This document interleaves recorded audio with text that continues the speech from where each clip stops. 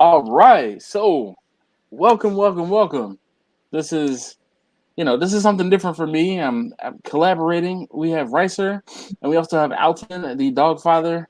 And what's going on, fellas? So, if you don't know who these two are, can you please, I guess, Ricer, since you were here first this evening, can you tell the folks who are here who you are, what you do, and a little bit about yourself quickly? Well, I'm Dead Broke Barbecue, or also AKA Ricer. Got a smaller YouTube channel and make videos about typically most of my stuff has been assembly and comparison stuff and showing pits and different products. That's really what I do. All right. And Alton, what is it that you do, sir? Can you tell folks I mean, everybody should know who Alton is. I'm just saying. But if you don't know who Alton is, please tell them who you are. I was just told show up for free beer from Ricer, so that's why He's I'm he here, look man. look you're underneath him. So go ahead, Ricer. Give it to him. Give it to him. So, guys, I am the Dog Father from the Dog Father's Barbecue YouTube channel. I do backyard barbecue, kind of, showing people how to do various cooks and just kind of entice people to get out there in the backyard and cook and have a good time. So that's what I do. That's what's up. That's what's up. So thank you guys. Definitely really appreciate you being here with me. So let me go to the comments real quick. I want to say hi to Terry. Terry's here. KB is here. We have Steven. Steven, what's up, Steven? I thought you was gonna, join me. Let's see. Who else? Who else? Marcus, what's going on, Marcus? Jeremy Pena is here. So you'll have to forgive me. We are a few moments, or I am a few moments behind on the comments for sure, because there is a bit of a delay. So Steven has joined us. So thank you, Steven, for joining us. All right. What's up? What's So up, guys? Hey, how what's you up? doing this evening? Just chilling. All right. Making Well, first and foremost, thanks for taking the time to join us tonight. But this particular live stream, and we're going to be talking about issues, struggles, adversities, all of those things that happen with YouTube or on YouTube. And that was brought about because Victor had a conversation with you. And speaking of Victor, he's calling me again right now. So Victor had a conversation. Hold on. I'm sorry, guys. I love that Is that from ringtone. American Horror Story? No, that's from Kill Bill. Kill Bill. Kill Yeah. Bill. Oh, It's the okay, Kill okay. Bill whistle. So hold on, give me 1 second. Hold on, Victor. So Victor was talking to Steven, and Steven was saying was having issues, and Victor said, "Hey, well, I think Steven said something to Victor about possibly talking about what happened on the live stream tonight." And I was like, "Well, why don't we just do a collaborative live stream and let him tell the whole story for himself?" So, Steven, hate to put you on the spot, but you can kind of segue right into this. You can tell us who you are, what you do, and then tell us the problem you were having, and then between the three of us here, we can kind of tell you, either what we would have done or if we've ever been in that same situation. All right. Well, first of all, good evening, guys. Alton, Raisa, Dash, everybody in the chat. Hi, guys. Well, my issue was basically with the present app that I'm using, KineMaster. And like, I normally, if you guys watch my videos, I usually use what they call text animated templates. And I did my video, edited, voiceover, everything. So I had was to just put in text animation into a particular spot. And when I go to save that small clip of the text animation, the video was not showing at all, was not responding to the app or even on my phone. So it's like, I don't know what to do from there. And then I tried everything that they suggested on YouTube about KineMaster, and nothing really worked. So what I did was I ended up uninstalling and reinstalling the app. So therefore, I lost all the editing version of the videos. I did all of the voiceovers already, and it's like probably I wouldn't put out a video for the next 2-3 weeks or something until I could figure out this. And then I just decided, look, after I reinstalled the app, I said, well, next step to do now, I went into the voiceovers in the folder of the voiceovers, and I decided to remove all the voiceovers, which were basically what you would call bloopers.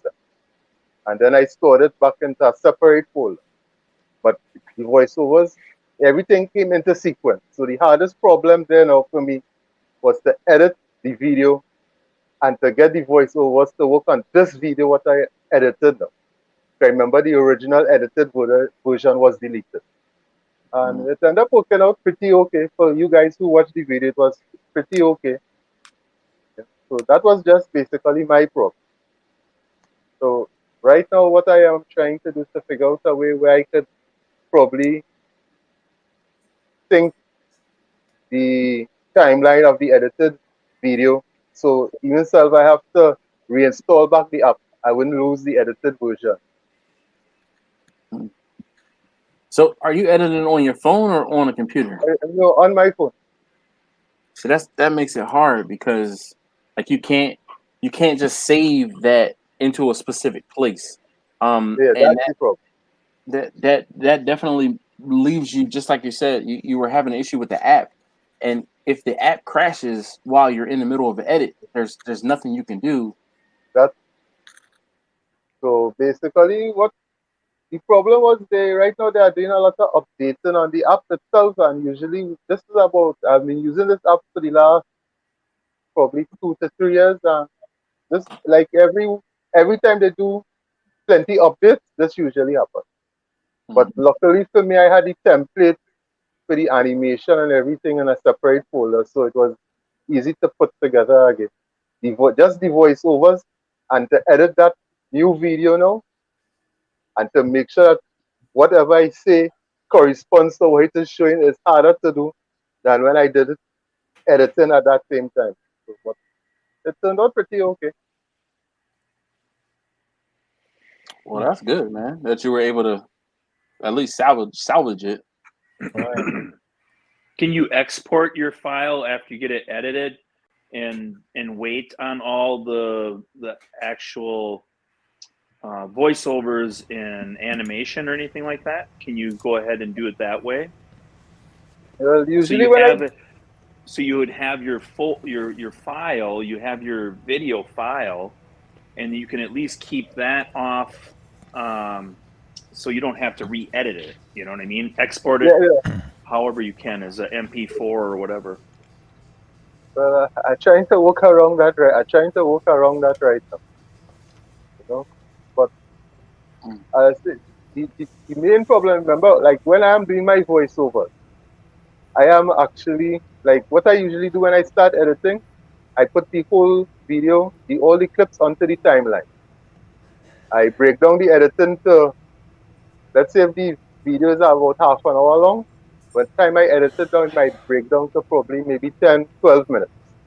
So I'll work with that 10, 12 minutes span whereby I would be able to watch what is going on and then do the voiceover to the particular clip that I'm watching.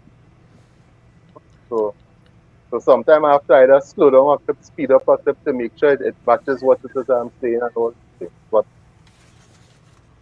so are you actually adding the voiceover within the app itself? Yeah, I'm using the app to do the voiceover. Is it possible to maybe use a voice recorder app, and then you can lay that on to the video timeline, and then it's all together? Yeah, probably I could, but usually like even stuff like when I do the voiceovers, like how I lost, like how the app crashed, I didn't lose the voiceovers. No, I had the voiceovers already, but the voiceovers was stored in the same kind of master folder, but on my phone. But that didn't crash, just the app itself. So I still had the voiceover. So what I had was to do was to go through the voiceovers, take out the bloopers, and all what I needed to say. What I did was I transferred it over to a separate folder now.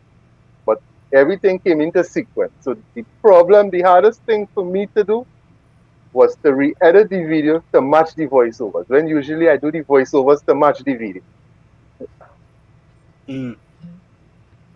I think I don't do voiceovers a whole lot, but I know that when I have done them in the past, I do it like you just said. I actually make the voiceover to match the video and not the other way around. Yeah, and I had to do it the other way around this time. So you said you had to do the, because the video was already done, you did the voiceover afterward, or you did the No, voiceover before? I did the voiceovers while doing the last set of editing on the video. Okay. So that Because was you running lost on the the video, you had to right, do it but all over again. yeah, I lost the video, but I didn't lose The voiceover. the voiceovers. I had the voiceover. So I had to do the video to match the voiceovers instead of doing the voiceovers to match the video. That's tough, man. How difficult would it be to drop out the original voiceover and just redo the voiceover? That probably would have been. That might have been, it would have been harder to do over the voiceovers because remember, you wouldn't be able to retain everything that you say. So you still end up you'll come into a few bloopers then. So like, he's doing it and saying it over, saying, so I decided to just try to do it this way to see what would happen. Yeah, voiceovers are a whole new beast. If you've never had to do a voiceover, it's especially trying to make sure that you don't mess up, because you got one take. Dude, you lost me on editing on the phone because I could not do that. I've never done that. Never. No way. Like all of us are like, nope. All right. I couldn't even imagine as many typos as I have with cell phones. I couldn't even imagine trying to edit a video on it. Yeah. Well, maybe the app is really intuitive and you can kind of touch and do stuff. No, the app is designed for phone actually. It's just that when they start to do, like, within the last month or two, they did a lot of updating. Okay. And you're just having issues. Yeah, and that's just the issue. But I emailed them and they responded on everything. So. All right. So I guess real quick, so that's the whole thing. That's the whole, I won't say premise, but I guess we each and all can probably tell a story about having an issue uploading. I know I've had issues where I couldn't get a video to render. Like it kept crashing after it rendered. And then once I finally figured out how to render it, it would crash going up to YouTube. And it ended up being like a type, like a file type mismatch encoding type thing. But I would have never figured it out. But I just kept trying different encoding methods and tried to, go from there. But I guess we have a couple folks waiting in the wings here. So Ricer, Alton, can I put you on in the back seat for a quick second, and we can kind of say hi to other folks who are here? Sure. All right. Okay. Steve, you need a man an hour for a moment, so we're gonna keep you here.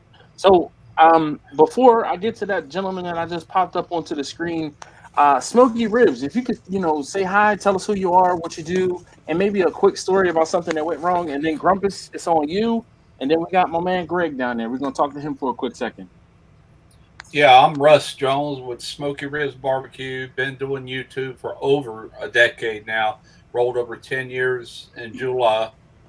And I haven't really had any issues in a long time, but going back to what you just said about having YouTube like take forever and a day to like render a video or upload a video, I did just recently learn that the best way for me to render my video to my desktop before I upload is I use Final Cut Pro X. And if you'll do that as a 4K file instead of just their default, it uploads way faster. I mean, it goes from upload to processed in no time. And that has really sped me up just since I've been doing that. But it's an option when you get ready to render to your desktop or wherever you save your videos before you upload. Save it as a 4K. I forget what it's called exactly. It's called 4K something, but it's a MV4 file, MV4. But until I moved into Apple. Yeah, I was gonna say that's right up Rice's alley. He could probably tell you exactly. Yeah. I don't know. Grumpus, are you using Windows or Apple? Windows. Yeah, all day long. Greg, what about you? Windows, Apple? I'm using Apple. Oh, so do you use Final Cut Pro? I do, yes. So are you aware of the rendering, like to speed it up, or? Yeah, I run all my stuff like Russ says, 4K. I'm rendering in 4K, uploading in 4K. Okay, cool. Yeah. I was going to say, I used to fight with a PC. I mean, it had me almost wanting to quit YouTube. And I moved into the iMac 8 years ago, and I'll never go back. I'll never Steven, go I'm back. gonna put you on pause for one moment because I know Ricer is chomping at the bit to come on and say some stuff about Apple. So hold on, let me get Ricer up here. All right, here you go. All right, so before Ricer gets to say his piece, I want to say hi to Grumpus. Grumpus, quickly, can you tell us who you are, what you do, and an issue you've had? How's everybody doing tonight? I'm Great, Grumpus great. with Grumpus on Fire. Yes. Basically, I'm just a backyard cook. Somebody turned loose with a camera. Let me just point out. Yesterday was my 4-year YouTube anniversary. Oh, well, congratulations! So it's been fun. Congratulations. It's been fun meeting y'all and making a lot of good friends. Yeah. Generally on the voiceover thing, I have to. The only way I can get it to work is I just turn the camera on and just talk into the mic. Exactly. And then when I bring that footage into Premiere Pro, I run it through the preview, and when I drag it to the timeline, I just drag the audio only. And that way I can watch. That way I can watch what I've edited so far, and just talk through it. All right. And then I delete the audio track on the live on the video and just drag my new one in there with it. Seems to work for me. It's probably a crazy way to go about it, but that's what works for me.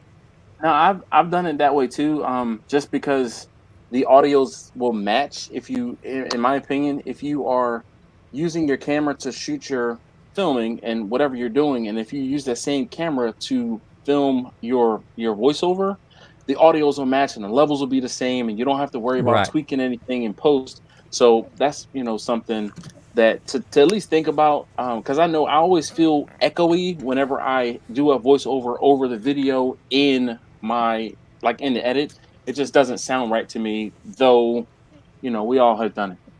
And I've had instances where the video I just couldn't get it shaved down. It was just too dang long.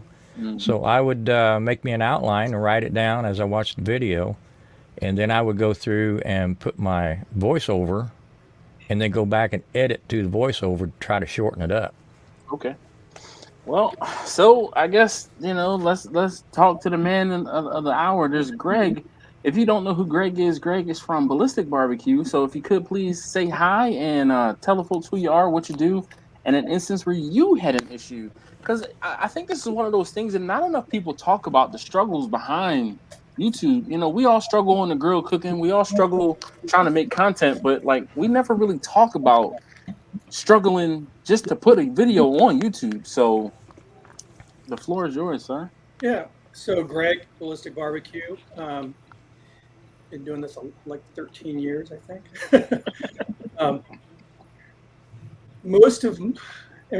I've never really struggled getting a video up because of YouTube's fault. I've had issues in the past because of technical difficulties I've struggled with at home, maybe having internet issues, and really Not that pressing just was. record.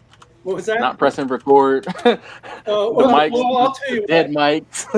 That actually just triggered something to talk about. So I'm a one-man show. I don't have a crew or anything. I don't have anybody operating my camera. So I'm using multiple cameras so I can get all the angles I want. And I also I record the audio on a separate track. So I'm using like Sennheiser lav mics going into a Zoom recorder. So when I upload my footage into Final Cut, I'm going to have several clips. And I organize all the clips by cameras, and I assign a number to them. But then I also have separate audio clips, which have to correspond with my my footage. And I have more than once. I was going to say, how many video cameras are you shooting with currently? Like 3, 4? 5. So you have 5 video cameras going and at least 2 audios going. No. So I have all the cameras obviously running audio. but the audio file that I use for my video is a separate recorder. It's an audio recorder. Okay. So How many times have you had to use the backup audio from one of the cameras?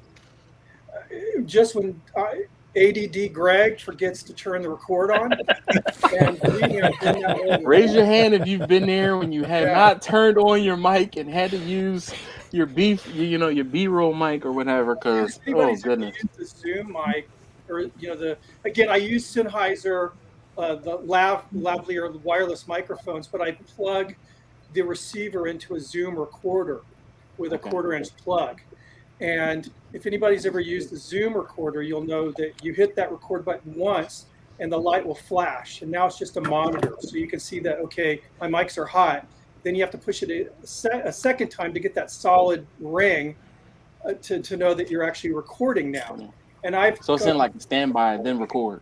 Yes, exactly. Okay. And it's a sinking feeling to shoot a scene, especially if it's a critical scene. And then you go over, you're shutting all your cameras off, and you go to the recorder, and it's flashing. It's like crap. It's a horrible feeling. I've done that more. So I have like a routine that just helps me personally. I hit a camera, and then I have to say recording, recording, and then I go to the recorder and I hit it, monitoring, recording. That way, my brain. It's the way my brain Greg, is. I have a saying for that. It's one of those things. It's like, have I ever done it? It's ask me how I know. Yeah, believe me. Ask me how I know. One thing I want to mention real quick that Greg was just hitting on, he uploads all those audio files independently of his camera files. Well, Final Cut Pro allows you to sync that to the camera and delete the camera audio all in the same time. You don't have to delete audio or nothing. There's a little box you click. It will not only write over that audio, but it's in perfect sync. So all right. That was the question I was going to ask with using that many sources, because I know, like, I use Filmora, and I was just getting ready to ask, what is everybody using to edit? Yeah, I'm using Filmora, and I'm having to do the old school way, where I have to literally hit record on my cameras, and then so I can go ahead and line it up once I get it into the editor. That's the way I do it, Alton. I do a clap sync, and then I have all my footage. So I'll select, like, say, scene one, me doing the intro, and then showing the meat, whatever. So I need to come over and hang out with you, Greg, because I taught Russ how to use multicam on Final Cut. I'll tell you what, Ricer, I've been doing multicam for a long time, and I'm comfortable doing it the way I do it. So I don't want you messing my brain up. All right. So do you use a special keyboard or anything, Greg, or like what kind of shortcuts do you have you worked out over the years? Because I mean, I can put you three in the corner, and then like everybody else that uses Windows, and then we're gonna have to bring Steven back on here because he can talk about editing to or with a cell phone. Because I can't imagine that is blowing my mind just even thinking about my brains out if I had to use a phone. When I upload each camera, I like Final Cut organizes things by, it's like alphabetical. So the number one camera where I'm going to be on it, that's A. So I do A 1, 2, 3, 4, depending on how many scenes I have. And then the next camera will be B, C, D, E, F. And so I'll highlight all the ones. This is driving Ricer crazy. So I'll highlight all the ones, and then it's just a right click, create multi-angle, click, and then it creates it all. It just syncs it that fast. And then I select, the audio source to be my mic, and then all I have to do is hit 1, 2, 3, 4, whatever on my keyboard, and it'll select that angle. So like 1's always going to be me, 2's going to be an angle of the food or the cooker or whatever, 3, 4, 5. And so it's easy. It's just like I'm watching the video. Okay, I want to cut to another camera here, so I'll hit 2. Then I'll hit 3. Then I'll go back. So you are using multicam. Then you're taking your clips. Okay. I thought because they're layered. When you said clap, that's just to make your multicam. I sync it on Final Cut through audio. Yeah. So okay. so the, Yeah. the program will see that the audio spike and then line up all the spikes from all of my cameras. That's yeah. And I know, Ricer, you blow me away with all your knowledge on camera This guy. production, all that stuff. This guy. All I do is cook, and I'm fumbling through everything else. I know how to cook, and I fake it that I know everything else with the editing and that. Hey, Russ, I'm gonna put you on timeout for a second Yeah, man, and bring go Steven ahead. back. All right. So, Steven, maybe you can enlighten us on how in the world you edit on your cell phone, because Really? I know. I'm impressed. Look, you know what's funny? I have a hard time trying to edit videos for TikTok on my phone. So putting up a video on YouTube, my mind is blown. And you do it once a week, so I do it every 2 weeks now, actually. all right. Well, the KineMaster app is designed for phone, so everything is in place to work with your fingers. Also, I think you could use it on your tablet as well too, but I'm just comfortable with the phone. Well, I mean, it's one of those things where you kind of sink or swim, and you definitely started swimming. Just trying to stay afloat. Yeah. But you know what? I tell you what, after you went through this little adversity, you learned, and you will now know what to do if something like this happens again. Or you can help someone else out in the future to be able to help someone, or obviously you just know what to avoid or what to not look for next time, so it won't be an issue. Well, let me ask an obvious question. Does your what is which software do you use, Steven? Cinemaster. Do you does it have an auto save setting that you can have it save every few minutes? So if something does crash, you don't lose your work?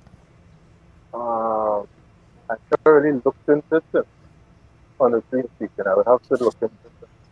So Grumpus, you might have missed it, but he was saying that the issue wasn't necessarily that it didn't save; it's that the app updated, and when it updated, it was like in the middle of him using it.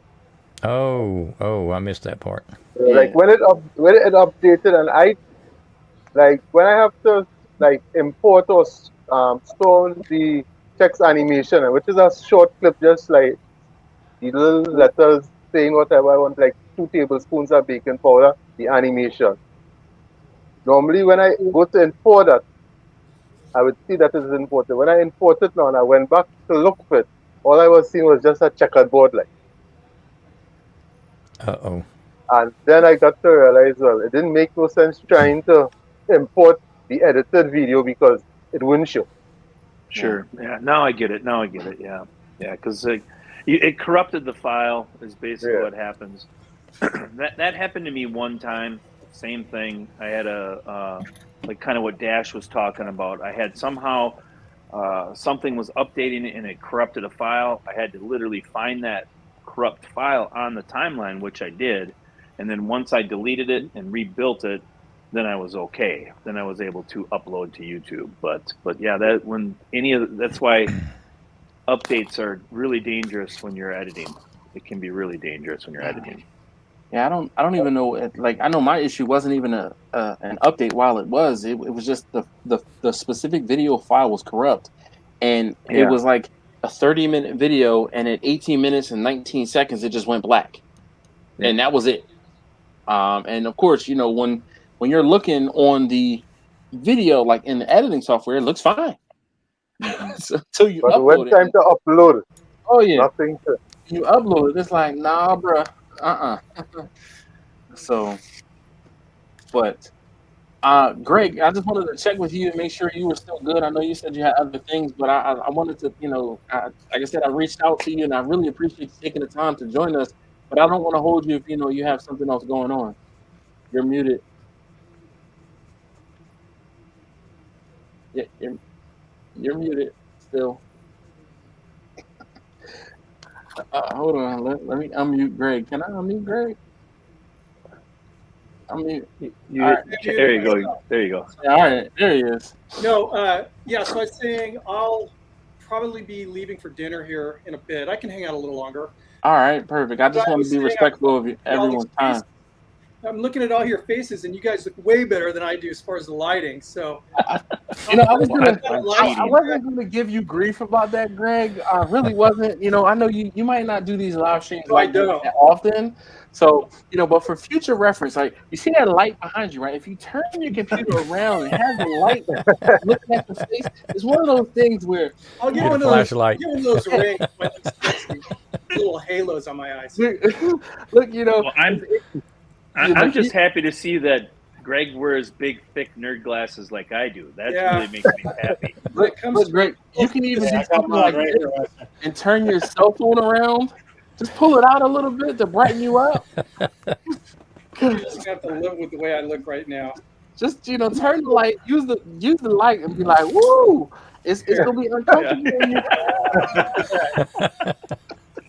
Next time, Get a time flashlight. I will not lighting but, me.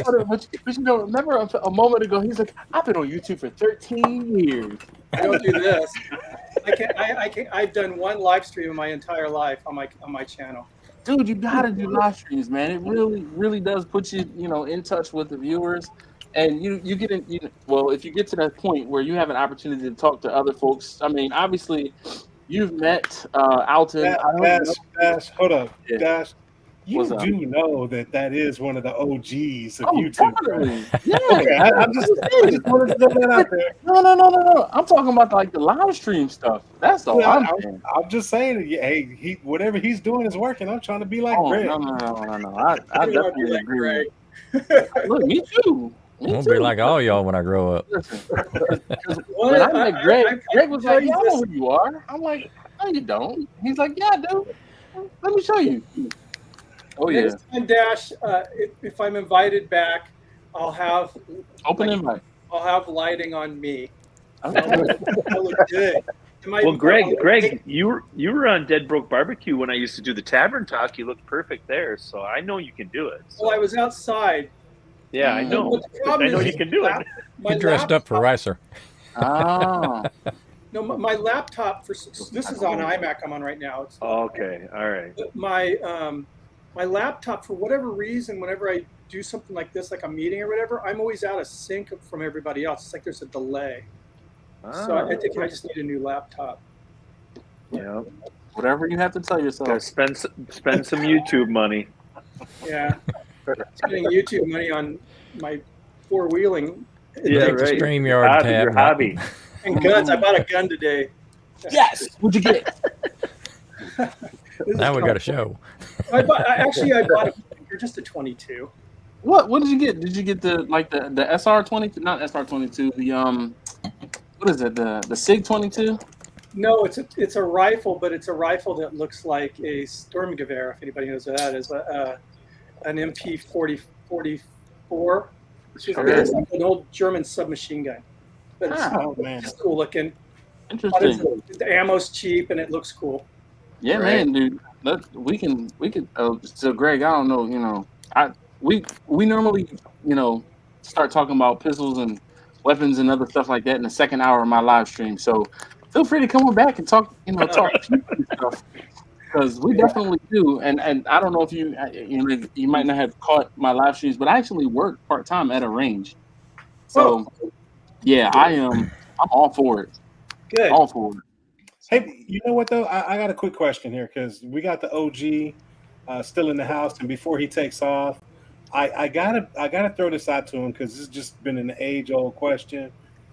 Greg, is it possible to grill ribs? Bruh. Yes. Yes, it is. Yes. But I've done videos on my Argentine grilling ribs. But it all just boils down to the same thing as if you're cooking. Where'd you go? Alvin, come back, sexy man. You have a Santeria grill. You still keep the temperature down. Greg, Hey, trust me, so- I know. This is more for Dash. Was that a mic drop? No. This Kind of was. has been like a 3 or 4, maybe even like a 5-year struggle that he has. I personally don't think that grilled ribs are where it's at. I think that ribs need to be cooked low and slow, No, indirectly. that's not what you said. I said they can't be grilled, point blank. So when I grill ribs, I still keep the same thought process as far as if I'm cooking them in my smoker. Right. So like I love cooking them on my Argentina or my Santa Maria. I keep the grate up high and I keep the temperature low. And I'll get the same results as far as tenderness is concerned as on my offset, but it has a different, instead of that, it's got smoke, but it's more of that really nice kind of grilled flavor as far as the predominant flavor I get. And I've, like I said, I've done pork, whole racks of beef short ribs where it's just as tender as if it came off my Lone Star. Absolutely. I love it. It's good. It's got a barbecue flavor to it more so than an offset smoke flavor. Yeah, exactly. I figured, since Russ has smoky ribs in the name of his channel there, he might have some input. So I put Grumpus on timeout for a second, and I just want to say hi to everybody in the chat. It's not like I'm ignoring you, but I'm trying to talk to everyone who is here. So I see Uncle Dickie. What up, Travis? Judge Wep, Josh and Babe. Yeah, the second hour. Yes, the second hour. I'm trying to think. Everyday barbecue. Let's see. Everyday barbecue again. Mike should come in here. He's got lots of war stories. I've been keeping a secret from me for like a long time. You I feel like I was more... just to the cool kid club. You said one more time, Greg. I missed before you talk to Russ. Yeah, go ahead, Greg. Sorry. No, I'm just asking, is this what I see before me? Something that's been going on a while that I was just never like invited to? You had a vote, and I was able to. No, man, I'm telling you. You know what? I was like, all right, well, who do I know who's been on YouTube for a while and probably can tell a story or two of overcoming an issue? And you were one of the people that I thought of.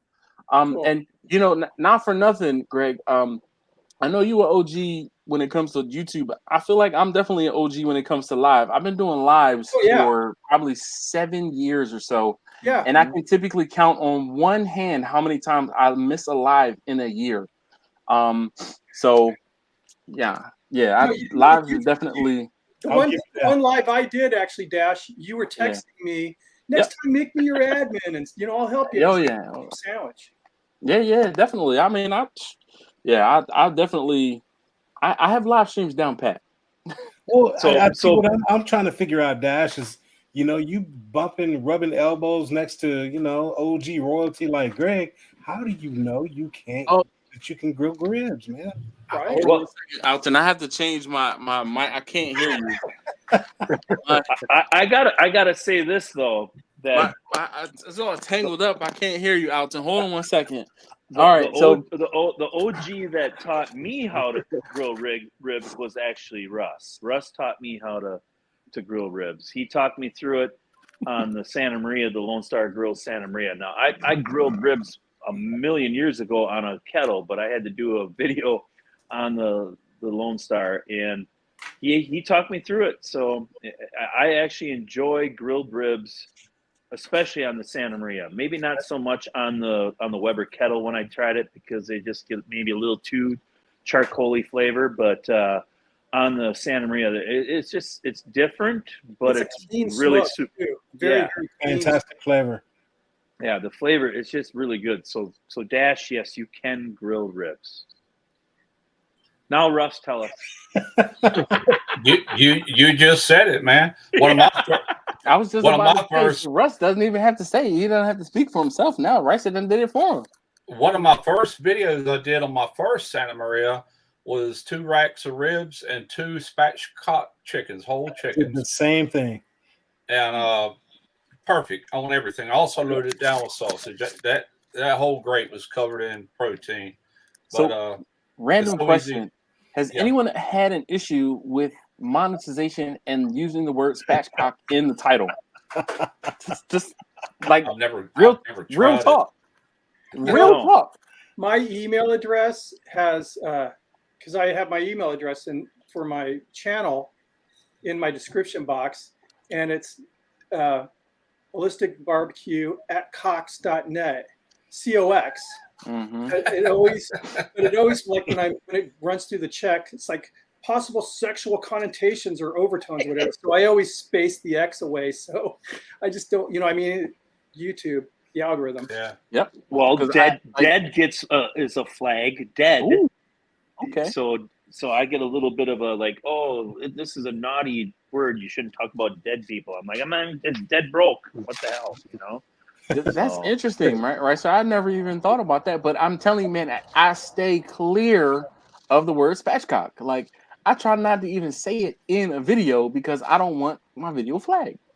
You won't, because I have Nah, a video bruh. spatchcock versus whole turkey, and it got almost I haven't had an 90,000 issue with spatchcock yet. views. But Yeah. I don't know. Maybe whatever. When I did that video that was talking about spatchcocking, I was just like, nope, never again. You didn't say like, oh, I have a humongous spatchcock or something. No, did ya? no. Nope. It might be that Okay. Baltimore accent. I don't know. Yeah, I don't have right. a Baltimore accent. I will own up to the Philadelphian accent, but I mean, not Hey, Baltimore. Hey, Yeah. I ain't Jeff, playing Baltimore. you might have Yeah. to change your channel name to Poor Boy Barbecue or Po Boy Barbecue. right. That's one thing, YouTube doesn't like gun stuff. Oh, not And at all. I mean, Greg puts ballistic as the first, part of my title. Yeah, but that's you have to dig a little deeper into ballistics.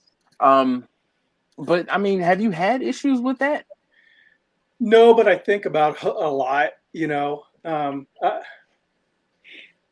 know. I mean, I don't know. We all complain about our channels, amongst each other. And sometimes I just wonder, maybe I should have. But again, this was like 13 years ago. I selected my channel name. Literally, Yeah, well before there was a problem.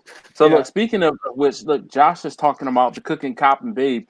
He says I only have issues with using cop in the title. YouTube hates cops. Well, it's not YouTube that hates cops. Yeah, it's the element on Well, if YouTube. the element has a problem with anything, they're going to have a problem. Then the algorithm's going to have a problem with it as well. All right. True. The element, yeah, definitely. All right, Rib. I won't say Rib. Russ. Sorry. Yeah. Is there anything else that you had or wanted to talk about? And No, man. Yeah. All right. I'm gonna go ahead and get out of here. I'll probably watch from the YouTube side and just get in the chat. Yeah, man. Well, thank you very much for joining us. Definitely appreciate your input. Yeah, man. Later, Russ. You said what? I'm sorry, Greg. I said I'm going to go ahead and have dinner with my wife. All right. Well, you enjoy your dinner. Hey, Greg. Thank you very much. Hey, good talking to you, Greg. And I Yeah, said, man. And Later, buddy. when or if I do something like this again, you will be one of the first or second people to get an invite. All right. yeah, I really appreciate that. No. Like seriously. And here's the next invitation. If you're ever out in this area in Baltimore, feel free to let me know. And I won't say I can show you a good time, but you won't leave my house hungry or drunk, or excuse me, sober. And I'm hoping to meet Ricer. I've had a blast with Alton. I think we should all plan some big get together one of these days somewhere. October. Second weekend in July. Come to Iola. I mean, we're gonna have. Yeah, I want to do that. Court show. Yeah, I would love to do something like that. See, we're gonna be on a cruise second week of July next year, man. No, don't say that, Elton. We already got it scheduled, dude. I was Yeah. trying to get all I the saw YouTubers 300 and some days left. I saw something. Dude, I'm trying to get all the YouTubers I can to come to Port Canaveral next July 8th, sail on the Carnival Mardi Gras, and go have a great time, man. Oh, it sounds fun. Yeah. My wife. I would melt down there though. Oh, you'd be You ain't No, white you would chocolate. render. Yeah, render. The question is, would it be tallow though? Yeah, Tal. All right, guys. You have a All right, Greg. See you All later, right, thank Greg. you very much. Thank you, Greg. Bye. We'll see you, Greg. see ya. So now the All right. file that Russ was talking about earlier is actually a Apple 4K ProRes file, which is just it's the same quality. If not, it might be a little better than a regular MP4 file, but it renders in half the time and it uploads in half the time, and it's half the size. now. Okay. It sounds crazy, but it's the truth. And that's just because the way Apple programs work with Apple products. They make it optimized, and it just really works slick. So that's what he was talking about. I also use that because he told me about it. I was always afraid, and it works good. Some videos I don't use it depending on what I'm doing, but I'm like, what's the difference? It's still an MP4 file that can be used anywhere, but it's a more of an Apple specific file. So I guess we can get real nerdy and technical because I know we should. So what are you guys editing on? I know, Alton, are you still editing on the laptop? I am. Okay, so are you still using that HP Omen laptop? I am. All right, so I know last time or when we got together in early 2021, or no, early 2020, do you still have that same laptop? I do. All right, so your laptop is a few months older than my laptop because I pretty much saw your laptop, and when I went on the hunt and I found one, I have a similar Omen HP laptop. It's like 64 gigs of RAM, and like it's a mid-level gaming laptop. Right. And it works for me to do the heavy lifting as far as editing my videos. But one of the things that I do that's a lot different from a lot of other folks, and Alton, maybe you can talk to how you do it on your laptop. And I'm sorry, Victor.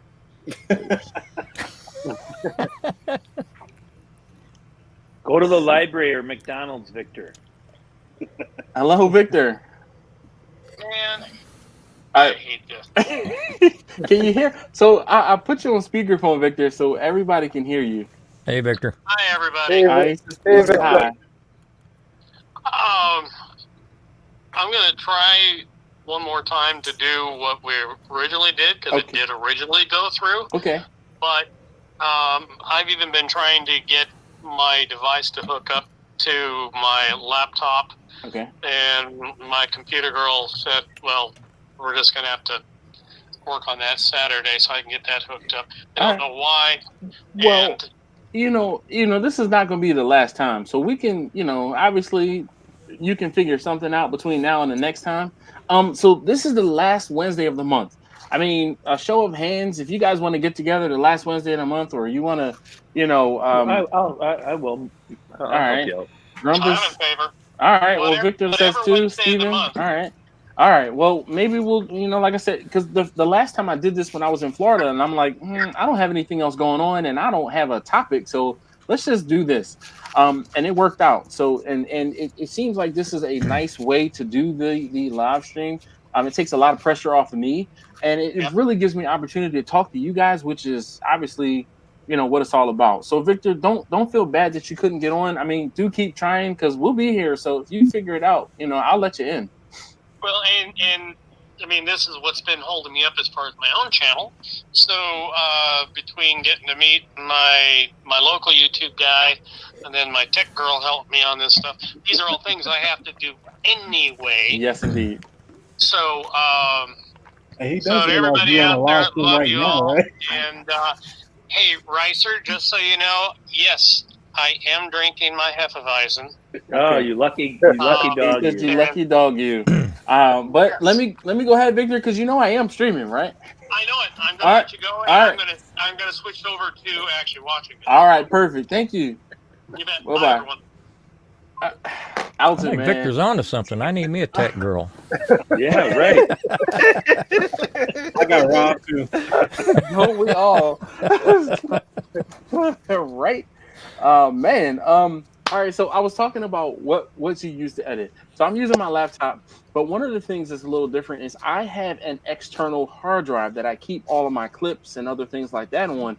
And I used to take and render my videos to that external hard drive, but it would take forever. So what I started doing was rendering the videos to my local hard drive, and then I'll save them to the external once the video gets rendered. But I mean, do you guys, and Steven, aside from you're using your cell phone, I mean, Alton, what do you do with your files? Like, do you save them or do you get rid of them or what? So I do pretty much the same thing. Again, you and I talked about that a while back, Hold up, and I gave it my hold best shot. up. It there works. he is. Hey, And you know what? Victor's Steven. getting extra. hey, Victor's getting Victor. extra. Hey, Hold on, Victor. Victor. Slide your phone down just a little bit. Yeah. Oh, yep. You got to Yo, see it. yo, All right, Victor. Hey, I he's know got what to wear. the red suspenders and everything. You know, I mean, that's what's up. Thank you very And much. with his big belly, it kind of gives a fisheye Oh, yeah. distortion. All right, so if you Ricer, Victor, Steven, Victor, Grumpus, Victor, nice to meet you, brother. Good to see you in I person, finally Victor. get to Nice to meet see one of my best comment guy, Oh my or God. guy that leaves a comment in all my of videos. us. Thank you, There you Victor. go. I finally get He to put leaves a face. novel. And keep in mind, I don't know why I had troubles earlier. So if I go off into the distance, but yeah, I'm glad to finally be able to say hello and see all of you. Yeah, By the well, way, thank you. Yeah. I By the can way. barely see a Hawaiian shirt, but I know you're wearing it there. Now But you're not wearing this. Okay, so I where don't were know. we? I'm glad to join the party. So I was talking about all right. I was talking about editing and how you're editing and what we were doing as far as editing. I was talking about how I edit with a laptop and I use an external hard drive. And let me carefully move my external hard drive here. And it's even branded. All right. It is Of course it is. 5 terabyte external hard drive. And I actually purchased a 16 terabyte solid state drive. But for whatever reason, like it I just cannot copy all of the files and data I have like from my network attached storage to that drive without it crapping out.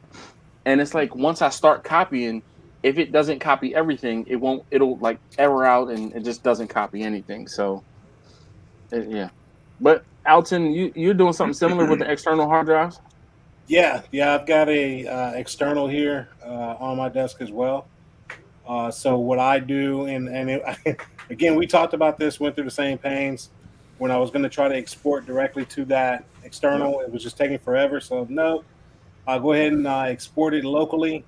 Yep. And then when I'm ready, I'll just take all of those files and put them over onto that hard drive and keep it moving.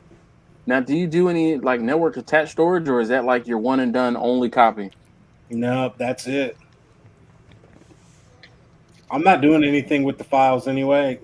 Honestly speaking, most of the stuff I haven't even gone back to do anything with. All of the stuff that I actually use for, say, B-roll or branding or anything that's going to be common from video to video. You'll keep I've got that stored locally, so I can go and pull that. I've got where my editing software will reference it.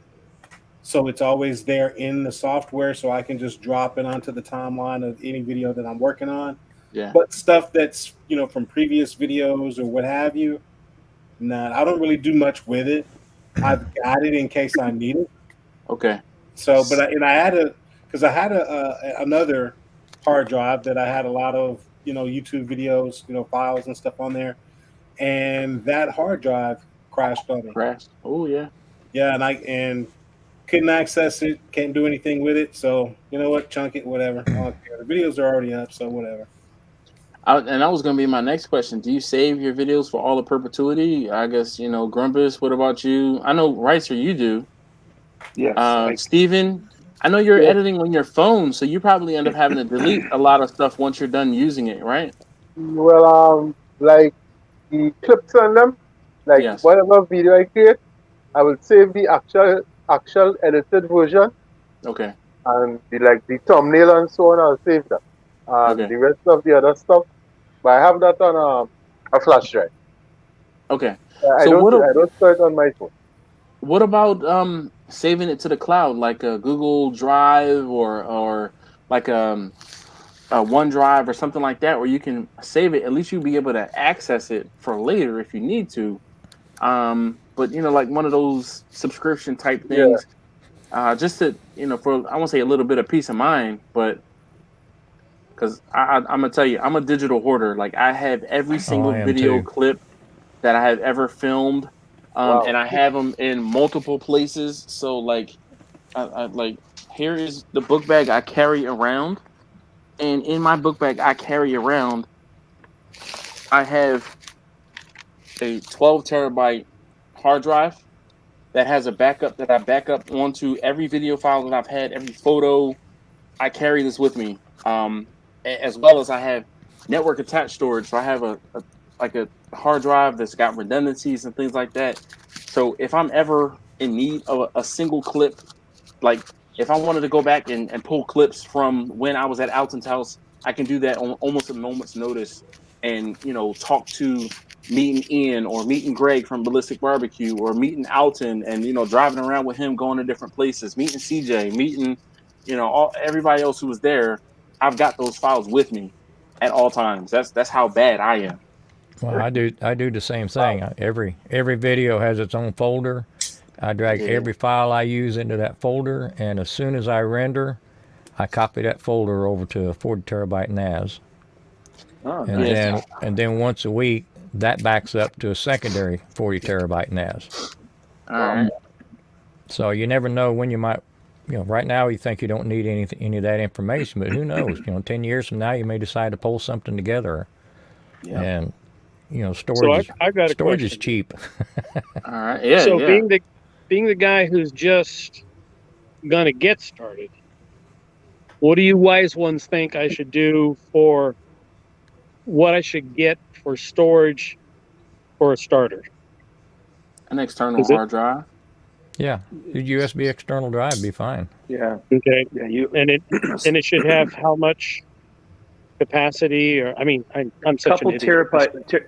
to start out, you should have at least a couple terabytes. I would try to get Minimum of 4 or 5. Yes, 4 or 5. Yeah. Exactly. Okay. So 5 is going to be the maximum you can get for the most part, as far as a spinning Small hard drive. one, Yeah. And hold on one second. Let me pull this one out again to not disturb it. This is a 5 terabyte hard drive, and it connects directly to my laptop and does not need any external power.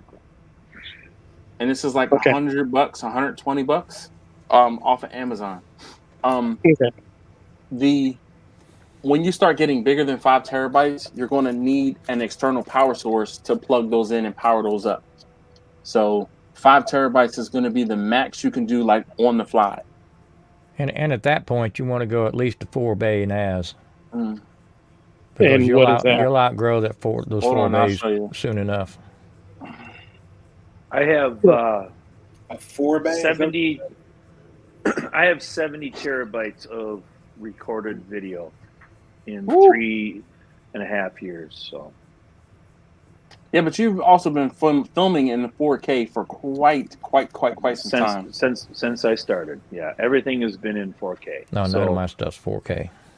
So I have a lot of files. A typical video of mine with 5 cameras is going to be 350 gigs when it's of raw footage. 350 gigs. So,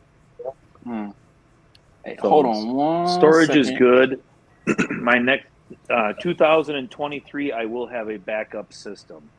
I wish Since Justin was in here. I wish Justin was in here. Yeah, I did send him an invite. So hold on one second. Let's see. Dash, Yeah. you could put me in the basement. I have something to go and do, and I'll pop back in and No worries. So can you guys see the? Sorry, there we go. Can you see this, Victor? See what? Do you see the screen or no? Well, No, I'm not seeing a screen with all of you, but I don't see anything else. Hold We on, lost let me Steven? put this- Yeah, he said he had something else to do. Oh, I didn't understand. Victor, I tried to see if I could get Hefeweizen here in Hefeweizen? Wisconsin, and it is not. It's not distributed in my state. From from one of the beer guys that I talked to today. So I'm gonna work hard though. I'm gonna work hard and get that in my kegerator, just for you. Well, for you. Yeah, if I ever come out and visit, yeah, I'll expect it. Yeah. But they You might do. have to bring a keg with. Hey, gotta bring something on the plane. Budweiser is the one who actually distributes it. Yeah. And I mean, those buggers, they figure out a way to make money. If they can't make really good beer, they'll sell somebody else's really good beer.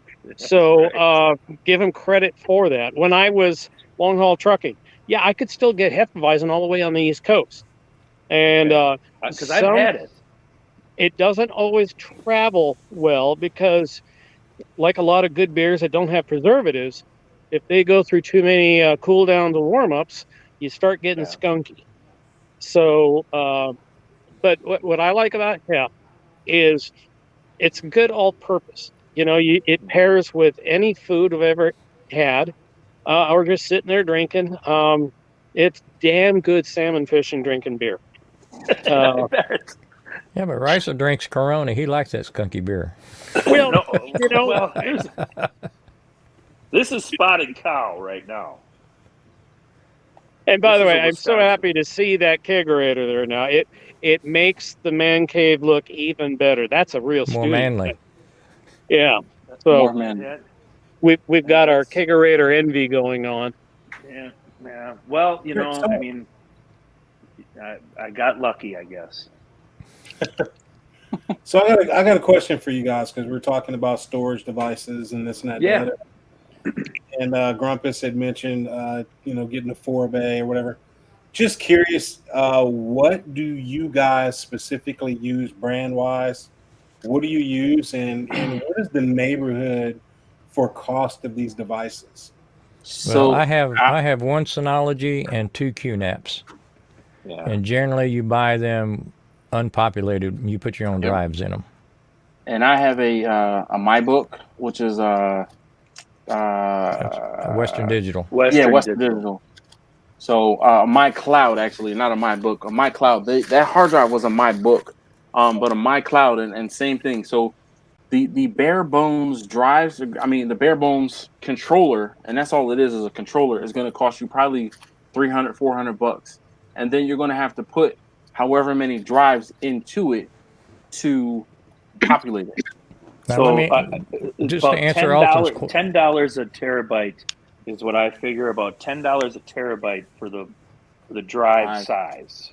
To answer Alton's question, you can buy a 4-bay and just put one drive in it to start, and then you can add more drives to it and rebuild the array, as you grow into it. If you don't want to populate it all at once.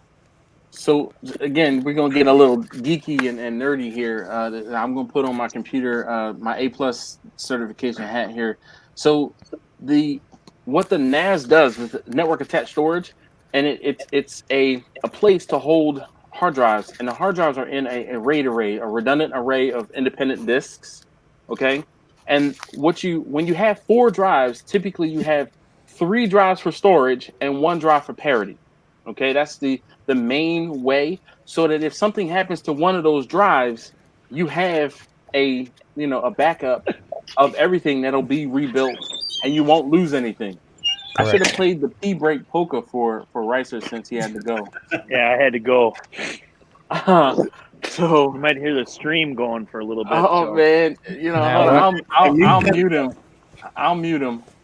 Now, what I like about my Synology is it will let you mix different sizes of drives, and some of them have to be identical drives. The one that I have has to be identical.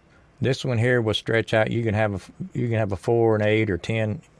Now, generally, it's going to build a RAID according to the smallest drive in the system. Correct. But if you take the smallest one out and replace it with something bigger, then it'll rebuild itself, and it takes a few hours, but it's invisible to you while you're using it. Yep.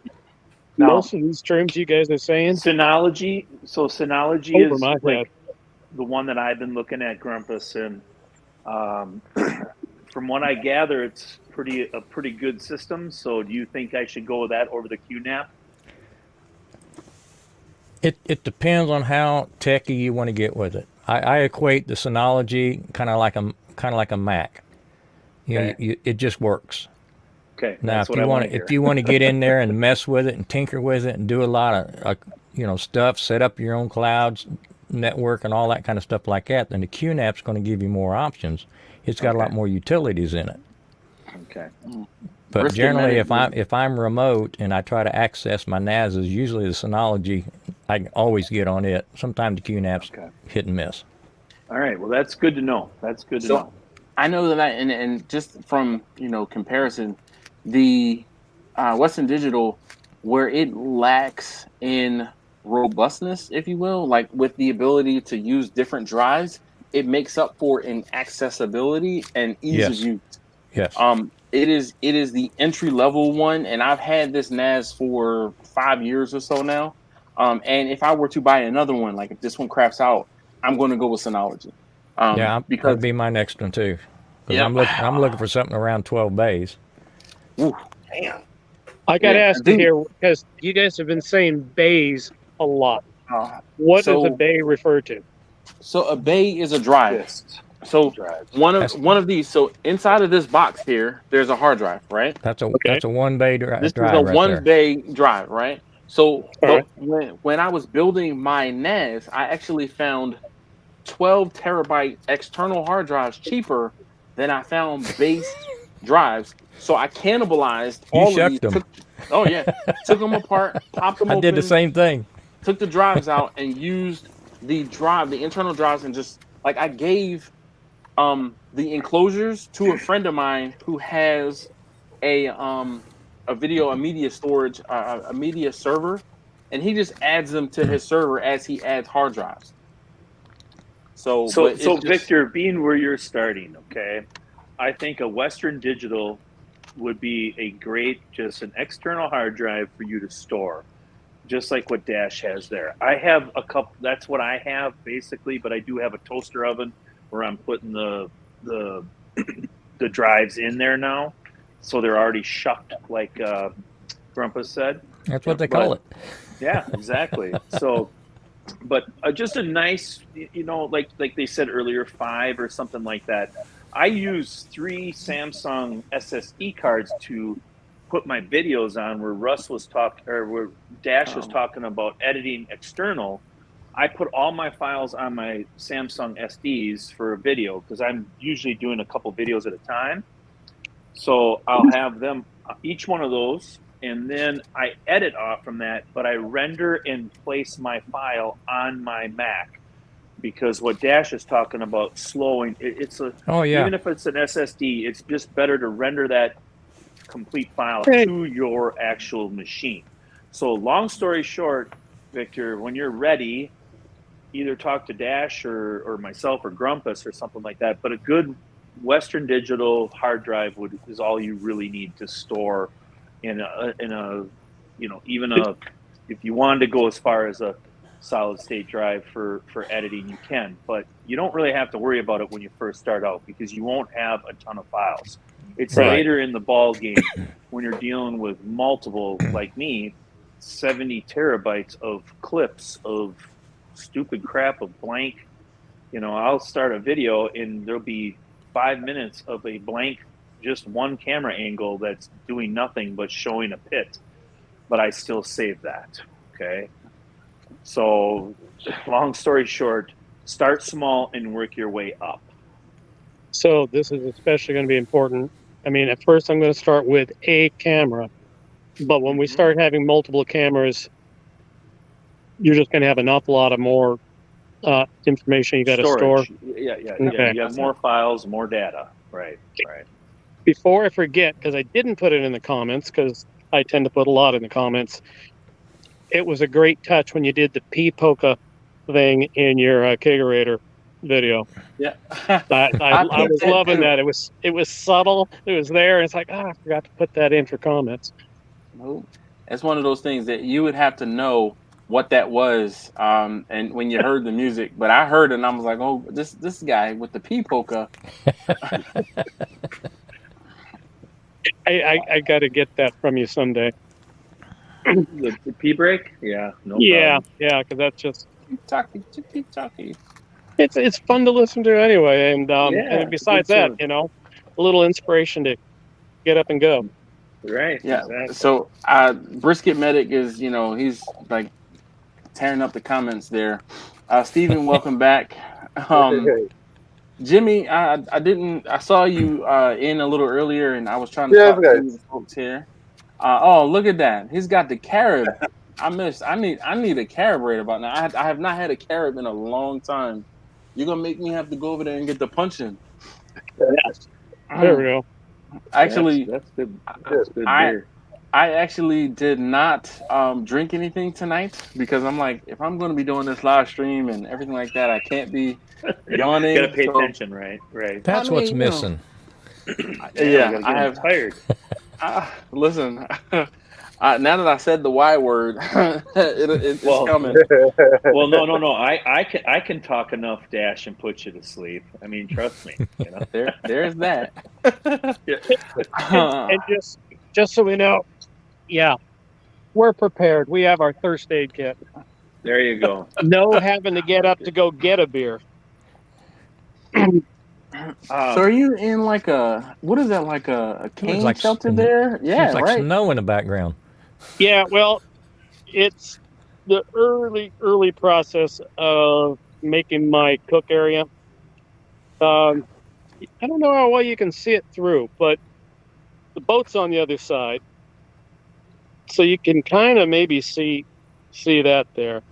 But I need to totally change this. I've learned a lot watching Steven and on how he's able to keep things nice and small. And it's like, man, you don't have to have a full-on stage like somebody with their kegerator. On the other hand, it's kind of nice to have that. So yeah, I'm underneath the canopy right now, and I threw that thing up earlier because I didn't want the boat to be a distraction.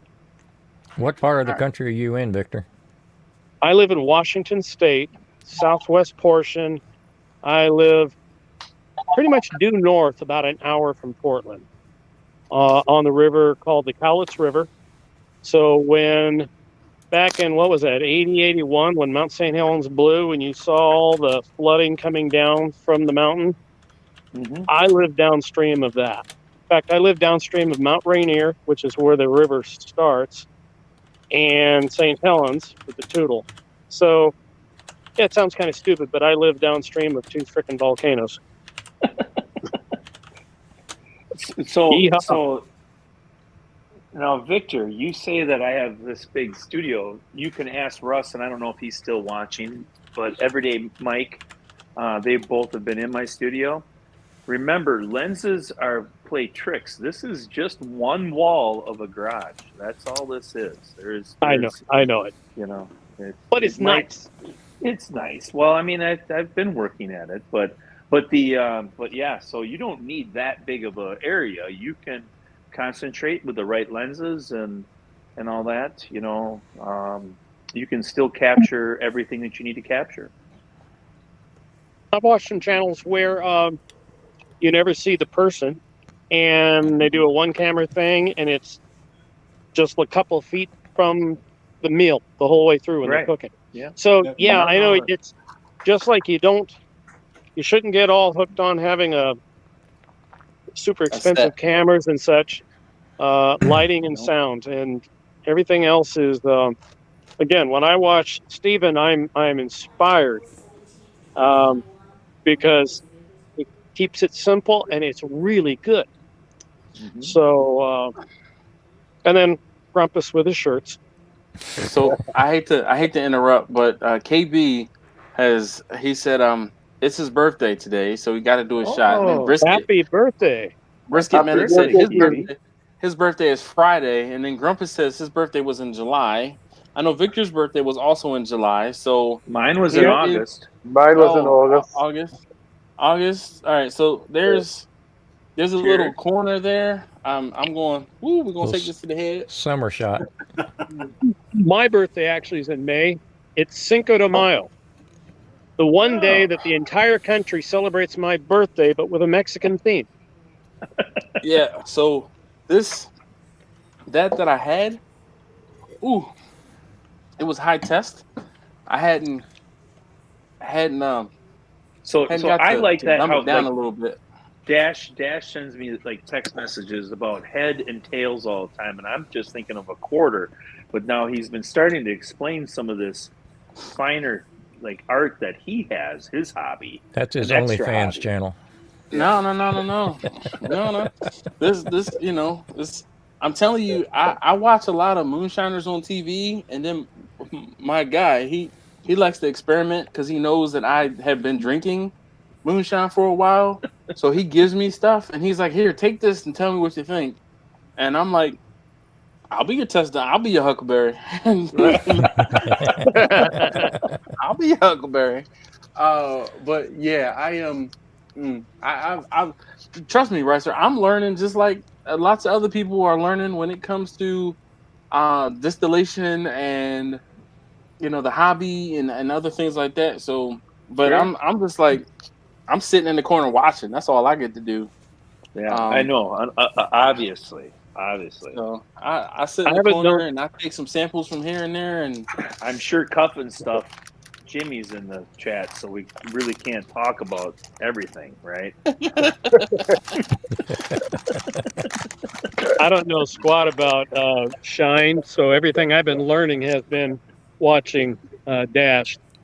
The closest experience I had is a few years back. I did walk on the holy grounds of the Jack Daniel Distillery. And even if you don't drink, I recommend you go there. There is so much history. And I was touched at one point that when we were walking up the stairs into the distillery itself, I actually had tears of joy.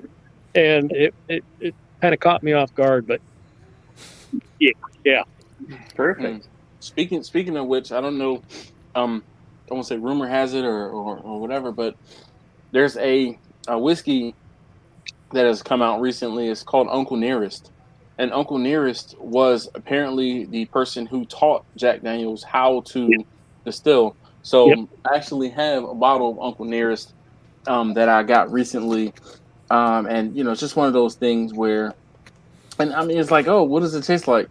Jack Daniels. Yeah.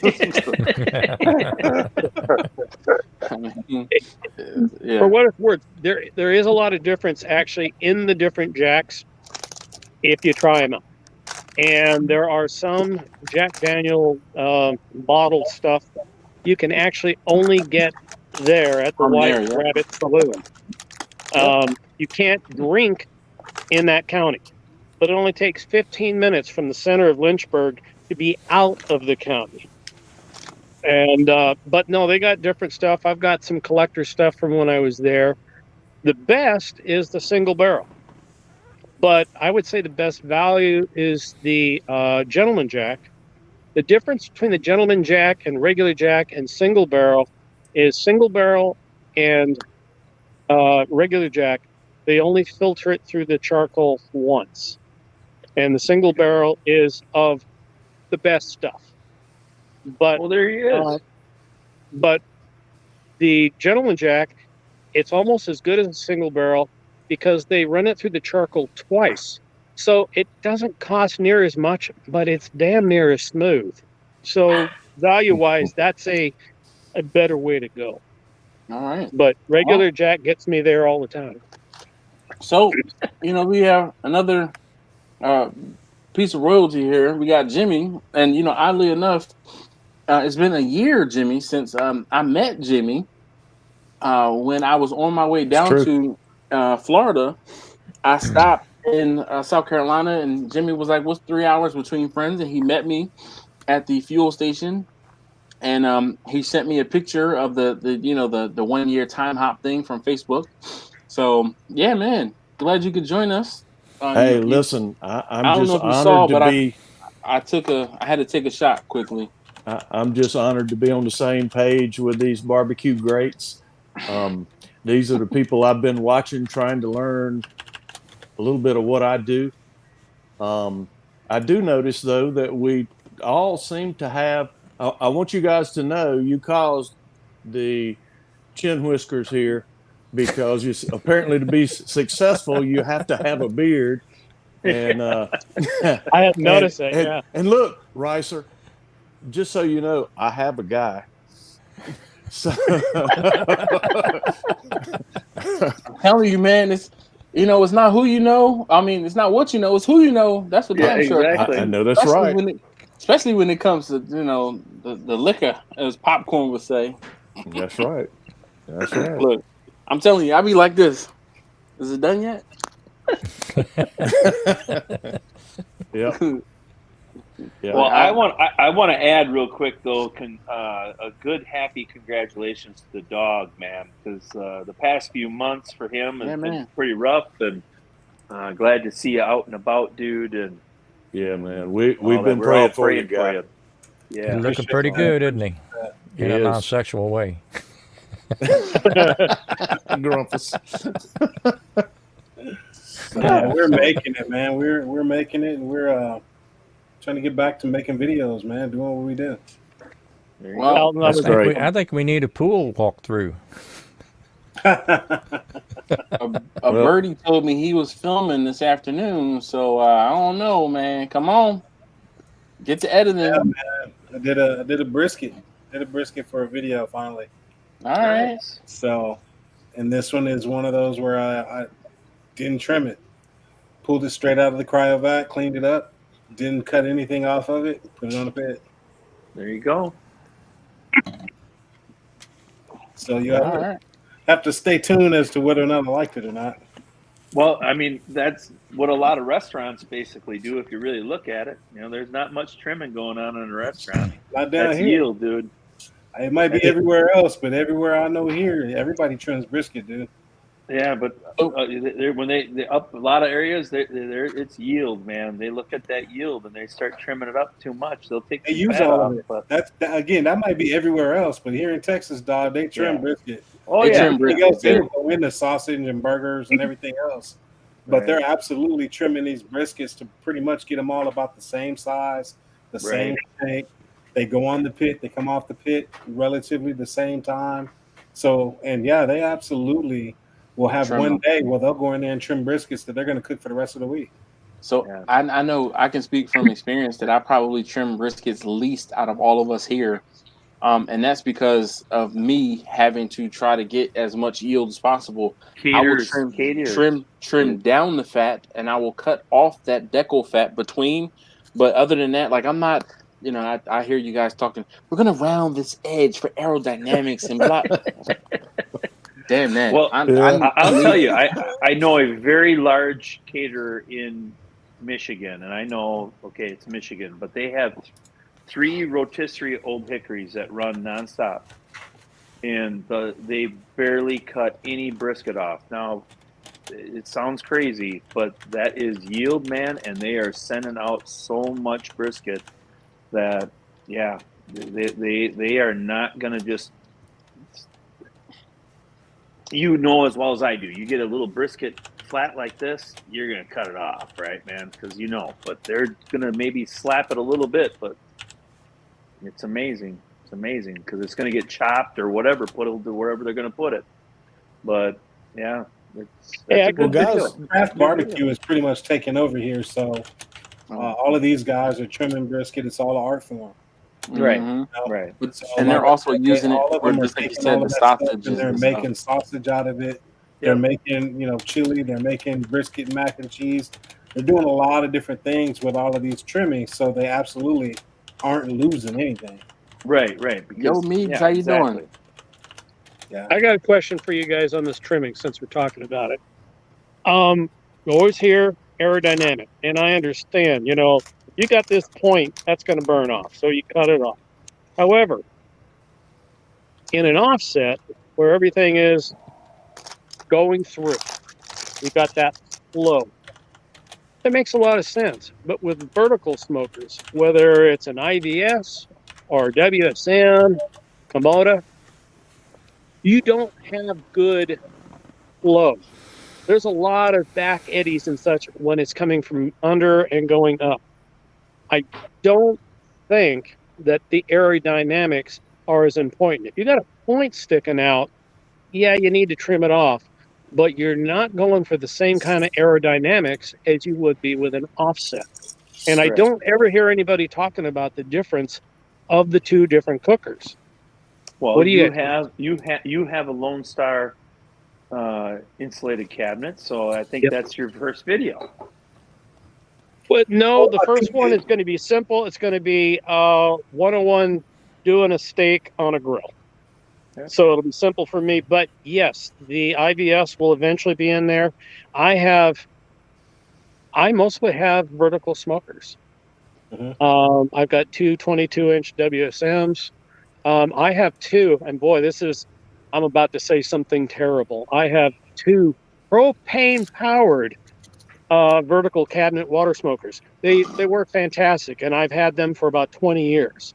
They're mostly relegated now to salmon because they're a really light smoke, which is perfect for salmon. But most everything I have is vertical. I've got two Pecos offsets, and someday I want to have a really good Lone Star Grill real offset. But Well, I have noticed that it doesn't. You still want to do a nice trim, but you're kind of going crazy overboard with a vertical because you're never going to get good clean flow. The air is doing all kinds of back eddies and things, and it's fine. But that means that you don't really need to make it as pretty as what you see. it cooks I different. feel. I Yeah. think it's a little more than just the convection. Mm-hmm. And you can yeah, it depends on the cooker and the convection that happens in that cooker. But also when you're rounding off the edges and whatever, you're making that brisket more uniform in size, so you get a more even cooking experience. Yeah. If you don't care about that, it doesn't really matter. Again, if you're cooking just one brisket, I guess who cares? But if you're cooking multiple briskets or whatever, then yeah, you kind of You're going to want that want them to be more even cooking from brisket to brisket. I do know that I like to cut off. You get on the end on the flat, and you get some of that just terribly thin stuff. Right. It's like, no, it's going to cook so much faster. Instead, cut it off, run it through the grinder, and you got really great hamburger, or make the sausage and things. But, right. And if you're doing multiple briskets, you want them to be as close to similar size, so you're pulling them at the same time. But I've never heard anybody talking about offset versus vertical, and I think that there needs to be a bit more discussion about that, especially for the newbies. Dash I'm needs on a to fire lonely up island. Vicky. I'm not of that same camp of trimming to make aerodynamics, but I also do point at the warmer end of my smoker, and I leave the and I say that, but I say that in regards to Bessie, but I haven't been cooking with Bessie. But with Vicky, I don't have that same issue because the heat is coming top down, so it really doesn't matter. I don't have the same flow moving left to right over the briskets as I do from top down.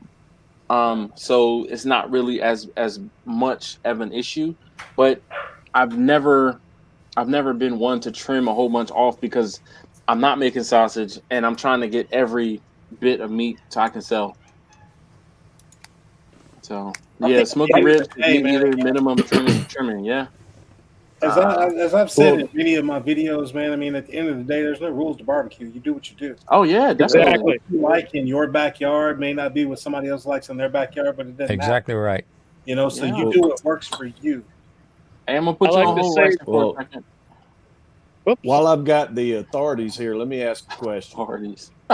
Hey, Jimmy. Too much pressure. Have you guys tried the tallow with the brisket? That's something I tried on a chuck roast recently in the last couple of weeks, and I was amazed at the difference when I used tallow in the wrap with butcher paper. How much difference it made. That was the question I was wanting to ask. I think it matters more so depending on the quality of brisket you have to start with. If you start with a prime and you add tallow to a prime, are you really going to make it that much more tender or that much more, even or whatever? I'm not so sure.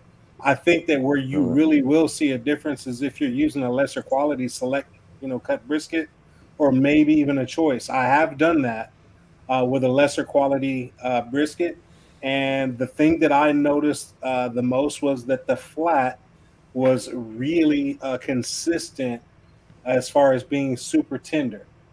It wasn't as tender before without using the tallow with that, but at the same time, I don't always cook select, cut brisket. If I'm going to make chopped beef out of it or whatever, I know I'm going to be chopping it up. I'm not trying to impress anybody with slices. I'll get a select cut brisket. That's just the way I'm going to roll with it because it's cheaper. Right. But if I'm doing something that's going to be, having people over, I'm going to make slices or whatever, then you know what, I'll get prime cut brisket because that's just what I like to do. So I don't find that the tallow really.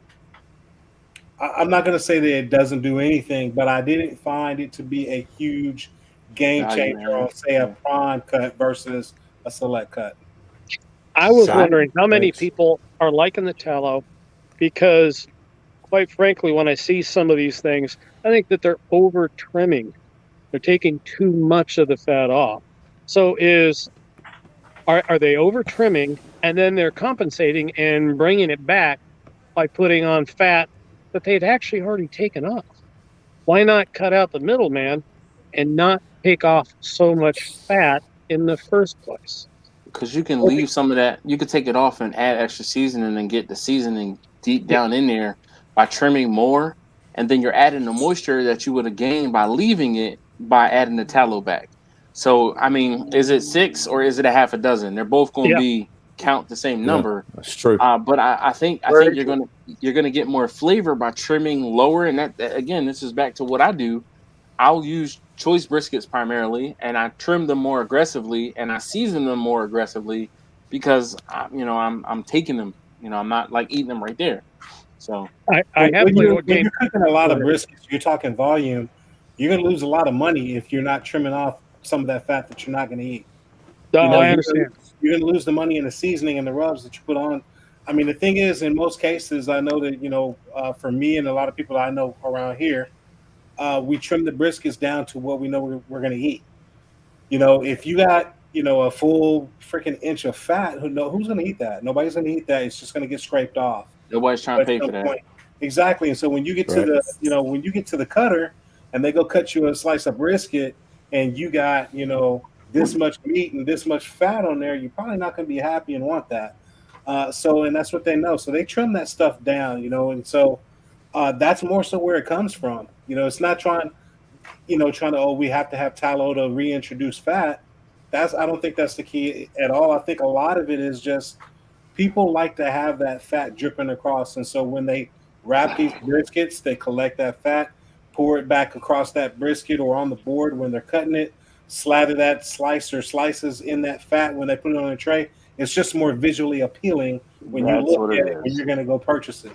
What I I was use just going as to a say rule. that the reason why I use tallow is really just more for looks Mhm. when I've done it, because it's going to give a shinier outside Yep. when you wrap with tallow. It's just how it is. It's going to give it a little glisten to it.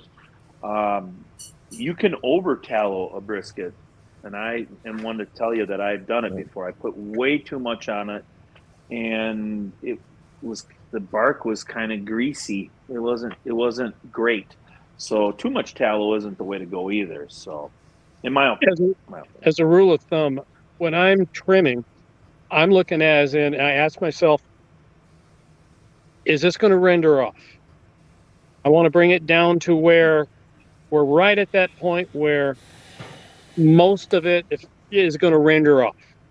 And if I'm taking it off and it's like, boy, there's going to be a ton of this still left, well, then I'm going to bring it down. But if I get beyond that, I have a couple of times where you get one of those oopsies, and it's like, oh, damn, I didn't mean to take that much off. No big deal. I always have bamboo skewers, big ones and little ones. And so I'll take a slice of that and I'll just put it right back on after I rub, because I got the rub underneath it, and I'll put that little piece back on and I'll sticker, and hey, it's good. And it will render off like it's supposed to. It's protecting the meat. And I don't want to open up that cooker any more than I have to. So the more I can do, so I can leave that sucker closed. And it's kind of funny looking because I'm the only one who's going to see these little bamboo skewers holding these pieces in, but it works really good. And I can continue to drink my beer that way too. Right. I think a lot of this with the whole tallow thing is I think people have to understand that at the end of the day, content creators are making content because they want people to watch it. And they're trying to appeal to the viewers at straws and shock value. It translates into the bottom line of their checking account. And so a lot of things are said, a lot of things are done on YouTube, and people look at it like, oh my God, that's going to be the next thing that's going to get me over the hump to make me, some barbecue guru or whatever. And it's not necessarily what people really do on a normal basis. So I think we have to kind of take it all with a grain of salt. The problem though is when an authority posts a video and says you have to use tallow, then people take it as gospel and not as a suggestion. Right. I think what kills me is also when you have people that somebody shoots a video and they season a brisket a certain way, or they run their cooker a certain way, and now everybody is like, oh my God, that person, they coined this, they started this, and it's like, no, they didn't. That's been around for a you can take me off a long time. But it's just that person has just gotten famous for it or whatever, but that's not where it originated. And I knew Victor had something to say, so I was bringing Victor back on. Alden was saying earlier about, we can do things differently, and I agree. I like to say there are many paths to the same destination. You don't have to do it just one way. And along the lines of what you said, Alden, the only rule is that there are no rules. So if you can come up with a way that you're still getting to the destination you want, then that's the way. Yep. Fair. Like my mom used to always says, more than one way to skin a cat. Absolutely. Why is everybody's wanting to skin cats? I don't know, man. That's an old school saying. She said, No doubt. Man, I wish I had $1 for every time I heard her say there's more than one way to skin a cat, and one monkey don't stop no show. No doubt. Now that one's new for me. I never heard that. Oh man, man. Shoot. You talk about the circus and something going awry. The circus is like, what? That one monkey ain't stopping this show. We're gonna keep on going. So Uncle Steve, just wanted to say what's up. And Brisket Medic, I wish Brisket, Zach, if you had an opportunity to join us, you're more than welcome to. I posted the link a couple of times. But I'm like looking at his comments here, and he says nothing in the world is new. Just who does it the shiniest. And then he's talking about some of these channels who are doing different things. He said some of them are downright disingenuous to get views. And here I am, like working hard by reading the comments, and I could just show y'all what he said. Damn it. I'm so used to reading the comments. I can show y'all what he said. I was going back to this whole you were the live stream guru. I was like, why ain't he putting the comments on this? Because man, I forgot that I could do that, man. I'm so out of touch, out of practice with this particular venue. You're a StreamYard newbie. Well, I was kind of wondering too, because this is my first time, so I was wondering, well, where's the people's words? Where's the comments? So Dash is slacking. There we go. No. He'll get it together sooner or later. It's all good. No, I won't. Don't put that on me. I was trying to give you credit, man. Nah, man. Nope. I don't need that. Nope. I'm struggling. We struggling. This is what we're talking about. And you know what Smokey Ribs put up there, that's kind of, one of the things I was thinking about. And he says that the foil boat is a good example of that, where I was talking about things that have been around forever, and somebody does it now, and now it's all of a sudden like, oh my God, that's their method. Why are you robbing their method? Like, dude, they've been doing that in the competition world forever and a day. Yeah, it's like when you cover a turkey so that it doesn't get a whole bunch of extra browning on it. Same thing with a foil boat. You're just protecting it from the fire so it can keep cooking and it won't actually brown or have burnt edges. Yeah, and you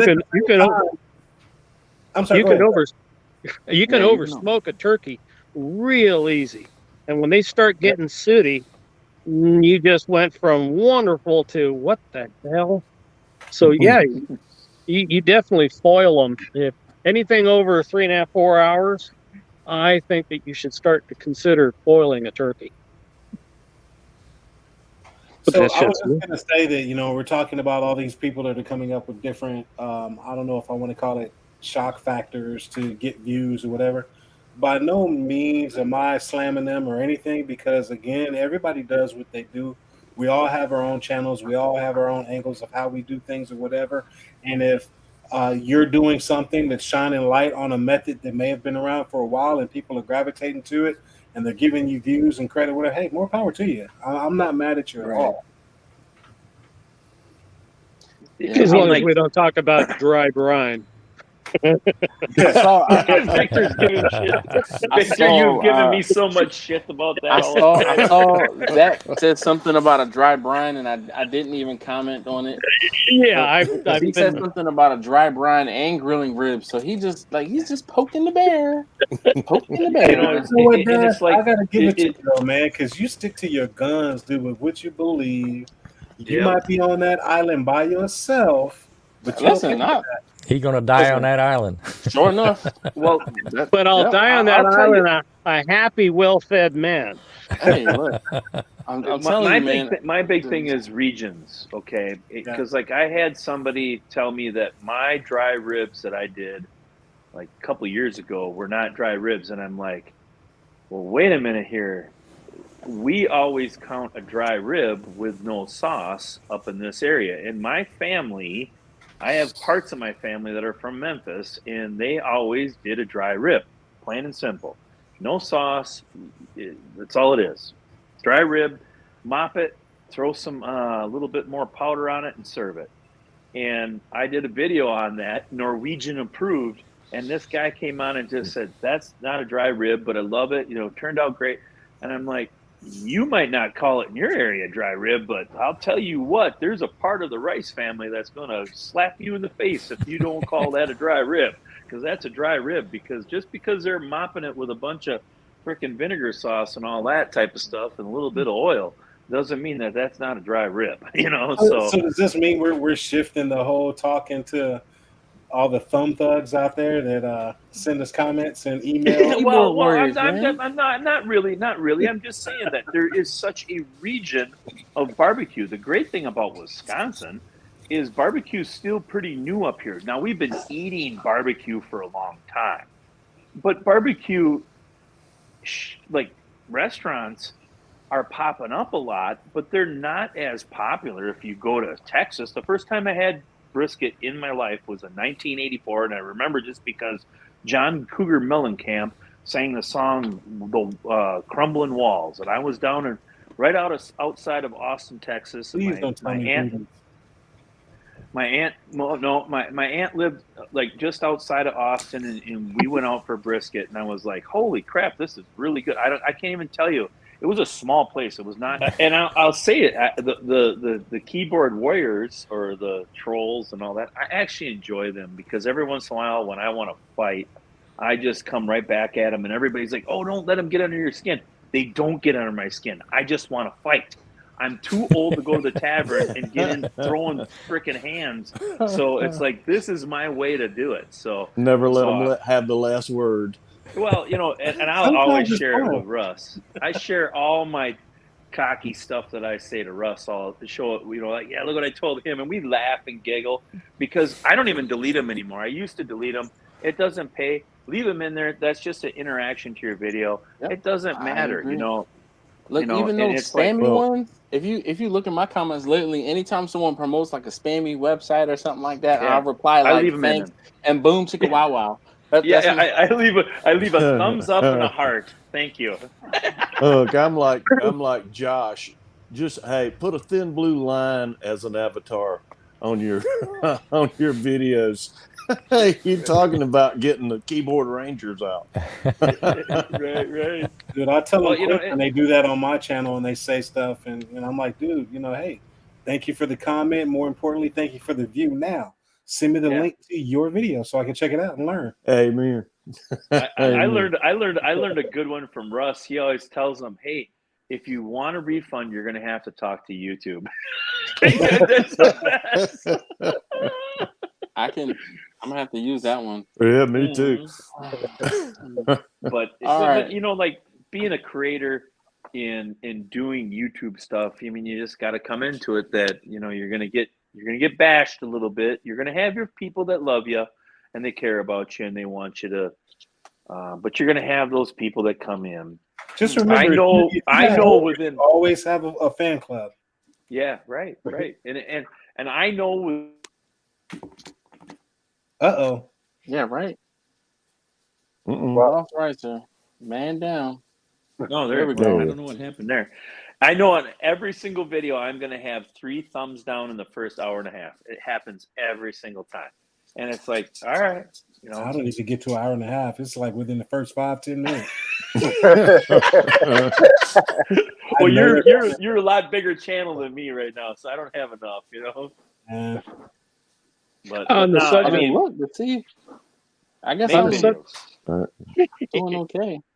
Hey, well, you know what? Let me ask you guys this question, because you know we're all making videos and putting them out there, and I know that there's various ways of people putting their content on the channel, on the platform, and that type of thing. I think most people, for the longest time, have been, you know, coming up with titles that work with the keyword searching and this and the other. Well, with this new shift that's going on, where you know people are now trying to appeal to the recommendations and coming up with titles that's more appealing to the viewer and not necessarily keyword search, are you guys kind of gravitating to that, or how are you guys going about putting your content on the platform? I make a video and I name it. Just whatever you want it to be. Yeah, I don't know how to do all that. I used to chase the keywords and all this, and I should call it this.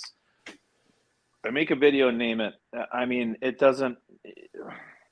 I just make it because, like, you know, it doesn't matter. You know, there's some truth to getting extra views on search if you do the perfect, like, how to trim a brisket. You know, you might, but there's been a million videos made on that already. Played out already.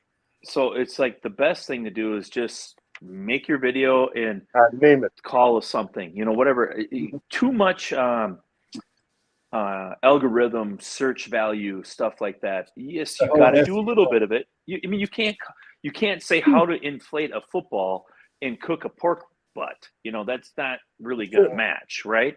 But just, you know, whatever. Just call it whatever. I think creators now, because of the competition, how the AI works in general, you know, I mean, YouTube is always messing with the AI all the time. So I really just think when it boils down to it is make a video, name it something that somebody would search, because that will help you. If the video fails, it will still help you because somebody actually looked how to, you know, smoke salmon. But don't overthink it. Don't overthink it, because just because TubeBuddy or vidIQ says it sucks, it doesn't matter, because I think I've had better luck with videos that I have not followed the search term stuff and just named it something, that some of those videos have done way better by chance than something that I really know that if you type out the right title. So I don't really chase any of that crap anymore. I make a video, throw it on the wall, and let's see if it sticks. You know, what I think the most important thing for a channel is to do is find out what YouTube will promote you on. Because it's not even working in the whole general part of barbecue. It's what is working for your channel. I'm going to tell you right now, I've got them sitting right over there. Traeger versus Pit Boss is a good search term for Dead Broke Barbecue. Anything with a Pit Boss in there is a good search term for Dead Broke Barbecue. So I will add that in there, but to overthink what people are really looking for, because it boils down to that first 2 or 3 minutes of that video. What is your retention? My last video with the Traeger versus Pit Boss rib cook-off, the real subscribers of mine, and this is a record for me, I had almost 68% retention from start to finish in that first day. That's pretty Then good. and then it became a YouTube or a Google search. It has now plummeted. The video graph is straight across, okay? But because in that first 30 seconds, it drops because it became a Google search. It's dropped all the way down from 78% were watched the first 30 seconds down to about 53%. But guess what? Those 53%, it drops, but then it goes straight across. So that retention line is much better. But out of the, let's say 1,000 people watch it, only 30% are really watching that whole video. So what you have to do is try to, because the best bar on a YouTube is straight across. It's really not this, you know what I mean? So that, I mean, I'm more than willing to share that with people, but it was crazy. I was sharing it with Justin and we were just lost. It was like, oh, this is weird. Yeah, because it became a Google search.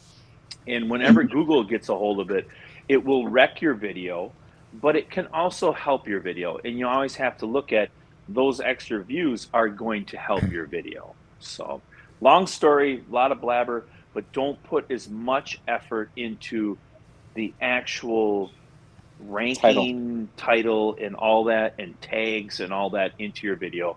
Make a video, name it what it is, and put it out there. And if it don't work, chalk it up to, well, this one sucks. Because I think, you know what, I have to say that I couldn't disagree with you more. I know that, and I know that things are changing. I know that Dash and I had like a lot of conversation back when I first started the channel. Man. And I was trying to figure out, okay, I'm making content, making videos, I'm doing this, I'm doing that. Nobody's seeing it, you know, outside of the core, you know, circle of people that were watching it. Right. And that was when, you know, we ended up having the whole big deal here at the house and everybody was here. And I had said, man, right after that, I'm going to stop making videos for a little bit because I'm not doing something right and I need to figure it out. And that was when, you know, the whole keyword search and ranking and tags and all of these things were really pertinent to what was going on. And that was, people ask me all the time, you know, what was your, you know, deal? How did your channel blow up? And the only thing I could say was the only thing I did different was I stopped listening to people tell me just make videos and throw them out there and see what happens. And I started using the different tools out there. They told me this was what was going to work for my channel. And that's what your channel's fine. Your channel's fine. But hear me out. And what I'm saying is that's what worked for me. Now, again, everybody has to figure out what works for their channel. But that's what said, okay, things were working for my channel and it took off. Google did grab a hold of my brisket video. They did grab a hold of one of my chicken videos and it blew up. It took off. Didn't hurt the channel at all. Now things have changed. You know, I've been off of making videos for the past, you know, what, 6, 7, 8 months or whatever, coming back to it. And now I'm starting to get plugged back in. And everything that I'm doing my research on now is like, okay, it's shifted away from, you know, doing the tags and so forth, but now it's more so the visual appeal. Obviously, making a thumbnail that people are going to gravitate to, but there's different principles of how you still make a title. You don't just, you know, name it. Oh, I'm making ribeye steak, so ribeye steak on the Weber kettle and throw it out there. Nah, that's really not going to do well. You're looking at something that's, you got to have some sort of title that makes people want to click on it and watch it. And that's the stuff that I'm finding out from people that are in that now growing phase, and that's how they're making it work. And not necessarily just make a video, call it whatever the hell you want to call it, throw it out there and see what happens, because then you're spinning wheels. Well, again, I guess to make it clear, I'm not saying call it just whatever you want. It should be some type of something that somebody would search. You need to name it correctly. But you don't have to think about, it's amazing and oh my God, you know, like Russ put on the thing, like I dry or aged a steak with horse piss. I mean, that you don't have to think so damn hard anymore about doing it because there's 1 billion people that are posting. It's a thumbnail. It's a good popular search title. and then you better make a good video because that retention is so important. That's what YouTube is looking for. Are you keeping that person on the platform? That's the main thing. If you don't keep them on there, they watch 30 seconds and they're gone, your video is going to tank. Plain and simple. I know as a viewer, I want that thumbnail to deliver, and it needs to do it rather quickly. Don't get into the minutia, especially at the beginning. Get it flowing, get the people so this is fun, this is enjoyable. And if you want to get into detail, be careful about it. And I know that the first few videos I'm going to be doing it simple because I'm a newborn babe in the woods and I don't know what I'm doing. Once I get a month or so down the road, I'm going to incorporate a little bit of catch and cooks. Obviously, there will be some salmon fishing, but I know that I need to keep the salmon fishing simple and fun, not get into details. And any of you guys, I ever get you out here next year, you'll see that there is so much that goes into how you're going to catch a fish. You can't do that on the video. You will bore the crap out of people. So it has to be a simple, fun, show some action, but don't go into detail. And then show the cook. Hold on, Victor. Let me put you on pause for a second. I wanted to tell Steven, see you later. All right, Steven, I know it look like you fading there, my man. No, I'm just listening to you guys. Okay, all right. I got a little screen, and you just look like you just kind of like. I mean, I know how that goes, man. I've definitely been there where y'all have seen me like nod off. I listen to everyone. I didn't drink much of anything tonight, so I'm like, I'm tip top, and I had a couple energy drinks, so I'm like, bing. So one thing that what Victor was just saying, dude, was he's spot on, and that is the fact that when you start making these videos, nothing annoys the hell out of me more than when I see somebody's video and they are going to cook something, and I just spent the last 4 minutes with you in the camera talking, telling me blah, blah, blah, yada, yada, yada. We're going to blah, blah, blah, this and that, and the other. And then we're going to yada, yada, yada, blah, blah, blah. And then, like I said, 4 minutes now, we're just now seeing what you're going to cook or what you're going to cook on. And then we see 20 seconds of that. And then you're back in the camera, blah, blah. It's like, dude, show me what you're doing. I want to see what you are doing. I don't need you to tell me in the camera. You can tell me while you're showing me, but don't do this whole where you're in the camera the whole time. It's like that, for at least for me. I don't know about you guys, but for me, it's like a big turnoff on watching the video. It depends on I want to say it depends on who it is and what they're talking about. Because there are some people that I can sit and listen to, talk. And then there are other people that I can't. But I also, and I tell you guys all the time that I don't watch videos at 1x speed, which is why I think I can tolerate people who talk slower a lot more. Because I mean, but that's the thing. Like that is my reality. Like there are times when I'm like in real life, I'm like, man, I wish I could click the little cog and turn them up because they just talking too slow. So yeah, definitely. I think that we all have ADD when it comes to watching YouTube. Oh, definitely agree. No doubt about. Yeah, the intros. Some of the intros, as a viewer, some of the intros go on way too long. It's like you're getting your airtime by doing something I've seen how many times. It's like the intro is cool. It brings something to the game, but it only needs to be seconds. It's not the show. Yep. See, people were saying, well, why did you take your intro out? Your intro was so cool. And I'm like, dude, nobody wants to watch an intro for 30 seconds or whatever. I mean, my intro was more like 12 seconds or something like that. But still, those 12 seconds seem like 2 minutes, at times. And so I went to just you know what? And in fact, Jeff actually helped me out with that, where where I had my old logo and it was doing the PNG file, and it was just basically, hey, bam, put the picture up there, let it fade in, have an explosion at the beginning, and then jump into the video. Right. I actually got rid of my logo in the beginning of the video because I watch. Remember, YouTube is telling you this for a reason. You had 73 or 78% for the first 30 seconds. Mm-hmm. Pay attention to that what they're telling you right there. Your goal is to keep that person. This is Dash. Sorry, that's it. No, it's okay. Yeah. And I will tell you, Dash, too. I know maybe why you left your, in your distilled video, the closing, Mm-hmm. But when I look at the bar, let's say the bar is this big on my phone. There was this much, and you were already done talking about it. Okay, it was more butter, baby, and then and all that type of stuff at the end. That's going to kill your retention. It's all about retention. All about retention.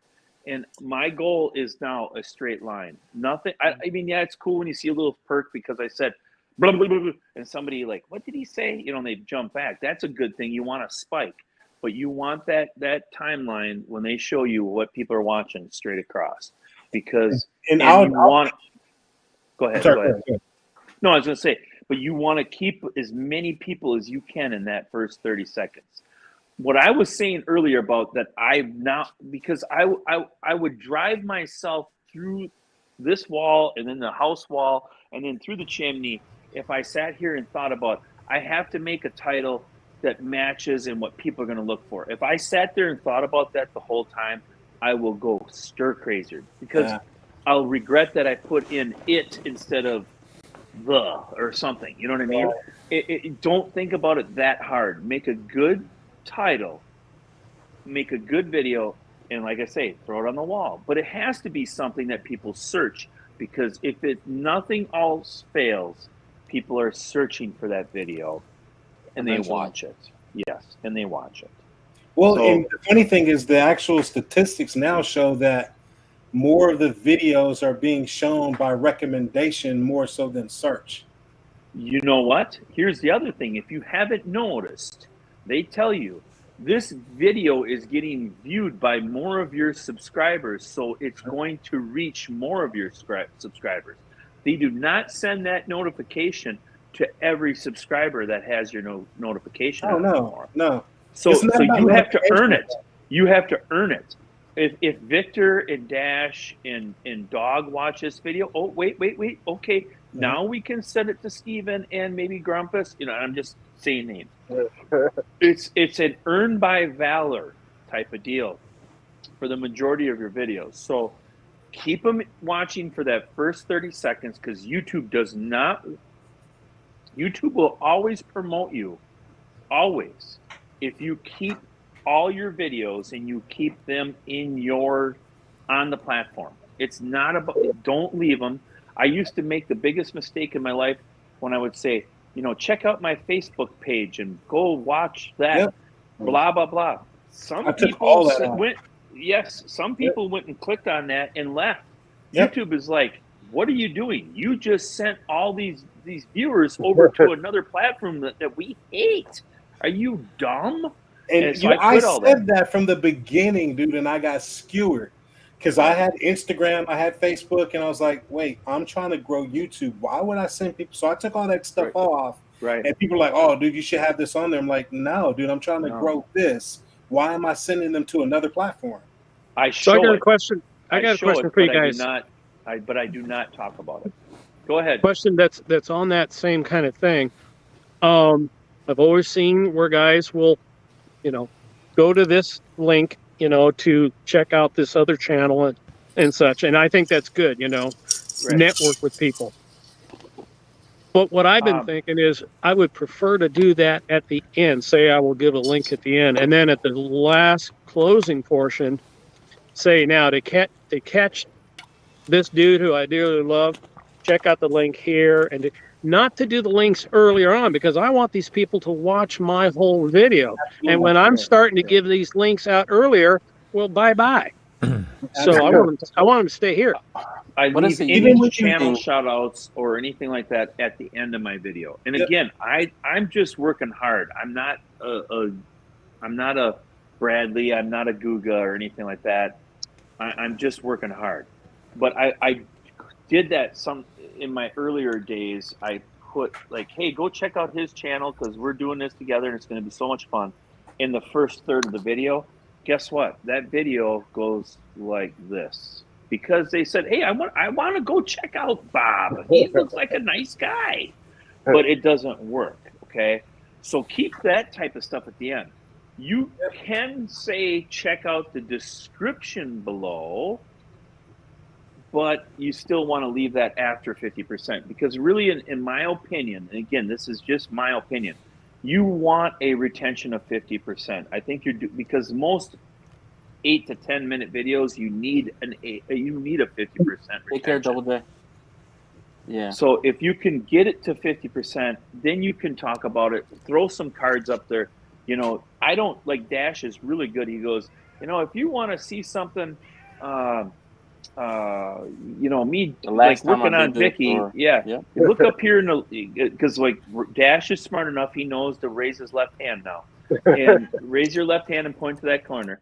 And so, anyways, but you want to wait until 50% time. So think about anything, call outs and stuff like that. Like for some of the people that I make videos for on their channels, I tell them we're not doing any call out to actions until after 50% because we want to get that 50%. If that's our goal, to get 50%. So if that makes any sense to you guys. I want to piggyback on something you said, Jeff, a little while ago when you're talking about the retention and how you're getting to the end of the video and then you add all of this fluff, whatever, blah, blah, blah.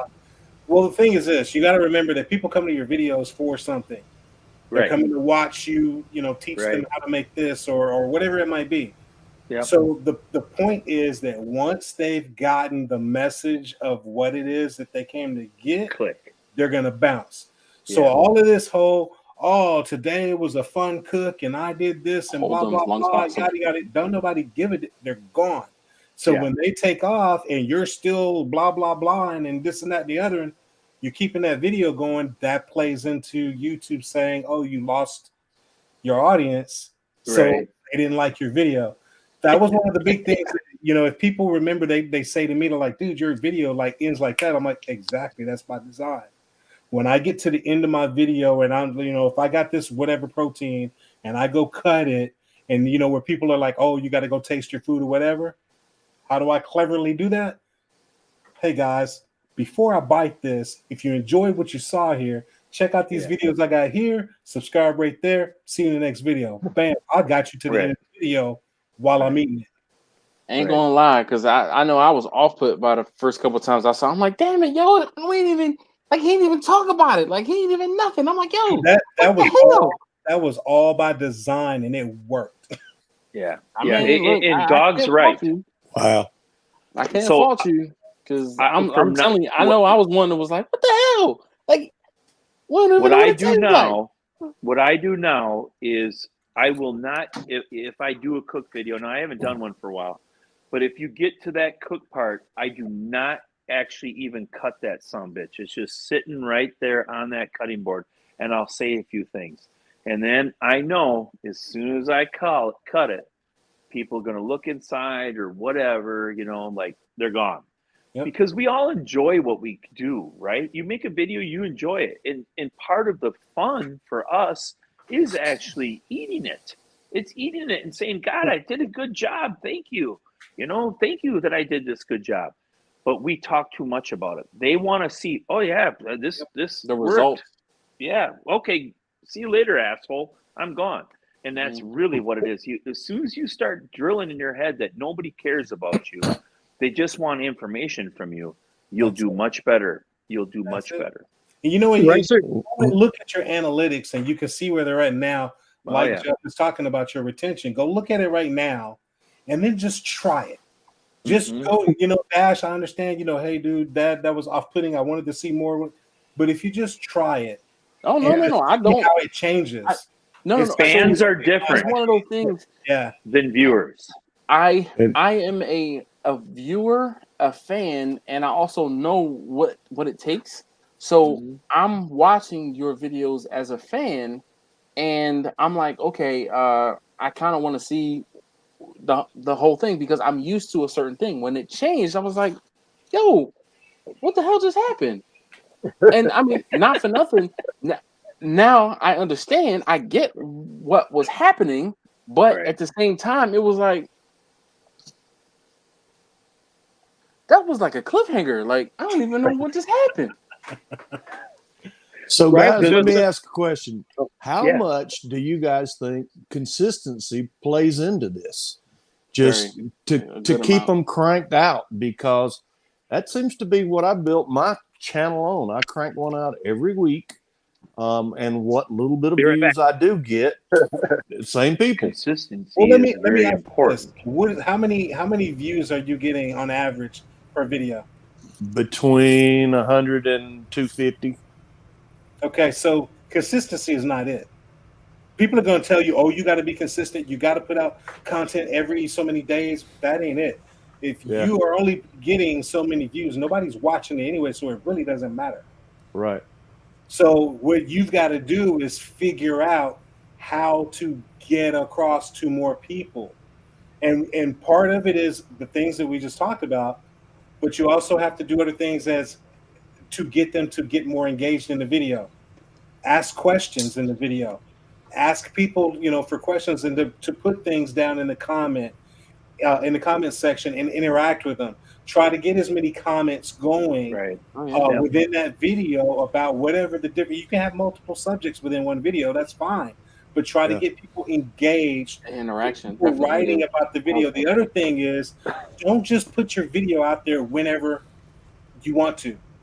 Look at your analytics, and it has a great tool in there to tell you what day is best and what time of the day is best to release your video, because the Right. first 20 30 minutes of that video's life on the platform is vital. If you put it out there and nobody sees it because everybody's at work or whatever it might be, YouTube doesn't know that. YouTube just knows you put a video out there and nobody's watching it, nobody's interested in this, they're not going to recommend it anymore. So if you put it So out there, like for instance, for me, if it says, hey, Monday through Friday is your best time of day, or the best days, and your audience, your target audience is typically on about say 4 o'clock, I'll release that video about 3:40, 3:45 or so that I catch them on the up, and then yes. as it starts to come back down, it's already out there. It's already captured those viewers. If I've done the video right to help retain them and to get them talking in the description or in the comment section, then hopefully my video will start to get presented before more people, which means the thumbnail Right. has to come into effect so that people that don't know my channel can actually see something that maybe they might like, combined with the title that works, that again entices them to click on it. So it's a Right. lot of moving parts, but that's what you got to get. Now, once you get people watching, and I'm going to explain it from the standpoint of how it worked for me. Once I got people watching, once I got outside of just the people that showed up in my live streams, now I'm getting out across the platform to people that's never seen the Dogfather before. What I start doing is I start looking at, okay, when do I need to release my next video? I was trying to do it every 7 days. Like for me, it was every Tuesday. Then I started realizing, okay, wait a minute. I'm looking at the view count and the views are up, and people haven't really digested what I've got out there right now. They haven't digested what I just put out last week. So let me hold off a day or two and keep monitoring to see where these view counts are. Now, if I'm looking at a 48-hour view count and say the views, are running 50,000 views in the last 48 hours, I'm not going to put another video out yet. I'm going to wait. My threshold might be 25,000. If it dips to 25,000 views in the last 48 hours, it's time to drop another video. And then it goes back up. And that's what I'm doing. So I will, get the videos made, get the videos edited, get them uploaded to YouTube. They're ready to go. They're just unlisted. And I keep monitoring to see where those views are. If the views drop another video. If the views are up still strong, people are still digesting my inventory. So let me hold off on dropping another video until it looks like it's starting to crater. Once it's starting, drop another video. Now, I haven't been putting out anything yet, obviously, but what I've been looking at for what I'd like to do, because I've noticed there's different, we talk about recipe show channels. That's all they do. And then some people get into the different kinds of equipment, etc. I want to be catering initially towards the new people. And when you're first learning how to do a steak, okay, you can do that weeknight. But eventually I want to be able to show them different techniques for the long cooks. My feeling for what I want to do is I want to post on Tuesdays or maybe Wednesday, whatever it is, consistent. But this way the newbie can look at this and go, okay, well, I'm going to need to pick up this week, or I'm going to have to do that, so that it's ready for them for the weekend to be able to do this new thing. I don't want to wait till like Friday and all of a sudden have to slam them that they feel that they have to run out to get all this crap. And it's probably not going to happen. But what I'm saying is that these, when you put this out, one of the considerations is, who do you think the people are going to be watching? Can they watch this and they can do this 2 or 3 weeks later? It's not a big deal. Or if you're doing it on a weekly, which is what I want, does it become the thing that they look forward for the week to say, hey, this week I'm going to get to try out this new thing. He showed me how to do this and how to cook it. So that's why I kind of want it earlier in the week. You're in too deep already. I think a lot of it deals with the generations. Okay. Yeah.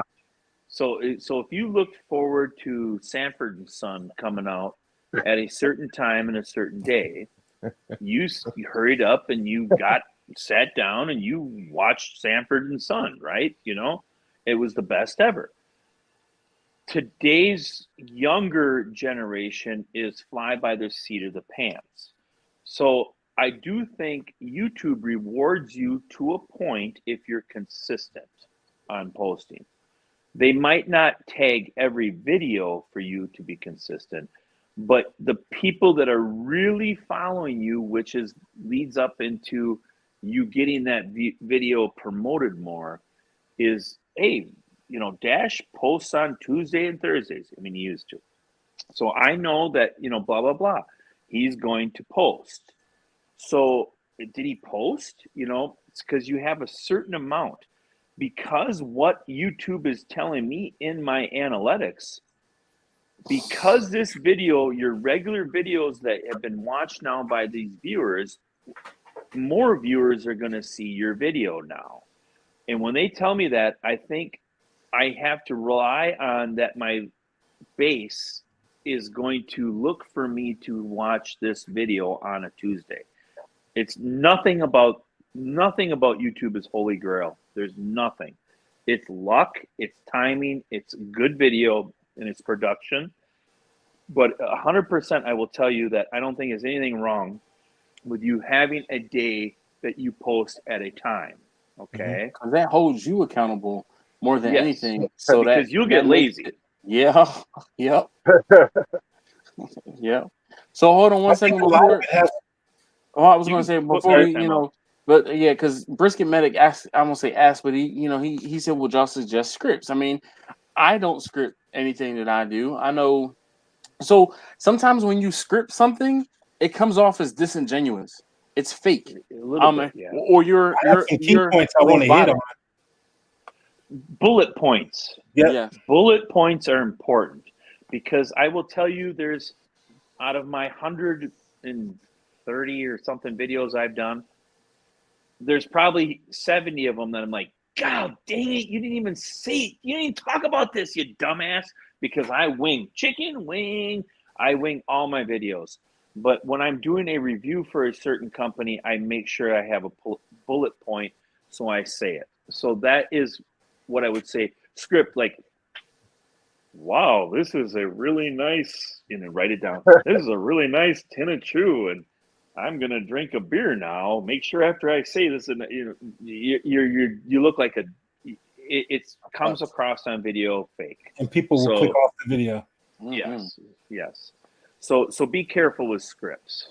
Yeah. You know. Hey, so Victor, you had said earlier you were wanting to make videos on this protein and using this or that and the other, and I want to get it out because I want people to be able to get it for the weekend and do this cooker or whatever it might be. Unless I misunderstood you, that's what I thought I heard from you. Yes, he did say that. So here's what I'm going to say to that is first, Victor, what is the goal? What is your goal for your channel? To have fun. Okay. If your video, if you are all about, I just want to have fun, it's not about, I want to grow the channel or whatever it is. I just want to have fun. Man, there is no rules. Do whatever the hell you want to do. Do it however you want to do it. Do it whenever you want to do it. Have fun with it. As long as you have fun with it, there's nothing wrong with it. However, if you're looking at it that if you're somebody out there that's looking at this like, no, I want to grow my channel, I want to get to X amount of subscribers or X amount of views or whatever it might be, I want to get, affiliates or whatever it might be. If you're on that path, scrap what I just said and understand that this channel is not your channel. It's just not. So true. Your channel is a YouTube channel that belongs to your viewers, which means not even the viewers, the comments. You have to pay attention to your analytics, and you have to do what the analytics tell you to do. I am a stick burner by heart. I like burning wood splits. I'm now known as the pellet cooker dude. Because why? Because the pellet cookers is what made the channel grow. So I cooked on the pellet cookers and cooked on the pellet cookers and cooked on a different pellet cooker. And then, oh, wait, I got another pellet cooker. And so I fed into what the analytics said my channel was. Didn't matter what I wanted to cook. Didn't matter what I wanted to cook. It didn't matter what I wanted to cook on. It didn't matter what time of day I wanted to release a video. None of that stuff mattered. I had to play into what the analytics told me because I wanted to grow the channel. Now, once you get to a certain size and you've got the views and whatever, well, now you more have that freedom to do what you want because the people that are already watching you are more apt to take that leap across to do what you want to do now. Now, with what you just said, I agree. But you did ask me what I want to do and have fun. However, does that mean that I don't want a little bling bling, a little something something from some folks? That does mean that I don't want my channel to grow? Oh God, no. But I want to have fun, and might sound a little goofy or corny, but I've never been married. So at this point, I'm probably never going to have kids. However, I feel a great debt of gratitude to my grandfather. He started to teach me how to grill a steak when I was 5 years old. Starting from him and then the stuff that I've learned, I'm 63 years old. I feel an obligation for those of us who have knowledge and experience to pass that along to others. Mm-hmm. And so my channel will also kind of always be dedicated to my grandfather, who I dearly miss. And I wish he was around to see this. So Victor, all these other things I do want to do, but the answer to the question though was to have fun. So Victor, Victor, I gotta interrupt. Victor is one of the smartest commenters on my channel. Okay, he always has a good story to go along with it. Victor, that's for sure. You have to just make videos to share your knowledge. You're so well depth, dude. So I think Dog is right. If you want to have fun, make a video that means something to you to share with everybody. Okay. I'm still doing videos to have fun. There's a piece of pie for I've learned this, and Tommy from Backyard Barbecue Gallery, Gallery Backyard Barbecue. It was the one that told me this, and it just stuck in my head. There is a piece of pie for everybody as a creator in this barbecue world or whatever you would do on YouTube. My strong suit is that I love cameras in that type of stuff. So I'm working with a couple different companies and making videos for them, along with having fun making my videos. So you'll find bling bling once you find out what the hell you're going to do, but you have to do it first. You have to press record and make a video and then get yourself out there. Then you'll find it. You'll never know until you press record. Worrying about like, oh, this or lighting or anything like that, you never know. The best thing about making videos is pressing the record button and then editing yourself and then getting sick of yourself and cutting out 3/4. The video on this thing right here, that was a 14-minute video cut down to 9 minutes, and I had some of the funniest shit that I've ever said in my whole life that none of you ever got to see. I actually saw you the F word slip through a little bit on that video. Yeah, well, I had to. I had to show some reality there. Enough room for the both kegs. I felt yeah. So, but what I'm trying to tell you is just there is a piece of pie for all of you creators. Find your pie and work on it. Okay, that's it. Find your pie and work on it. Worrying too much about like being the next Guga. Let's be honest. I mean, he's crazy, right? To being the next Guga might not. That's not my goal. My goal is to have fun and have a decent living off from what I'm doing. I already have decent income coming in. Is it enough? It's never enough. We always want something else, right? You know, it's like we want something else. So you work a little bit harder. Don't overthink it. Make a video. Think about what you would be searching for. Like your steak thing. I want to teach people that are new how to make a steak. Boom. Don't sit here and tell me too much about Grandpa. I want to hear that Grandpa taught me this. Grandpa was pretty good at it, and I want to show you because you're important to me. I want to show you because Grandpa taught me this. And then boom, gone. Yeah, we do it this way. And I agree with you on that part. You know, there won't be too much about Grandpa, but I mean, for me, that's what I want to do. But I'm saying there's some people that are incredible like Dash said it. There's some people that are incredible storytellers that you can just sit there and like, I don't care. He's rambling on, but Jesus, you know, he's incredible. Got my attention. But yes, but unfortunately, not everybody can do that. Oh yeah, the young children, the younger generation has an attention worse than it's that. not just the younger generation. It's all because I'm telling you. So it's all of I us. have ADD as well. Alton too. I have ADD. Turn the speed up on people on watching people, man. it helps a lot. It does. Well, hey, did you know that Justin and I have talked about this 1,000 times? That the majority of YouTubers that make YouTube creators are ADHD. Oh yeah. You know. Yeah. Baby back. Yeah. Oh yeah. I've had quite a few conversations with Justin as well. So I'll add a little bit. Hold on one second, Victor, just before I forget this. Because I know that I used to, you know, in Ricer and Alton, you guys have caught me and get red-handed doing this, trying to make a video a certain length, and you know have called me out on it. And I'm like, nah, man, you gotta get to 11 minutes so you can, you know, hit that. But dog, it doesn't. It's not there anymore. And you know, YouTube is funny because before was like the video had to be over 10 minutes long in order to put an ad on it, and then the video had to be, you know, over. They're starting to bring it back where it's like 8 minutes. Yes, 8 minutes to like. I feel like it's like 5 minutes now. And if a video was longer than 10 minutes, you can put 2 ads on it. So if you have something that's interesting enough to hold people's attention, even YouTube has starting to get to that point. That's the key. Is keeping interest. That's the key.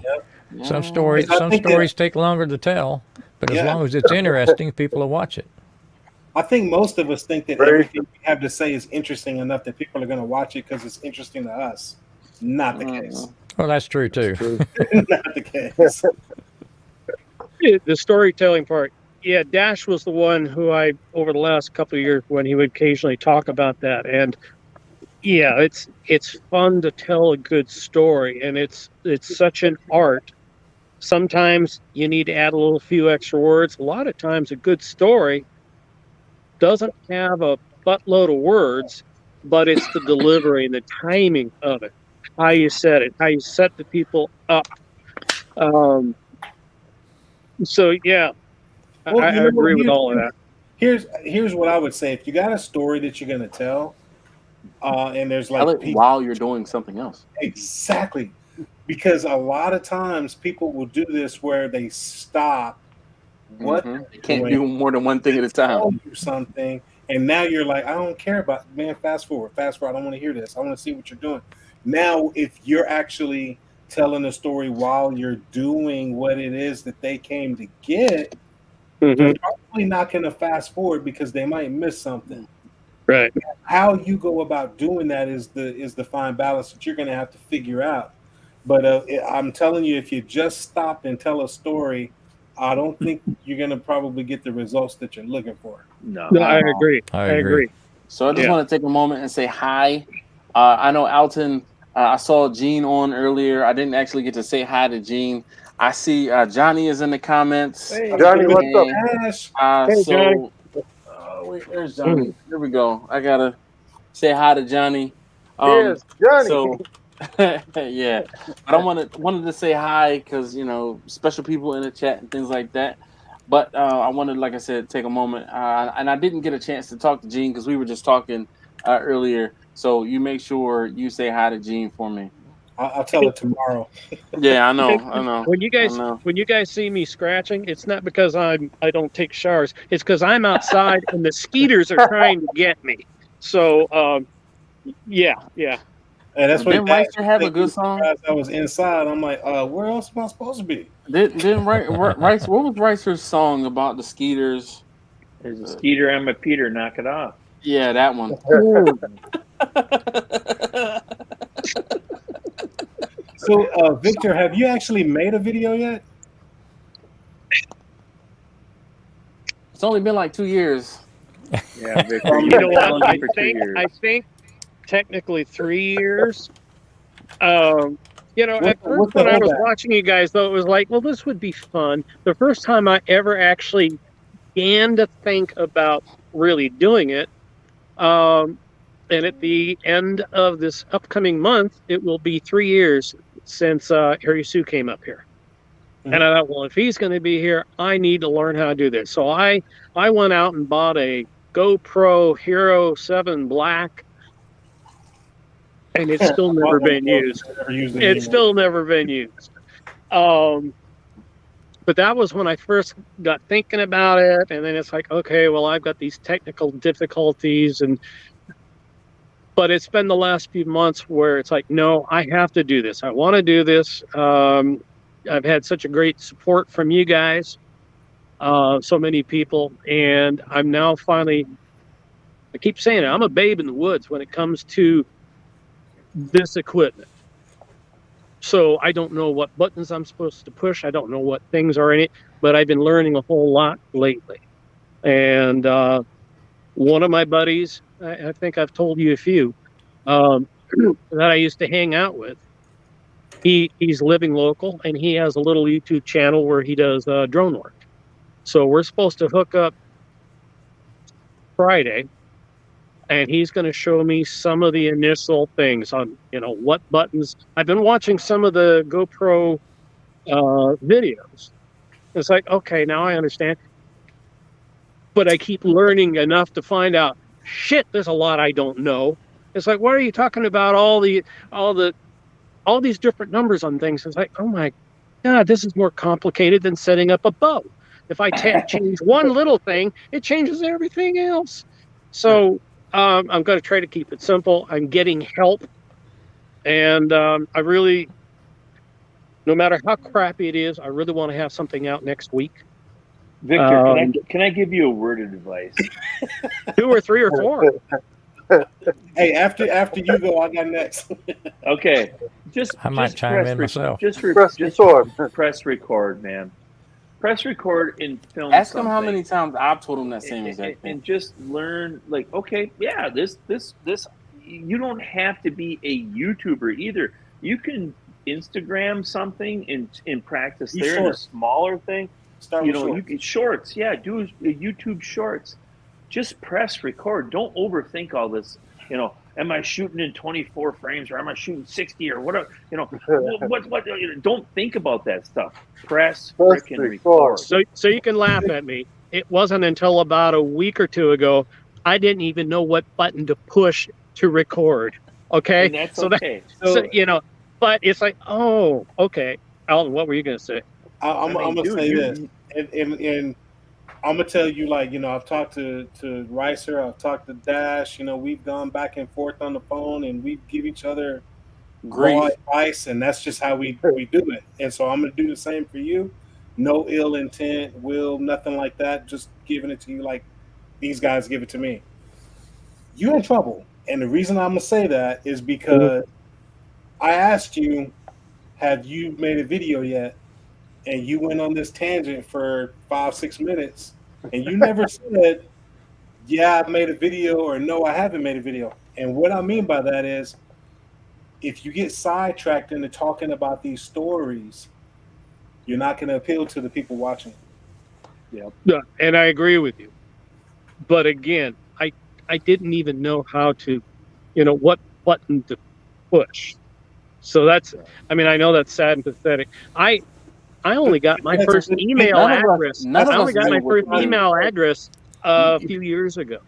So so much of this stuff that so many people take for granted, I don't know.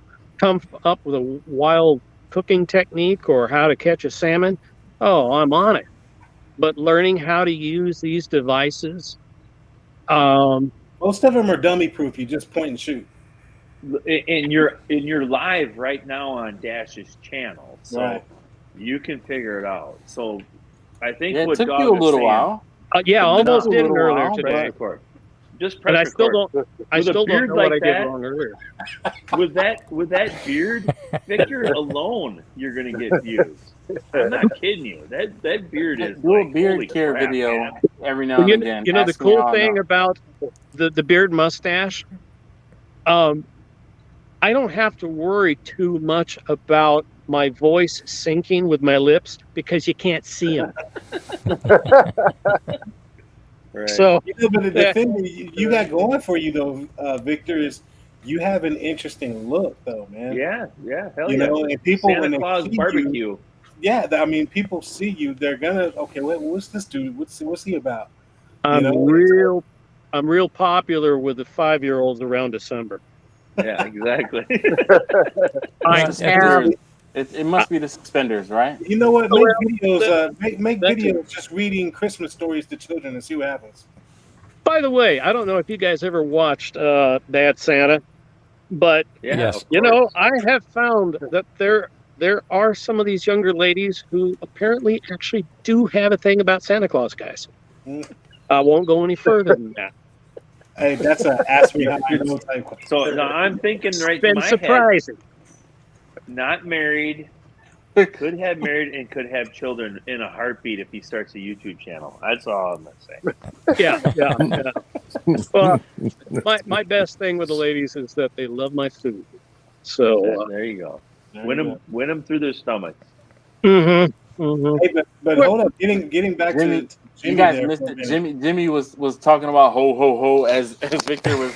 I was trying to hurry up and get him back onto the screen, but I couldn't get him on, and it's like I had to, you know, because there's 7 of us here, and I can only put 6 of us, so that's why I step out a little bit. But yeah, I'm sure Jimmy, you know all about that too, huh? Or you're getting to learn about it now that you've grown your beard. I'm keeping it close just so I can keep it. I understand. Hey, Jimmy, I just wanted to say one more time, just to reinforce that, you know, when we were talking earlier about trying to get your videos out to other people, just try that in the next video that you're gonna make.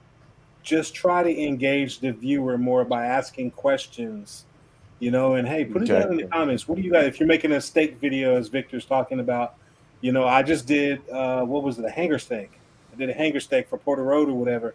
You know, in the comments, maybe ask people, hey, you know, they chime in and say, oh, that was a killer cook, you know, whatever, blah blah blah. hey, cool, have you ever tried hanger steak before? Or what is your favorite cut? Or what do you typically cook on? That's in the comments that you're having with them, but you could also pose those questions in the video. I am bad sometimes about doing it in the videos because I try to stay on point.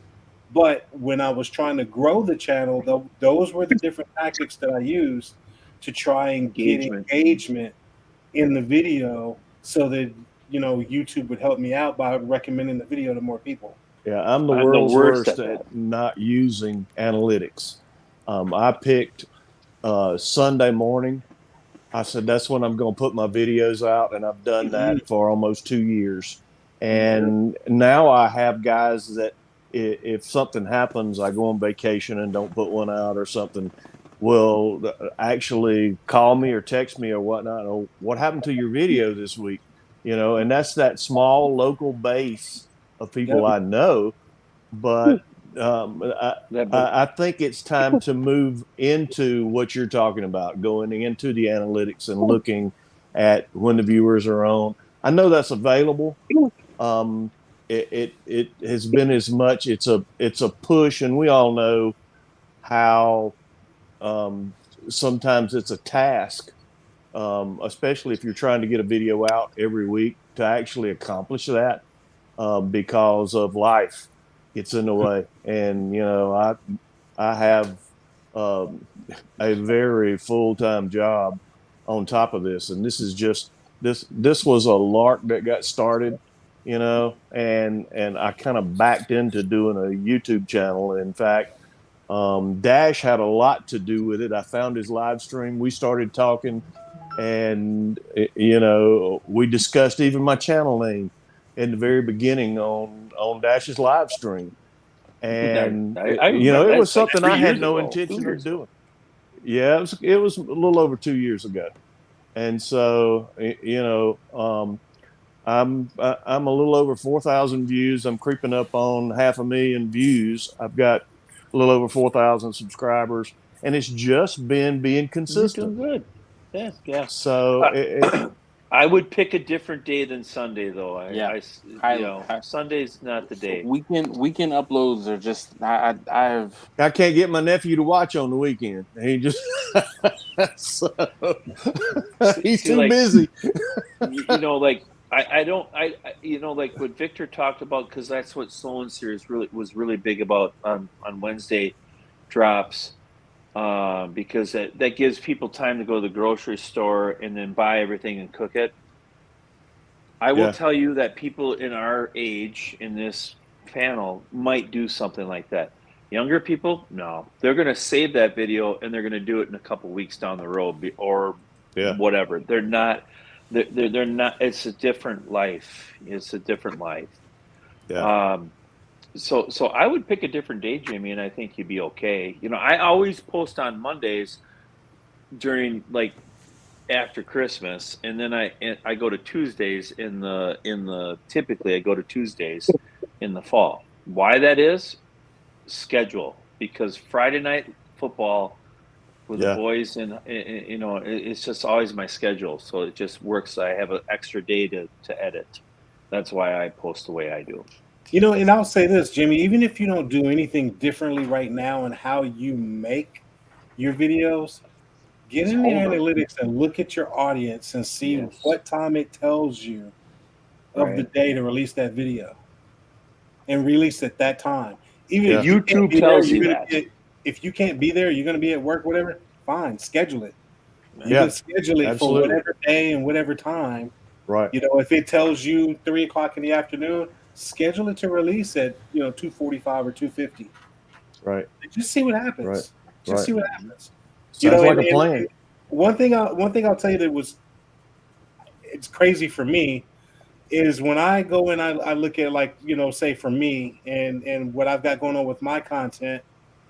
I tried to dabble around with shorts. I mean, this is a whole nother subject we can get into, but I tried to dabble around with shorts, and I had done some shorts before and put them out, which I thought were decent shorts. Put them out, nobody saw them. I had, 100, 200 views, something like that. Yeah. So I started dabbling around with shorts here again, since they just did another, platform change where the shorts don't. they're not supposed to hurt your long form content anymore.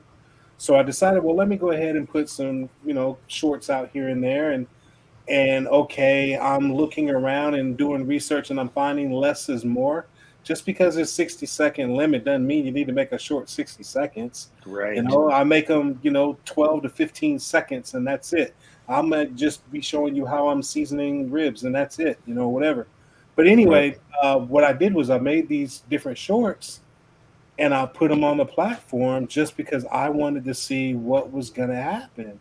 And the funny thing about it was, and the only thing I did differently was I paid attention as to when I released it. Released it when it told me it was time to release it. Right. Now I went from before having a couple hundred views. Dude, I released the first one the other day, and it hit 10,000 views in like 20 minutes. It was ridiculous, And the thing about shorts is they get to a certain point and they just kind of die. But the first one I put out, it went up to like 10,000 views. The second one I put out, it went up to like 9,600 views. And I'm like, all I did differently was paid attention to the time of day I released it. And the thing about shorts, you're reaching a different audience. So just remember that. You're reaching a different audience. More subscribe. Well, potentially you could get more subscribers because you're reaching outside of the people that already watch your content. Right. As a viewer, when they first started pushing the shorts, I didn't like it at first, but it was because it was new for you creators. What's going to work and what didn't. I mean, at first, a lot of them actually kind of pissed me off. I felt like I got all excited for nothing. Yeah. But then the creators started learning how to use it. And now it's at the point where, I enjoy it. It's a little something here. And, it's a little good reminder that, hey, this channel is out here. And I don't have the feeling about it. At first, for me, no, I'm just going to try to film. But I think a short is a good way to segue. Prelude to the video that's coming, or hand on a griddle, and I actually capture it. It could be funny, right? So people are like, "Holy shit, Ricer just burnt himself." Yep. So there's that's how I look at shorts. Now, I will strip down sometimes a video for Instagram and TikTok. TikTok's pure evil. It's pure fake. I mean, I posted 2 videos 2 years ago on TikTok, and then all of a sudden I thought, and I had like 200 people that were following me, and they were just diehard Dead Brokes fans, okay? I posted a video, and all of a sudden and it was incredible. I got 1,000 people to watch or subscribe or follow within 2 days. After that, I'm like ones and twosies here on out, because the thing I found about TikTok you have to keep pushing. Yeah, it's like. But I'm gonna tell you though, because I did push after that, and once I hit that 1,000, TikTok said we want to get him to 1,000 because he can open up another part of his app, and he'll maybe post more. I'm not going to get addicted to TikTok. I'm not a short person video type of person. I want them a little longer. I will tell you that. That's what she said. I make anywhere. Well, hey. I try to make my videos though 8 to 10 minutes long now on Dead Broke. That's all I do. I don't like to go over 12 minutes. So I know there's that group out there that watches, they want a 15-20 minute video while they're exercising on the treadmill. Let's watch Ricer cook ribs or talk about a video. Majority of the people just want me, tell me what the hell, this piece of shit, this is good, and gone.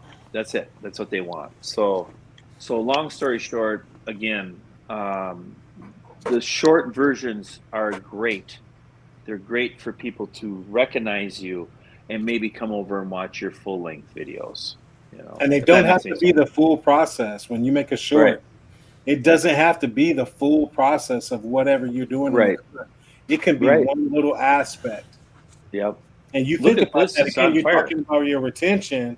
If you can get somebody to watch you for 15 seconds, it's a hell of a lot easier to do that than 60 seconds. Yeah, exactly. Okay, Exactly. on Very true. retention, Very true. there's one thing that Ricer does, and I don't see too many others do it, and I enjoy it, and it hooks me.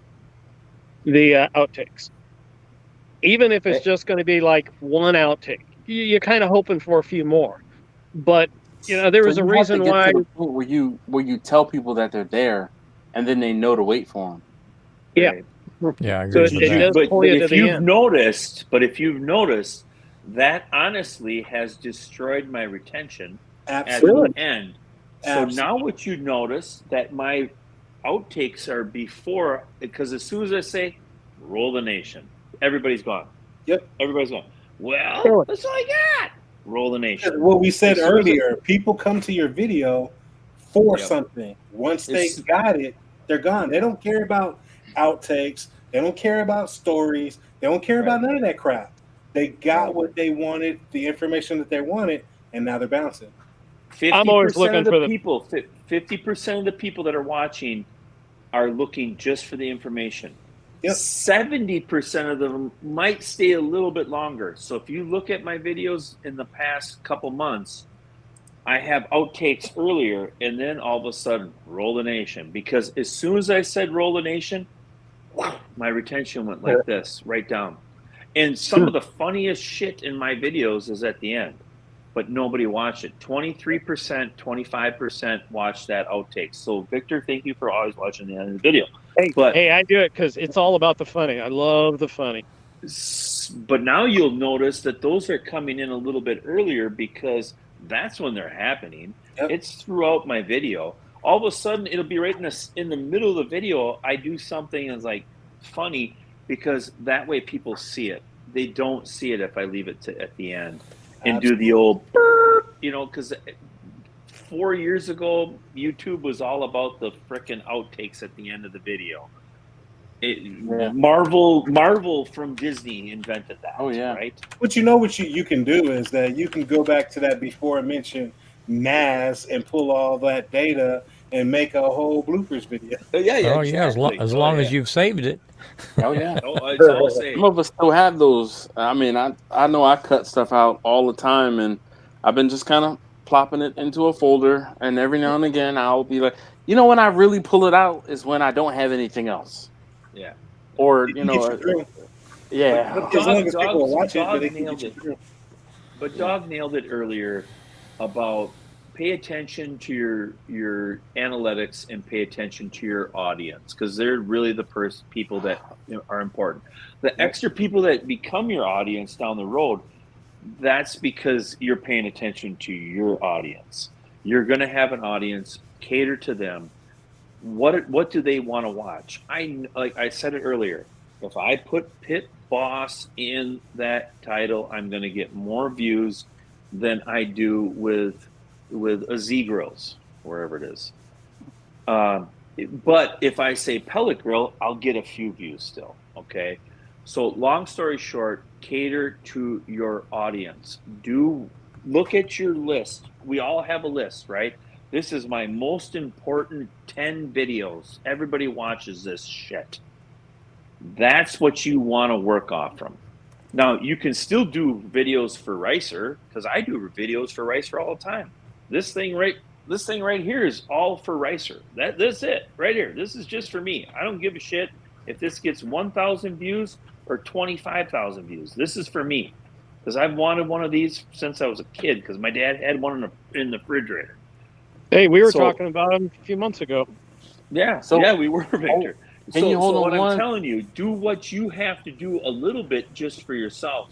But look at those analytics and say, my God, every time I cook on Vicky and I do a certain cook on Vicky and I talk about a certain cook on Vicky gets views. Bam, done. So repeat. Hey, real quick, can you guys see what I'm looking at right now? Of course.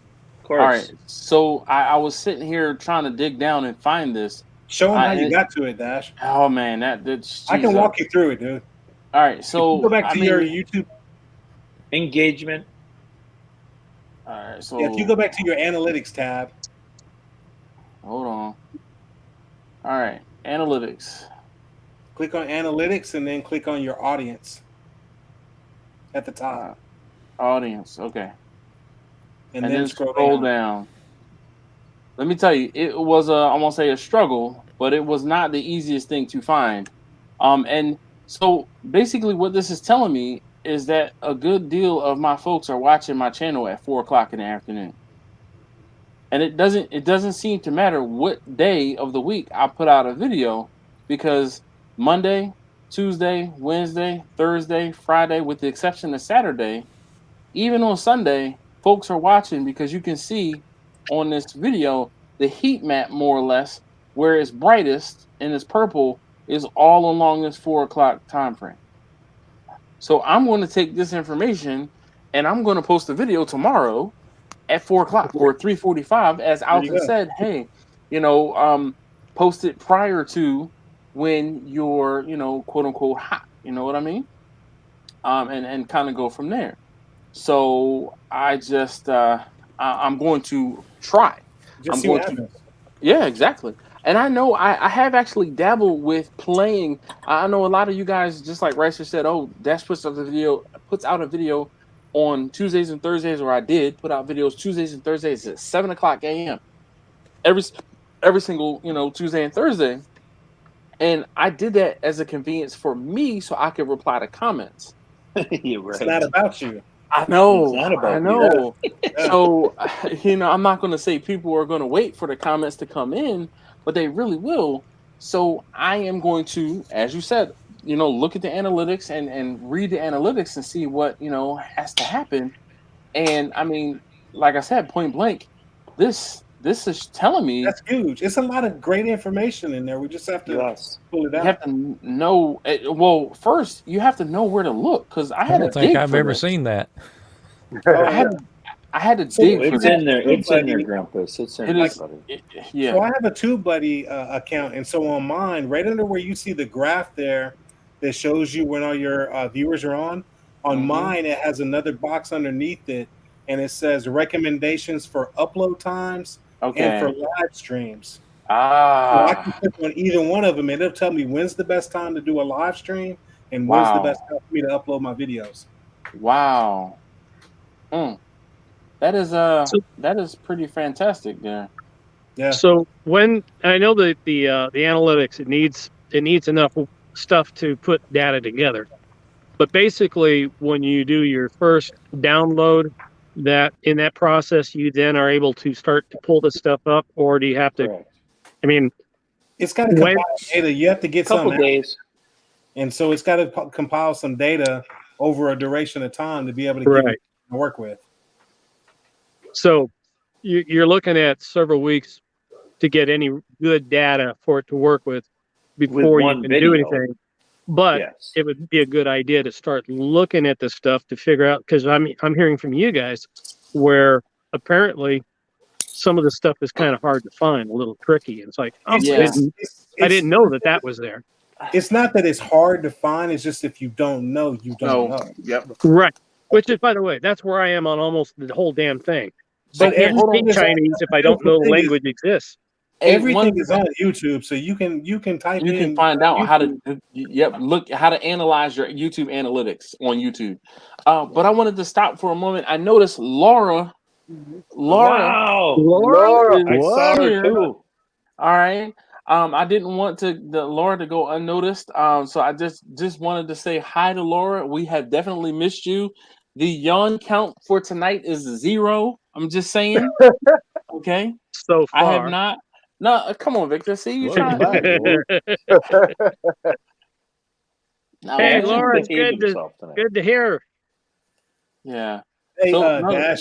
Yes, sir. Something else, dealing with this whole looking at this audience when they're on and all that. And the funny thing is, I don't know if you saw that video I did with the lobster tails. Did you see that? Yes. That was a good video. You were the one then. No. I watched it. Dude, I liked it. What I mean by that is it didn't do that well. I was just excited to get a video out. Right. So when I put that video out, I think I put it out on I don't even remember what day of the week it was. I want to say Thursday, and I think I put it out at like 6 o'clock in the morning. I mean, complete disaster. To this day, I think that video's got 1,700 views. And I think you got that like probably the first day. It happens though, dog, and it's like, but I have posted videos on and off time and all that, and it just goes through the roof. A guy that I will tell you is like Russ, OG, gets a lot of views every month, and he'll say, I'm going to post this at 3 o'clock, and all of a sudden it gets 1 out of 10. You know what I mean? It's his 1 out of 10 video. That's the goal too. And he's just like, I went a little later, for no reason. And then the next video he posts, he posted at the same time and same day, and it freaking tanks. He's like, well, I guess it don't work. And that's where, like, from talking to people, I always say, just throw it up against the wall, but you got to make something that people watch. Yep. You can't make a video about or here's one, cow vagina. I smoked a cow vagina. Now that might get a lot of like, what the hell's wrong with Dash cooking cow vagina? But in all reality, is that a search thing? No. So you have to think about what you're doing. You have to think about it, but you still have to just try. There's certain guys that they're going to post every single week at this time and all that, and that you're going to have to scrub through a third of the video because they're going to show you that whole trim of that brisket, and then get all the way through again for the 95 times because they got 500 videos. So you have to scrub through all that crap, and then you can watch the video. But I've gotten to that point where I'm like, I've done this, and that's where I'm getting to the point where I'm like, what haven't I done? But the whole thing is finding the new viewer though. Newness. Remember that. Oh yeah. Oh, I agree. Finding the new viewer, so you should touch on it. But I quit because refer them back to a previous. Yes. And everybody does all that stuff all the time. In my prep videos, I say what I do in 15 seconds, and I show you B-roll of me doing it, and that's it. Because I look at it, if you want to watch me, you'll watch me, and you'll go find a video that I made 2 years ago where I trimmed a brisket, because people won't do it. They won't go look. No, they won't. So if I figure that there's only about 3 to 5% of the people that have found your video just by chance, cook a brisket or cook a hot dog, the whole prep a part of that, there's only about a handful of people that actually really care about how to do that. Yeah. Everybody else has already seen it 1,000 times. They don't give a shit. They just want to be entertained, learn something about a certain cooker or a certain type of cooking method, and that's it. That's all they want to do. They want to walk away, say, I learned something, and I enjoyed myself. We don't watch shit because there's 2 reasons. We watch it to learn something, right? And we watch or entertain. That's it. So that brings put those together, and that's it. I wish that Justin from Baby Back Maniac was on right now because he doesn't do videos very often anymore. No. And when we're talking about, being consistent and regular, and those are things I believe in. And yet Justin comes on and I'm so excited. It's like, oh, gotta watch this. I'm going to stop everything I'm doing. So I'm kind of wondering what his thoughts. To the point where he has enough people who have notifications on, and just like a writer was saying, that as soon as 5 people see it, then 6 people see it, and 7 people see it, and then the suggestions start rolling in, so that he doesn't have to do the same amount of work as everyone else or those of us who aren't at that position have. But he kills it with the search engine optimization and the tags behind the scenes and the descriptions and everything else that he does in his videos that YouTube picks up on. absolutely kills it when it comes to that. And speaking of Justin, he put out a video of him being on the cruise ship, and I commented on that video, and I'm like, bro, I appreciate this because I know how hard it is, one, to put out a video that's not barbecue related. Two, I know how hard it is to put out a video about your family because I already know that, that's just not something that a lot of people are going to be interested in. So I'm like, kudos to you on both of those things. And I'm like, and a third thing, this is a pretty funny damn video. This was a good video. The way it was shot and the action, I won't say action, but the little bits of comedy in between, and it showed Justin. Like, I like Justin's his ability to film things, and that video was one of those, like, proof of just how good he is at filming, editing, telling the story. Yep. And he did that because that's what he wanted to do. Yes. Yes. I remember, we went on the cruise, did back-to-back cruises or whatever. And when I got back, people were like, well, where's the video? Where's the video? And I'm like, dude, I didn't shoot a video. I didn't want to. Oh, yeah.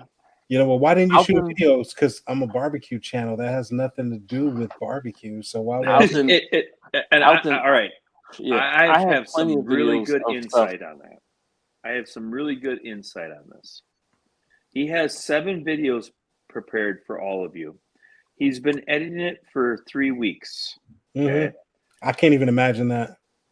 He has so many clips that he then got sidetracked because he has ADHD and had to figure out how to organize these clips, because I don't even want to tell you how many clips he has because I can't remember it, because the number was so astronomical that I said, how in the frick are you going to put this together? He's been editing that first video, and he has a lot more edited, but he's been editing it for 3.5 weeks straight, just so you know, just for that first video, to get to that first video. Justin just enjoys making videos. He used to care more than what he did, and I don't care. He can watch this later and he'll agree with me. I talk to Justin every day. Justin is all about making himself happy again on videos. He doesn't care about cracking the code. He used to be, Dash is 100% right. He was all search engine optimization. And probably the evil Darth Vader racer kind of talked about, fuck that, dude, just make a video. And I think a lot of that is stemmed off from him. And I said, make videos that you want. Jesus. And I think that's what he's doing now.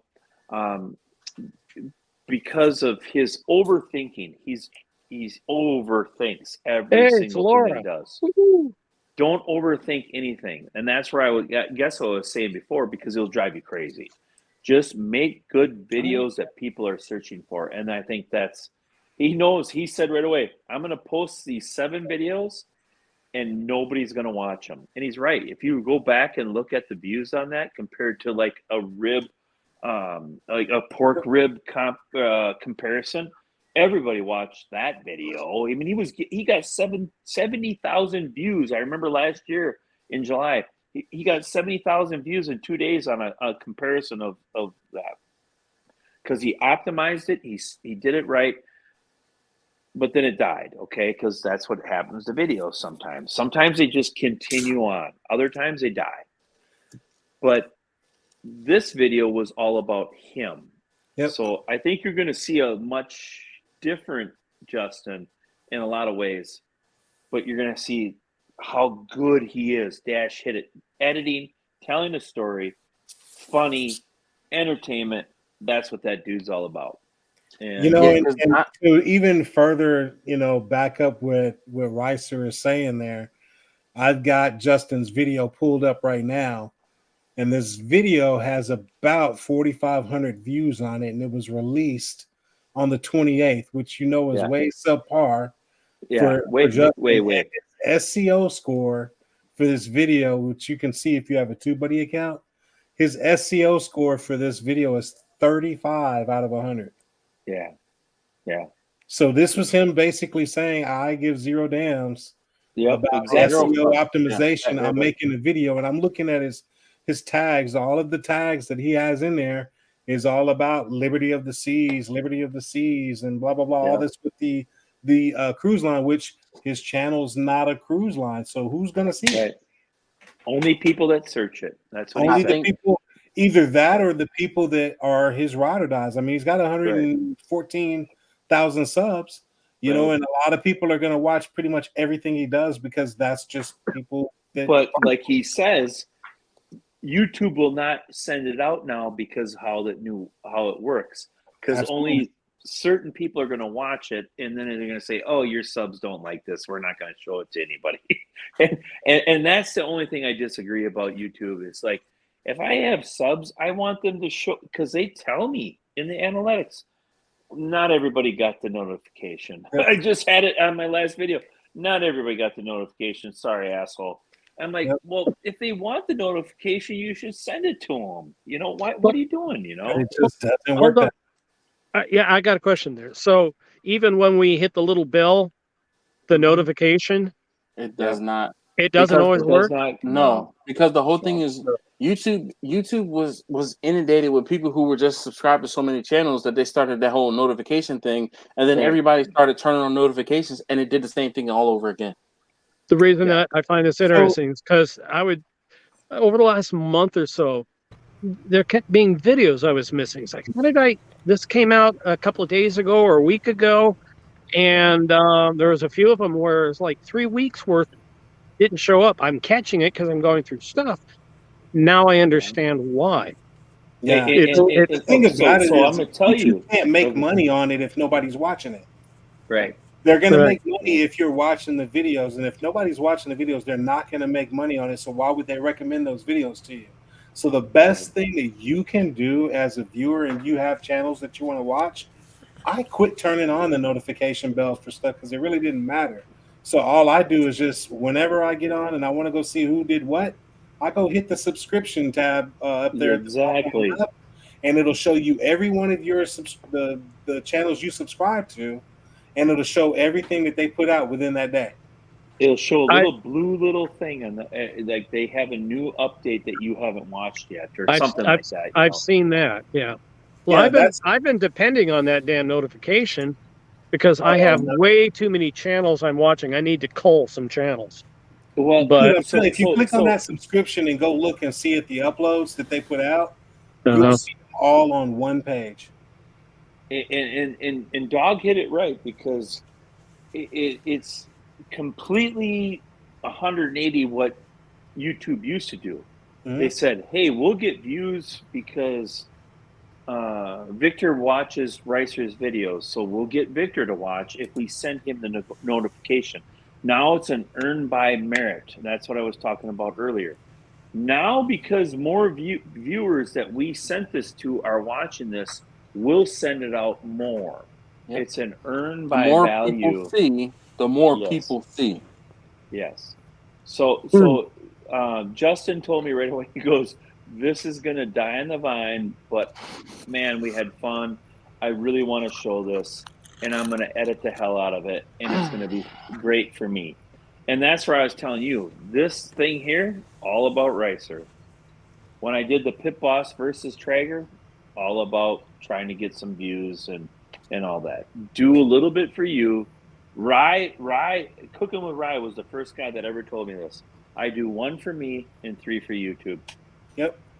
How many times did I tell you guys that? Because I know I've said that to you, Ricer. Because I know it was a girl I watched, Sarah Digi. I talked about her. She's been saying that for years. She used to do one for her and 2 for, the viewer. She got big when she did that video. It was like how to vlog like Casey Neistat, and she blew up and got like 1 million subscribers almost overnight. And she got to that point, and I've talked about it before as far as like YouTuber burnout, just being like completely tired of posting videos on YouTube. And she's like, you know what? To keep it interesting for me, I have to post some videos for me. So you're right, because we all started this because we enjoyed what we were doing, right? I mean, I want to make a video, and then you start view chasing, sub chasing, and all that, and it's just overthinking for me. I can't handle it, so I just make videos. But I will tell you, or I'm going to ask you guys, have any of you seen like stupid shit in your feed? Oh yeah. Normal you. All right, so I have nothing against barbecue, right? Nothing.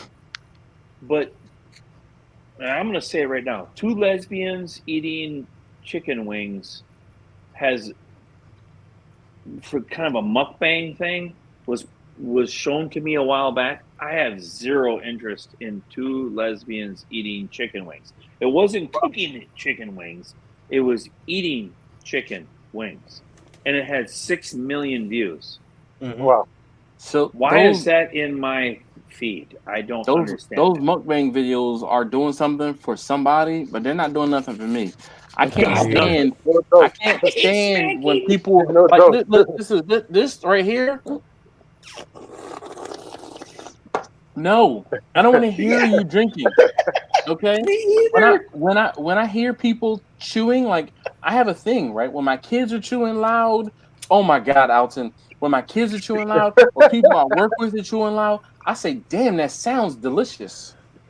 And they get it. Like, shut up, okay? Because they're chewing with their mouth open. And you know, when you talk about, you see how riled up I am? Because that like, oh, hey, get your pressure down, bro. You never hear me chew. You don't have to click or it. smack in my videos because that volume's gone, man. Because there's nothing worse than me and then I don't care if I get sauce all over my face because I make a funny out of it, right? So, but while we're talking about, can we take a TV bite? Right. You know what I mean? Take a TV bite. Don't bite into stuff like you at home eating. Yeah, and I just here's a TV bite. and you know, I can taste all the different herbs in the cracker and blah blah blah yada yada yada. Right. My God. So I think YouTube is trying to take people from what you watch and get you into other people. That's what I think. They want you stuck on the platform, not just say, well, Dog's posting today and Dash is posting tomorrow. And I watch my 30 minutes of videos each day and I'm gone. They're like, well, maybe we can hook them on this person. But I'm like, God, mukbang? I do not want to hear 2 lesbians eat chicken wings. Sorry. I'm sorry. Because I can't stand when I edit myself and I hear myself go, oh, Jesus. That's gone. Yeah. And you know, I know you've got like stereo surround and you know, like I have some really nice Rode headphones that I listen to, and I'm like, oh my God, you big dumb white guy, turn it off. I'm trying to figure out how I can get one of those kegerators back there, man. Vivor, you want one? I'll send your name to Vivor if you want it, dog. Man. Yeah. The thing that I want to find out from Vivor, your air conditioner or whatever. Yeah. How big an area did you chill down with that? 24 by 24. And about how much temp did it bring it down? You mean my air AC up here? The swamp cooler. Oh, the swamp cooler. That thing cools down about 6 feet. Oh damn! So how many degrees though from where it was to? I know swamp coolers have their limitations. How much? I mean, anything's good when it's too freaking hot. But well, when it's 90 in here, that swamp, because I have a regular AC mounted up here too now.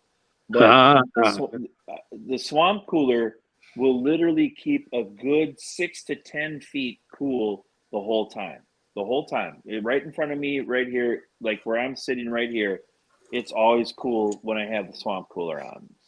So outside, when we were at the car show, Victor, a good 10-foot SWAT is what I would say. We were all fine. And it was 90 degrees, you know, sun.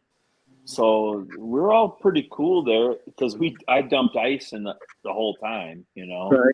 So if it was 90, about what did it bring it down to?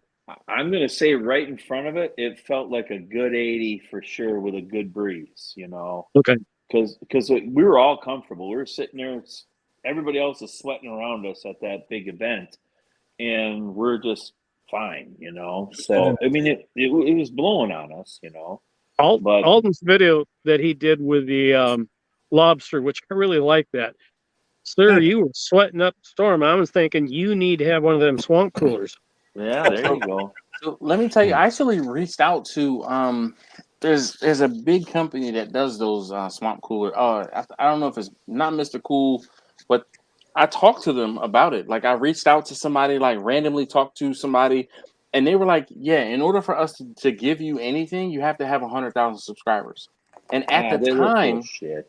and at the time, and they were like, "Yeah, it's 100,000 subscribers across all of your platforms." And I'm like, "Well, listen, let me tell you something," because I'm like, I am a YouTuber who's standing in front of a grill. This will be perfect for you to sell against this, that, and the other.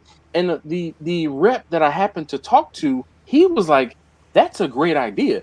So this is, if you've ever seen That's it. certain car YouTubers, they'll have a whole garage. Like it looks, you know what it looks like? It looks like a floor model TV, like a floor model projector TV. That's how big they were. And I reached out to this company, and they were like, "Yeah, in order for us to do anything with you, you have to have 100,000 subscribers." And at the time, I think I had 10,000. And I'm like, "You're missing the boat. I'm standing in front of a smoker that is hot. There's going to be plenty of people who are going to see this and be like, 'Yes, I need one of these.' You should." I'm like, "You should help me out." And they were just like, "Nope, you don't have enough Okay. subscribers." I will send a person a message, and maybe they can get you on the list next year. Okay. I mean, no, I'm, you know, I love it. I love it. All you have to do, the big thing is, like, I ran it for a while with the hose hook to it, you know. Well, you all know that you have a garden hose, and it's going to be water. It's going to be like water. Yep. It's going to be hot, right? So the best bet is to run your garden hose for a while, fill up a 5-gallon pail, and dump that real cold water in there, and then dump a bag of ice on top of it, and it's very comfortable. I mean, like, before I got my AC unit up, hey, yo, this is Dash, and today I'm going to talk about this personal water distiller. Water. Okay. All right. The Ricer, is that the Honeywell? No, that's a Paris Rowan. Rowan. It's Chinese made, but the company was established in France. But good company to work with. They sent me a fan and some other stuff too. They got some good stuff, you know. I've got the Honeywell, but Steven dropped out. Good night, man. Thank you very much for hanging out. Yeah, right. So I've got the Honeywell, and here in Houston, it just doesn't do that well because it's so humid already. Oh yeah, you got too much. You got it. Now where Alton is, it's a little bit drier, so he'd probably have a better effect. Right. But where I'm at, it just feels like a regular fan. Hey, come to South Carolina. We're underwater. It's WOUDER, Zach. WOUDER, water. I think I'd rather get hooked up with meat. There you go. Well, I want to find out about that thing, because that looks interesting. We have the perfect kind of weather in Western Washington. We only get super humid in the winter months, and it'll be running like 90 to 100% humidity. And even though it might be 40 degrees, it feels like it's below zero. It's so freaking cold. But that swamp cooler thing would be wonderful up here. Oh yeah, I mean, like, because of how I wear my mics and all that. Trust me, because I've got 2 exhaust fans right above me, and I'm going to have 3 now because I'm going to work with another company that's going to send me a couple hood things. But weird flex. This thing right here, before I had that, it was a lifesaver because I couldn't stand in here. It's an uninsulated garage. 90 degrees outside means 110 in here. You know, let's be honest with you. And this thing would keep it 90 at least. You know, so we're outstanding. So I wouldn't sweat up. But I had to add the AC because I bought all brand new cameras. I have 5 brand new cameras, and they overheated on me in June. We had some untypically warm temperatures a few weeks, and my cameras would shut off, and I'm like, I can't even film. So this is now 100% climate controlled now. I can cook in here and everything. So that's how cool. This is all climate controlled in here too. Yeah, right. You gotta be. You almost have to be. Well, guys, I'm going to have to bounce. I'm about to lose my phone, and it's going to be early in the morning. All right, man. But listen, thanks, guys, for all the good advice. Good talking to you, man. Appreciate it. Enjoyed it. Jimmy, I want to tell you, Jimmy, I think you need to do a video. Ribs.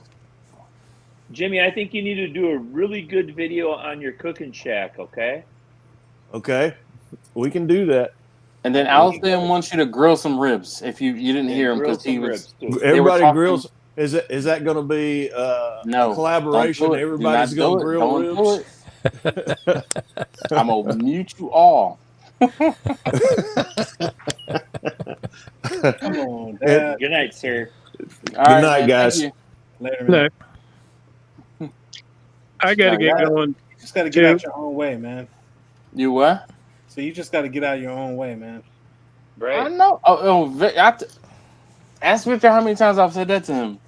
I can relate, Victor. I kicked the can down the road for about 5 years before I finally pulled the trigger. It was never meant. Go ahead. I think everybody here will attest that the first videos are, you kind of cringe when you watch them. So you just need to get them first ones out of your way and get them behind you. And that's what I've heard. Just they said, because there's other folks too, and they're saying just film and just don't take it so serious. Just turn the camera on and be Victor. Do it. Yep. I mean, who knows? Maybe your lack of technical skills might be the very niche that makes you a star. That's perfect. That you, Grumpus just nailed it. Because who's the worst technical guy of all YouTube barbecue? T. Roy Cooks. He's the worst. He's terrible, and he has a huge channel, and he'll admit it. And I only know a lot about this just because Justin has informed me a lot about it. But T. Roy sucks at it. He knows it, you know. So Victor, you're thinking too hard. You're like, oh my God, I gotta do something. No, make a video, man. Make it.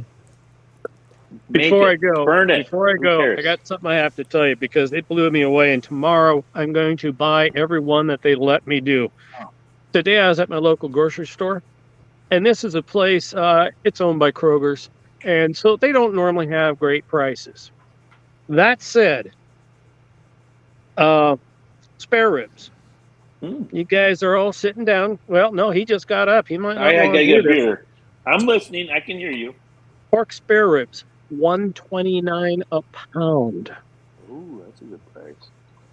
Now, my people up here prefer baby backs. That's what sells really well up here. At $129, damn it, they're going to like spare ribs. So just start the camera and film it when you cook them. Yeah. Oh, yeah. Yeah. Anyway. Do something short, Victor. You don't have to have a production. Work your way up to it. My boys were 4 years old when I first started filming for my YouTube channel that I didn't even have started yet. We did videos with my boys, 4 and 5 actually, and just put it out for my friends on Facebook. And they're like, my God, Jeff, you've got to do this again. I used to make videos back in the day. I have an original YouTube channel that was uploaded in 2007, okay? My friends would just rip on me because I didn't post on YouTube. Victor, shoot a thing and throw it on Facebook. It doesn't have to be on YouTube. Learn how to do it. He just said something. Who cares? Like, I still don't know how to do Facebook. Believe it or not, I get shit sent okay, to me, you but have I a don't. cell I don't know. phone. You have a cell phone. Izzy, how you doing? Press record and shoot a video. And after you get 4 clips or 5 clips, call me and I'll get it up on the on your channel for you. Okay? I don't know how to call you. You know I mean, how I to, don't have your. you I know don't have your number. you know how to look on my YouTube channel and find. Oh, we my know you know email how to call and because send me you email. called me a couple times tonight. So Yeah, so Dash can send you my number. We exchanged phone numbers a long time ago. Dash will send you my number, and say then less. I'm working on it right now. And we'll get something posted so Victor can say I filmed something, so Dog can not say that you haven't done it yet, because Dog is right. You are your worst enemy. You're your worst enemy, dude. I agree, gentlemen. It's been fun. I'm glad I was able to get it actually to work tonight. And thank you for all your help, and thank you for all the work you guys do. I enjoy the stuff a lot. So it's actually gotten cold here, and I'm in shorts. So I'm going to go get inside and eat something. I've had a few beers, but no food. So thank you so much, and looking forward to talking to you guys again someday. All right, we'll see you, Victor. Nice putting a face with a name, brother. Yes. Well, and a beard. By the way, a beard this big, when your cat hops up on here and steps on it and you don't know it and you go to turn, oh God, that's something painful. All right. So what do I do to sign off here? I got you. Don't worry about it. Okay. Oh, he's still talking. He's still talking. You got something else to say, Victor? He's trying. He's just trying to shut it. Oh, all right. There you go. Anyway, Ricer, you know, he's got your number now. All right, good. Because I would love to be able to help out Victor. I am no video professional or anything like that, or YouTube guru, but you know, I think I have more fun nowadays paying forward than I do looking at anything else. You know, so I have been trying to talk to Victor, and I've been saying, dude, use your cell phone. I went out and bought this camera. You don't need to buy the camera. Use your cell phone, Victor. Just turn on the video, go to camera, switch to video, and press the big red button on the screen. and I mean, I'm telling you, everything, Ricer, everything you have said tonight, I've told him 25-fold. He's been procrastinating for 3 years. Dude. Yeah, he has. I mean, and it's, I don't know how to do. Dude, you figure it the fuck out. That's what we all had to do. Right. And I've been saying the same thing. Look how many people. Now. Look how many people watch the Red Green Show. Yeah, right. Fellas, I think I'm gonna call it a night. Yeah, you know, I gotta get up in 4 hours this morning. You know, so. All right, Dog. Well, nice seeing you. I'm glad you're up and about, buddy. And looking good, Alton. Appreciate it. Ricer, good to see you. Yeah, you too. As always, Dash. Yes. Well, thank you guys. Really appreciate you hanging out. You know, thanks for the invite. Dash, are you done? Dash, you going? I mean, it is 12:30 for me right now, and I literally have to get up at 4:45 tomorrow morning. Why? What? Don't go to bed. What you gotta go to bed for? Right. Well, we can run this until 3 then. Yeah, because Tuesday morning, I was still editing at 4 o'clock in the morning, so I could post by noon or 2 o'clock. So, I mean, I think you're crying in your frickin' moonshine to me right now. No, I have not. Dude, I had that little bit of moonshine, and dude, don't put it past me. Don't give me no bullshit. Look, don't put it past me, because listen, you don't, because I will stay up all night. I already know. Dog. I listen. Double dog dare you. I got 2 more energy drinks in the refrigerator. I can go get some more ice. We could sit here and keep on talking. Look, I just posted the link. Look, we've been here for 3 hours. I feel like I need to play the P-break polka. Yeah, sorry. Damn. Hey man, well I'll tell you what, you play your P-break polka, whatever. I'm not succumbing to Jeff's peer pressure. I'm out. Later, dog. Let's see nice seeing you again. All right, man. Y'all take it easy. Yeah. Yeah, and I told you that I'd come in for a little bit, but Jesus, this beer is too damn good. I can't walk away from it, you know. I hear you. I hear you. There's nothing wrong with that, man. Like, nah, nothing at all. I thought you were gonna try to empty that tonight. Shoot, that's a whole damn keg. I tried to empty it this weekend, and it was like I had one more friend in. come over. Oh God, I got a full keg in the fridge, you know, because this doesn't hold 2 quarter barrels. If you saw the video, you know. Yeah. And you just need a couple more inches. Yeah, God, it wasn't. 2 more inches. Don't we all? Well, it was actually probably about this much. Story of my life. Oh, and I was like, "Damn you," you know. But oh well. You gotta like clearance it, man. Well, my kids, they're smart. My boys are smart. They've seen me do this enough, and they said, "Dad, this is the first time that you never like pre-did stuff before you did it. Put it together, yeah." Yeah, and I said, well, it's because I was excited about drinking beer. I was so fired up. And then I didn't even think, yeah, tap it, throw it in there, and it didn't fit. I'm like, oh my God. But you know what? Vivor sent me a message and he said, could you measure those quarter barrels so we can make the next one bigger? I said, yep, 100%. So that I think that I told him, I said, you can leave the single head where it's this size, but make the dual head a little bigger, you know, because like one guy gave me a great thing. He goes, why don't you put soda in there and then have soda and beer? And well, guess what? Root beer always, majority of the time, there's nothing in Wisconsin that you can get under a quarter barrel. But I can get a couple Wisconsin-made beers that are 6 barrels. So I could change it where there's more. But I'm like, my boys don't drink that much soda, so I'm going to have a root beer in there. But anyways, long story short, hopefully they make a bigger one. And I told them, well, if you make a bigger one, I'll do another video on it, you know. So, but yes, this does not fit 2 quarter barrels. In the picture, if I would have looked at it closer and read it, it's 2 6 barrels. What about like I know there's like ribs or like corrugations. Can you like fit one of the barrels into? No, I tried. I tried because after that scene, oh my God! I said, well, we got to make this, and that was just we filmed that scene because I thought it was going to close, and it didn't. So then we took 2x4s and like little sticks and prop things up and got them so that we get them. I had it as tight as possible, and I got down to this much. That's just the door. And I was so close to saying, well, we got the packaging foam. Let's line it up, boys, and get the duct tape and then running around it. But, you know, but then I'm like, nah, you know, that's, I don't want to pick on them, you know, the company, you know, but they don't advertise 2 quarter barrels. They say 1 quarter barrel, 1 half barrel, and 2 6 barrels. But if you look at the picture, you're thinking there's 2 quarter barrels because quarter barrels aren't fat and short anymore. They're tall and skinny.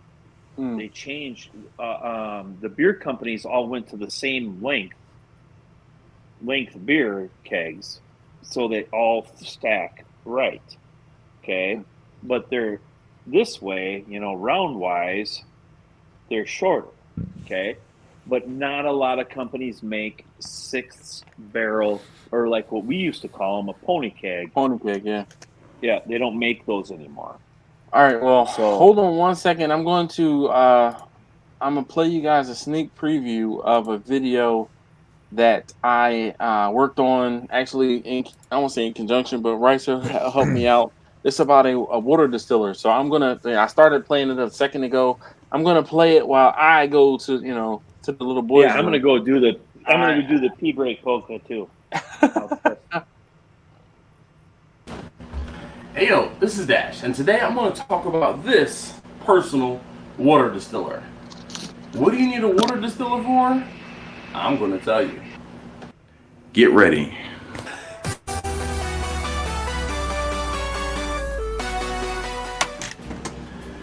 Alright, so welcome back to the channel. We're going to be talking about something a little different. So this personal or like desktop, tabletop water distiller was sent to me by, is it Vivor or Vever? I can't figure it out. I've watched a few different videos of a few different Vever or Beaver. I'm gonna say Vever, like Trevor, Vever products, and this one was sent to me by Vever, full disclosure, to try out something different. And I mean, it distills water. So this container, you take this container, which actually fits and ships inside of the distiller. It comes inside of the distiller. You take it out, fill it up, pour it into the cooking chamber, more or less. Since I do barbecue, I talk in terms of cooking. And then it's very simple. Put this on top, plug it in, turn it on. When I just put a test amount of water in here, this thing started making distilled water in minutes. Like literally less than 15 minutes was making distilled water. When I took and filled the entire container up and put it into here, it started making distilled water in about 45 minutes, which is still pretty darn good. Now, you probably are still waiting to figure out or find out why you would need to distill water. This distilled water is going to be great in your teas, in your coffees, in your ice maker. I have a countertop ice machine. I'm going to start using this water in that ice machine. After filling this up, and I don't know. You said what now? He's gonna use it. Oh yeah, right. Don't put it past me. I'm gonna use it. I believe this is about a half gallon, so almost 2 liters of water that you can actually distill, and you probably get about 3/4 of which back. This whole thing comes apart. Very simple operation. This plugs into the base, and this is what turns on the condensing fan. The heating element is down in the bottom. It's all self-contained. You simply plug it in, flip the switch, turn it on, and it's on. This, for storage, goes down into here, close everything up, and then you have a couple different things that the instructions are a little lacking. This is actually a catch. You can put your filter element. They send a few different carbon filters, so you can put the filter element down in the catch here, and your water can be actually filtered after it's distilled. There's another piece that comes with it. This piece I figured out was a funnel. This funnel goes on top of the catch receptacle here, and I get it, but you don't need it. The way this is all set up, you don't need the funnel. The water can go directly into the catch receptacle, unless you're trying to do something a little different. Those of you guys who are out there and enterprising and know what a distiller is capable of can probably figure out some other uses for it. I was beating around the bush because You were. it's so funny because when you look at their materials, they're like it can be used for hairdressers or for this or for that, even like homemade alcohol. I'm like, they just put it out there, but I'm like, they're obviously it's not regulated like it is here, where people around the world, man, they can make homemade alcohol. But I'm like, yo, like really? Okay, that's what y'all doing with this now? I mean, like, so right, so you know what's crazy? You could take that beer that you have, pour some of it in there, and strip some of the alcohol out of it, and I'm just like, man, yeah. So if I find something I don't like, maybe I'm like, I might run it. Feel free to comment down below what you think or what you guys can probably come up with and do with this. Anyway, thank you guys so very much as always for watching. Thank you Vever for sending this out. If you haven't or don't, check out Vever's website. Vever, I'm going to post a link down below on Vever. Check out below. I love that. Weber, you wanted to call it Weber. It's like, so the whole thing is like, that mistake, I was like, I could have edited this out. I was like, you know what? I'm going to leave it in there. Like, at this point, I'm like, every now and again, I'm going to leave some of those in there just like, damn it. But dude, I ended up, when I filmed this video, right, I filmed it and I did two, I filmed one all the way through, and I was like, I'm not happy with the way it ended. So then I kind of filmed the first part, and I wasn't happy with how that one started. So then I ended up taking and putting them both together and used the beginning from the one and the end from the other. Oh man, I was just like, but it was like pretty seamless in how where they went together. Because I said the same thing twice, basically. Nah, Quint, I don't know nothing about that. He said I'll be making my own. Nope, not at all. Not Ain't me. no cream corn in the bottom of that, huh? Not me. Not me. Nope, I got a guy for that. Nope, not me. I'm not the one. I got a guy. I I'm know a telling. I guy. got a guy. I know a guy. Yeah. No. I don't even know him. I got a guy. I got a guy. I That's don't even right. know.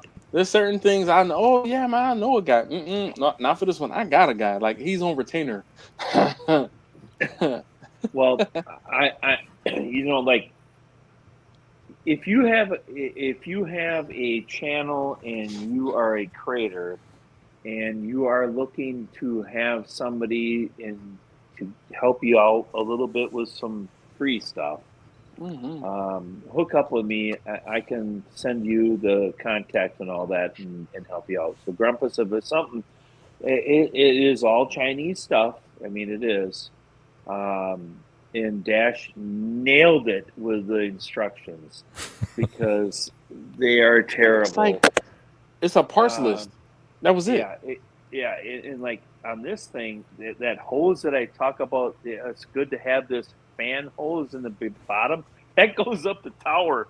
A viewer said, "No, the that hose goes up the tower, keeps your beer cold all the way up to the faucet." I went, "Ah, cool! Thanks for sharing." You know, but they're a very good company. They're very eager to get Vivor out into there. the market. Yep. Yes, and they're very much like a Harbor Freight. It would be my best and example for them. You know They what? have Maybe a lot not of even cool Harbor shit. Freight. It'd be Lidl.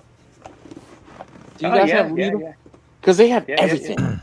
Yeah, they have everything. They have Where Harbor everything. Freight is more just kind of tools and toolsy stuff. Yeah, exactly. Yeah. They have everything. And Dash just popped in my brain when she asked me because he's a caterer and all that. And I'm like, they got a lot of catering things that could work for this fella. So, Yeah. But anyways, Grandpa, send me an email and if you want to do something with them. But they ask for a video. It's free. I'm not going to lie to you. Most people don't. They pay me to have a video. This 100% I did it for free because that, So how many things have you gotten from there now, Ricer? Just the ice maker two and things, that one? the ice maker and this, because like I told them, I said it has to fit the backyard barbecue thing, and ice does and beer does, right? And but I have talked to them a little bit about some of their Cambro knockoff stuff. And that's and there's they have a sausage stuffer, just a crank one, because I have a small crank one, and I have a big, electric one. But I said, send me your crank one. I'll put it in there just to be nice to them because they're nice to me. So because like in late September, October, I'll do some sausage stuff again. Yeah. I'm definitely considering a sausage maker, because I know you should. Kirk, who's out on the Eastern Shore, he basically he said he's making a killing making brisket sausage, and I'm like, really? So, well, see, I've got the grinder with all the attachments. I just never tried it. Oh, brisket sausage is awesome. I mean, like I make whatever sausage, you know what I mean, all the time. Just because I only have one video of summer sausage doesn't mean that I haven't made it multiple times. I love my family is bitching because we ran out of our last stick is gone, and they're like, oh, and I'm like, I don't want to make it right now. Did you make you made the snack sticks too, didn't you? Yeah, snack sticks and bacon.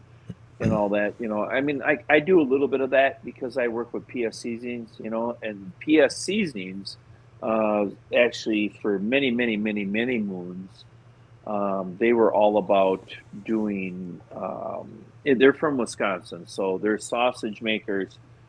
They make beautiful, incredible smokehouses. PS Smokers are Pro Smokers is the company they started with, and then they started making the seasoning along with it. And I have made 3 or 4 or 5 videos with their stuff on the sausage stuff.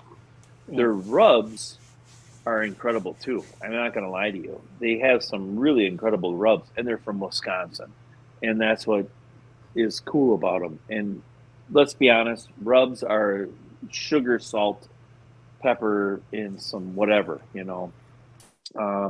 But their combination is really good. They do a good job. And but yes, I have my summer sausage that I made on video. My dad always ran the sausage. I'm not going to lie to you. He was our family guy that made the summer sausage. I made sausage with him several times. Never really was in command. Well, for that video was the first video that I was that I did where I was in command. And I'm not going to lie to you. Out of all the videos that I have, that's one of my most proudest moments, because my dad would have shit his pants because no shrinkage on the casings. Beautiful summer sausage. It is freaking spot on if you're looking for summer sausage. Okay. So anyway, a collagen casing or natural casing? I use the red casing, so whatever that's, you know, but I use a binder in there, and I use something. If you watch the video, you will make beautiful sausage off it. You don't have to have the same cooker as I do. You can do it in a pellet grill or anything, but you know, with sausage, when it comes to sausage, you want to run it at a lower temperature so the casings don't shrink up and the fat doesn't render too quick, you know. Yeah. So Al from Eat More Vegans he made some sausage with Bradley from Chud's, and it is, I won't say piqued my interest in making some sausage, but between Al making it, Chud, you know, Bradley making it, and then like I said, Kirk from the Eastern Shore. I talk about Kirk from Shore Billy Barbecue. He's he's making it as well, and it's just been one of those things where I've never done it. So I think if Viver likes or Vever likes the video, I'm gonna try to ask him for a sausage maker. They'll help you out with that 100%. As long as you do the entry level, like here's my sausage thing, and grind up stuff and talk about it a little bit, and then all right, so we're gonna make. If you make a video on it, Dash, they will support you. You know, they're really new into the food service, the everything. YouTube stuff. Yeah. Well, so I thank you for hooking me up, and thank you for checking your spam, because I don't look in my spam folder at all. Yeah, it's amazing because I have talked to this person 1,000 times, well, not 1,000 times, but 20, 30, 40 times, and your email will still end up in my spam folder sometimes. So I'm glad to help you. But yeah, again, if you have some type of presence of a social media, Vevor or Vivor, as I call it Vivor. They will. I said Vevor like Trevor. Well, I call it in my first video Vevor, but then I started looking at maybe it's Vivor. It doesn't matter. Who knows? It doesn't matter. But they have a good website, and you can fix your brakes all the way to pruning your trees to cooking some smash burgers. Listen, they have an automatic burger maker. Yeah. They got everything. Trying to deep dive into, dude. I mean, the commercial ice cream roll machines, they sell those. I'm like, no, this is nuts. Like, I could furnish an entire restaurant if I do one video at a time for them. Yes. Like, that's why you were number one on my list to. Dude, they asked me for other people. You know. I'm like, yo, this is crazy. And I finally took a deep dive into some of the food prep stuff. I mean, like, here's a meat slicer. Here's a maple syrup evaporator pan. Yeah. Again, a meat grinder, stuffer. I'm like, yo, I need that. Like, Well, mm-mm. it's all it's endless, with them. And like, please understand this if anybody's watching this. If you're a smaller channel, you're going to start with a smaller product, Yeah, yeah, but make them proud and you're going to get more. That's just how yeah. it works. Make them proud and you'll get more, And like, I don't really care about the free stuff anymore unless I want it. That's Yeah. 100% Just like you me. said, unless it makes you happy. Yeah. And this thing right here. Oh, I found the sausage stuffer, vertical stainless steel, 10-liter meat filler. It says pork press. Yeah. Yeah, I found that one. Well, you tell them that you're going to do a I need video a on it combo. and Oh you're going yeah. to show it in all the video. Because I mean, until you've made sausage, Mm-hmm. It looks a lot harder than it is, but it is a time-consuming thing. Okay. Okay. Ordeal. Yes. But it's so good. Like I say, my family is pissed that I had to go buy summer sausage. It's not as good as yours. Pepperidge Farm sausage. Is that what you had to buy? Well, I just went up to the grocery store and they have a good summer sausage up there. I'm in Wisconsin, so they're always going to have summer. They're always going to have a good summer sausage, But like, yeah, everybody's like, it's good, but it's not as good as yours. And I'm like, well, okay. And making sausage is really easy. It's just trimmings. Got to watch your fat content. That's a big thing, Fat content is always key. So the more you learn about that part of it, but you're right. Everybody says it in YouTube. They do. You can save this and make it into sausage. 10% of the people really I'm do. about to say, who actually does? Yeah, I don't. But I'll be honest with you, I do, because I just, I have to make up a month. I have to freeze it, obviously, but I make up a bunch and everybody's happy. The big thing that I want to start doing is brats. I make brats all the time. I buy a pork butt and I make brats. It's so simple. It's the easiest thing in the whole wide world to do, but I don't have a video on it. And it's like, why? Why don't you have a video on it? You dumbass, I'm gonna need that because, like I said, I'm gonna work my way up the food chain literally and work my way towards getting a nice meat grinder and a sausage stuffer. I know I can use my wife's KitchenAid as a meat grinder now. Me too. For 100 years, that's what I used all the time. My dad, all the sausage he ever made was off of KitchenAid, all of it. And I do have a 1950s maybe grinder that he had, but he said it's such a pain in the ass to clean up. It's way easier to use a KitchenAid, so he always used KitchenAid all the time. Okay. But I have that LEM, double or dual grind. That thing is just stupid. It grind your wrist off, really. It's just incredible. I got the limb Mighty Bite. Oh yeah, so do I. Perfect size for my house. Yep. I have a 22 double bite, and it's like that. I used to have a carnivore, whatever it is, made by Cabela's, number 8. Now I have the 22, and that thing is it'll grind your wrist right off. Yeah. If you let it, That's what I got, the number 8. But I think sausage videos, I mean, they're not popular for views, let's face it. But if you make a good sausage, it's fun to do. It's way better than throwing it away.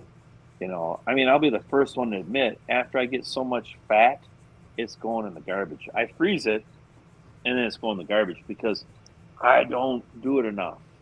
But then I'll buy some eye around, and then I have pork fat's better. I'll tell you right now. Any sausage that I typically do, I like to have pork sauce or pork fat in there because it's just a little creamier. It works a little better. But it like melts brisket, at a lower temperature, probably. yes. And brisket's good.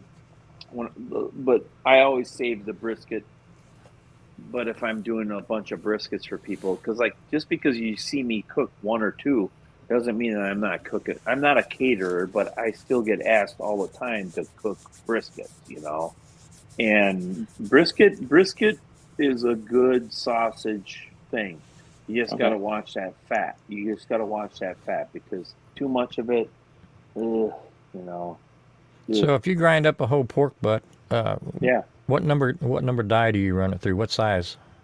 I'm running it through a 1/4 inches, which I like for the first grind, and then I come back in the smaller. What was it, 1/8 inch? I think it must be an 1/8 inch. Okay. But then when I put it in my mixer, that's where it gets like, you know, I can hold it like this, you know, and it's sticking. Right.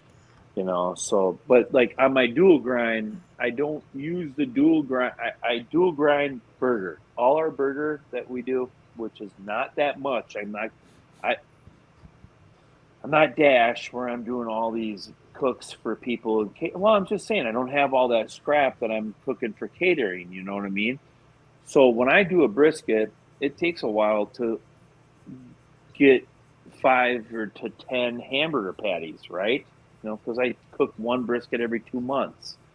So, but on a brisket, I run the dual grind, the regular. I think it's a whatever it is, a quarter. I think it's a 1/4 at the end. But I run it through, and that's it. That's perfect for burgers. It's really good for burgers. But when I'm doing sausage, I still run it through 2 passes because the emulsification that you gain on that second pass, that's really why I do it 2 passes, you know. But I bought the dual grind for that. All right, I can let you go. No. I'm just saying. All right, man. That's pretty dope. Like I never I'll knew. catch briskets on sale and I'll grind the whole brisket up. Grumpus was saying. I remember Grumpus was talking about it was cheaper for him to buy briskets and grind that up than it was to actually buy a ground burger. I bought choice brisket for $1.65 a pound. At the same time, ground beef, just your 70/30 was $3.89. Bro, that's all I'll say. Between me and my sister, we ground up 8 briskets in one evening. That's perfect, to be honest with you, because brisket here is $3.53 a pound for prime. Okay, for prime. What? When you look at prime, dude, I paid $3.68 for choice briskets at Sam's, and it was cheaper than a Restaurant Depot. Well, I could be off too, but the last time I bought brisket, no, it was $3.50. I believe you. It's just that it boggles my mind how much variance. I bought it at Costco. I don't think I've ever paid over $3 for brisket. Yeah, but where in Texas, you live, Grumpus, yeah. Like it all gets sent there, but it all starts there. I'll tell you, Costco is still in my area the best price for brisket. You know, but I won't grind it. I won't grind it for burger, not prime. Oh no, not prime. No, I'll grind a choice and a select on a heartbeat. You know, but like I don't cook selects any longer. Well, what we do here, it's gonna sound funny to you. I do more for my friends that want pulled beef. I buy more prime brisket and chop the whole brisket, the whole thing, than I do slices. To be honest with you, it's way more. Everybody, just do chopped beef. Well, everybody calls chuck, poor man's brisket. Not at $5.98 a Nah, pound or Chuck's whatever it higher is. than brisket. Yeah, right. That's because everybody is on to how decent Chuck is as a replacement. But you know, it's Right. crazy. You say that, Ricer. Marcus has been cooking briskets to chop up, and he makes chopped beef with briskets, and he Yeah. makes a chopped beef sandwich, and I'm like, oh my gosh, man, like, ah, Yeah. And it's like, but I don't like to just take the, like at home, we always chop the flat. I'm not going to lie to you guys. We chop, when I'm cooking a brisket for us, it's the flat is always chopped and the slices come out of the point. We've eaten so much brisket, I could care less about brisket, oh yeah. But my friends, they're like, you don't even have to slice it, just chop it. So then I take both point and the flat. It's some of the best chopped pulled beef you can have. Yeah. I'm not kidding you. It's some of the best meat you can eat. I agree. That's what, that's kind of like me with doing chicken. I'm like, I'll do boneless, skinless breasts and boneless, skinless thighs, and mix it all together. And I mean, it's the same thing. I always loved it when you showed how you did your pulled chicken, because that's what got me into doing pulled chicken that way, because I always had the skin on it back when I was younger. Man, and listen. It's like, you don't need it. So let me tell you, I had I won't say an epiphany, but Troy, how you doing? This past weekend, I was at Sam's and I had to do. I had to cook 4 briskets, and I needed 8 pounds of chicken. So the 4 briskets, 1 brisket was going to one person, two briskets were going to one person, and then the other person wanted 5 pounds of brisket, right? So I got a small brisket, and then the other were like average size briskets. And the chicken, the one guy wanted 5 pounds of chicken, and the other lady wanted 8 pounds of chicken. So I was, going to do what I needed to do. And I'm like, yo, I normally do chicken breasts, boneless, skinless breasts, and boneless, skinless thighs. But they didn't have any boneless, skinless thighs at Sam's. When I went in, I'm like, you know what?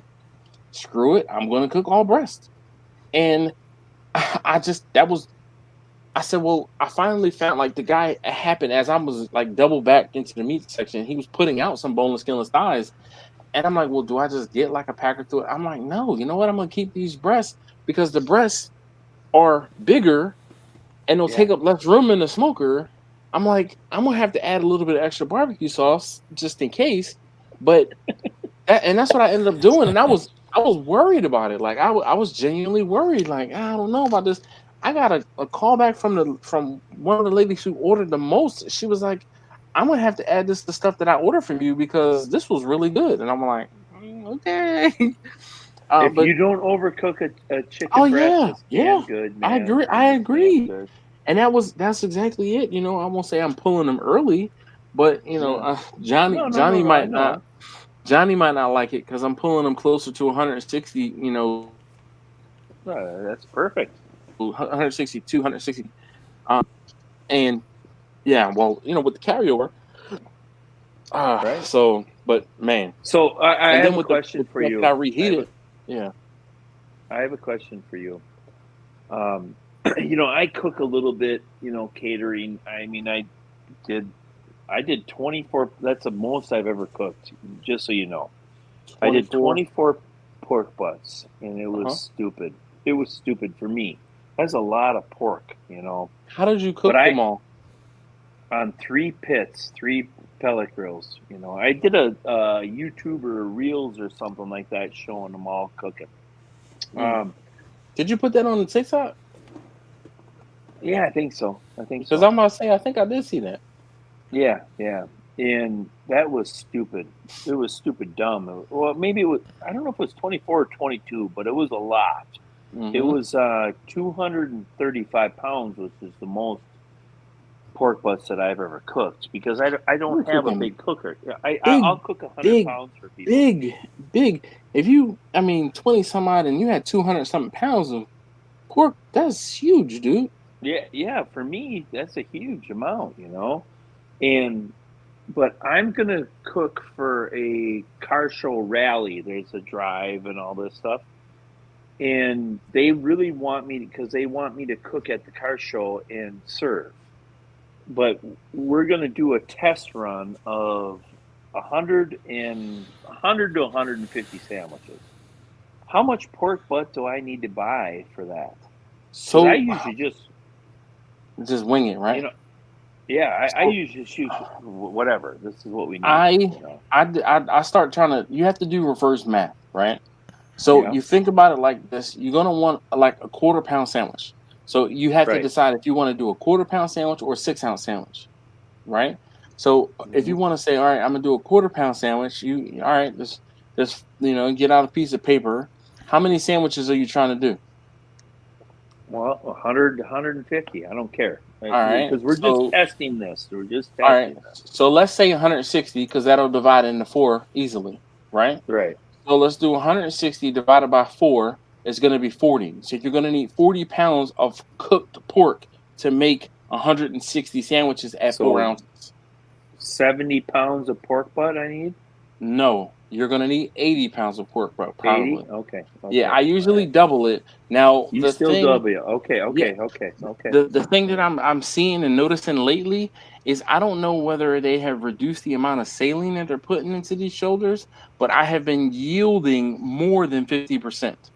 So I've been yielding more like 60%, but I don't want to like rest on my laurels and say, okay, I'm gonna buy 70 and then I'm gonna be short. Right.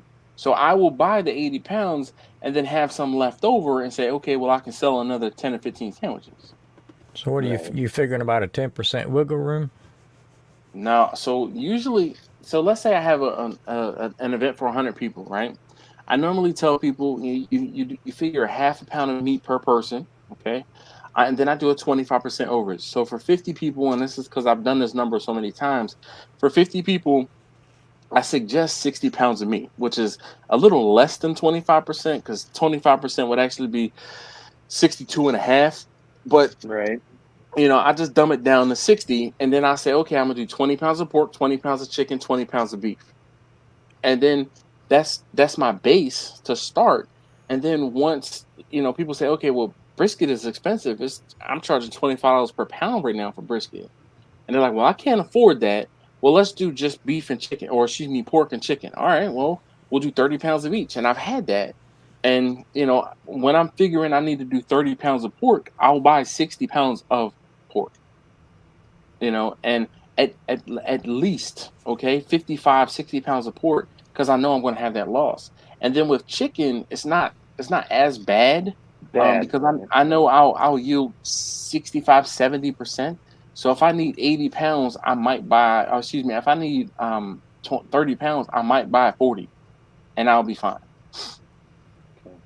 So, but I mean, I haven't. So for 100, because I'm going to go, let's just say anywhere from a 1/4 to a 1/3 pound in that sandwich. So how you do that is you can get scoops from like Restaurant Depot or from Sam's or Costco, and you do almost like an ice cream scoop, and you put that smack on the bun, and they have different sizes. Because when I did I did an event at my daughter's school last year, I bought a few different 4-ounce scoops so that we could do a measured scoop into a sandwich, wrap it up, put it out. Yeah. All right. Because I'm just testing this for next year. I mean, this rally thing is just for next year. Yeah. At the car show. And I'm like, So I said, I always try to make sure that I can put it into a number that I can figure out. And like I said, if you say, okay, I want to do 150 sandwiches, all right, let's round up to 160. You drop one, you get extra people. People want more than one. So, all right, 160. I know that 4/4 goes into a pound 4 times. So 160 sandwiches divided by 4 each ounce, you're going to need 40 pounds of meat at least. So I got to start with 80. All right. That's all That's all I needed. Yep. Easy math for a dumb Norwegian. So listen, man, I tell you, man, it's crazy. It's wild when I start talking and I start doing this off the top of my head because I've done it enough times. You're good. But I mean, I'm just like, yo, listen, I was talking to someone today about this, and I'm like, why don't you understand this? This is basic math. And I'm like, well, because we're the car show, they have a taco truck and something else there, but we're testing this just for the car show, really, 100%. And I told them, I said, the best thing about barbecue is when you sell out, right? Yeah. Every restaurant in Texas Hey, that I've John, ever good been evening. at, you want to sell out. So Yeah, but see, what's funny is sometimes, like I talk to you guys, and I've told you guys about a guy who's around here, right? He purposely undercooks in order to sell out, to create false hype. And I'm like, bruh, that's corny. He's like, hey, I'm cooking 2 briskets and 4 pork shoulder. What? Who can't sell that out in a 1 hour lunch service? I'm like, nah.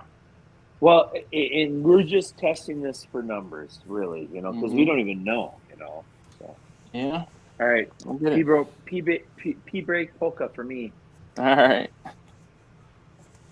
All right, Dash. I don't want to change subjects, but since you took a break, I was astounded that your van was still in the parking spot. Listen, you and me both, okay? That would never have happened down here. Me both. I tell you, this is because of where I parked that van. It was on the back side of the mall where not many people, I won't say frequent, but and I really feel like I did that video a disservice by not talking about the whole situation more.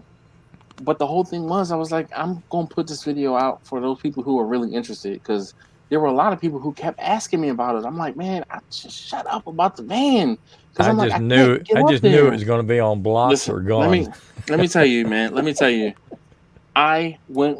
So, of course, first and foremost, I charged. I won't say I had to charge, but I drove the electric vehicle up there, and I learned, so I've had that car now for 2 months, and I have almost 7,500 miles on that car.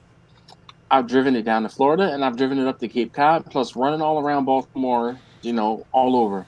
So I've learned how to road trip the car. So going up there, I'm like, all right, well, we're going to stop like every 80 to 100 miles, and I only need to charge it for like 10 or 15 minutes to do so to get to the next hop. When we got to the last hop was 50 miles away from Cape Cod, from where I needed to be. And as we're sitting, my buddy and I, as we're sitting there, I'm like, all right, at this point, I'm like, yo, it's getting real. Like we are like less than an hour away. What do you think? What are the odds that the van is going to be there? And he's like, man, you got a 50-50 shot. He's like, either it's going to be there or it's not. Dude, when I tell you, I should have turned the camera on, my phone on, and you heard the yell and the cheers and the clap. When I turned that corner and I saw the van was still sitting there, I was like, oh my God, yes. Yes. I cannot believe it. Man, I'm telling you, I wish I had $1 for every time somebody told me, man, that thing is gone. That thing's been impounded. You're going to have to pay so much money. You're going to have to. I'm like, why would you speak that into existence? That was my thing, right? I'm like, why would you even say that? Like, if you'd have left that here, that'd have been chopped in a day. No, but see, but here's the thing, Grumpus, right? The van's I'm pretty sure I still have full coverage on that van. So I'm like, you know what? Let it be stolen. Let it be taken. Right? Let it be taken. I am so pissed that I didn't watch this video because I saw it come on my thing. Dude, I had no time today to watch it. So and the I'm whole like, thing, Vanna, yeah. Like, I gotta watch it. Yeah, so I'll watch it tomorrow, man. Well, I mean, the whole thing is the van was still there, and then so Ricer, long story short, my van broke down when I was up there in May, and I haven't had the opportunity to go back up there and check it out. Like, and I don't have anybody up there really to be able to say, hey, can you go and look at this, blah blah blah. So I'm like, all right, I just had to go wait. I had to wait until I could put eyes on it myself. So last weekend or 2 weekends ago was finally the first time I've had since May that I haven't had any catering events. I haven't had a funeral to go to. I haven't had to go down to Florida to see my mother-in-law, or I'm like, yo, last Wednesday, like after the live stream, I was like, I'm not doing anything on Saturday. You know what? I'm gonna go up to Cape Cod. Like I was planning to drive up there by myself, and my wife was like, "You shouldn't go by yourself. You should go with take Greg or take Roger with you." And I'm like, "Yeah." So let me hit them up. And my buddy Greg was like, "Yeah, man, I'm gonna be on the boat." Blah blah blah. I'm like, "All right, cool." My buddy Roger was like, "All right, I'm down for a road trip. Cool, let's go." We left my house at 2:15 in the morning. And this is all part of stuff that I didn't say in the video. Like I really should have talked more about it. Oh, you should have, yeah. But I was like, here we go. Here's the thing. Who's really going to watch a video about me talking about my cargo van? So I'm like, that's why I was like, dude, You're fans. You're fans. But I was like, how much of the story do I really want to tell? So, like I said, we left my house at 2:15 in the morning. We drove all the way up there. It took me 10 hours to get up there. It normally would take 8, but because I had to stop and charge and other things like that, it took 10 hours. So I got there at noon, right? When I got there to the van, I'm like, holy shit, it's still here. I'm doing, I could have done a backflip, okay?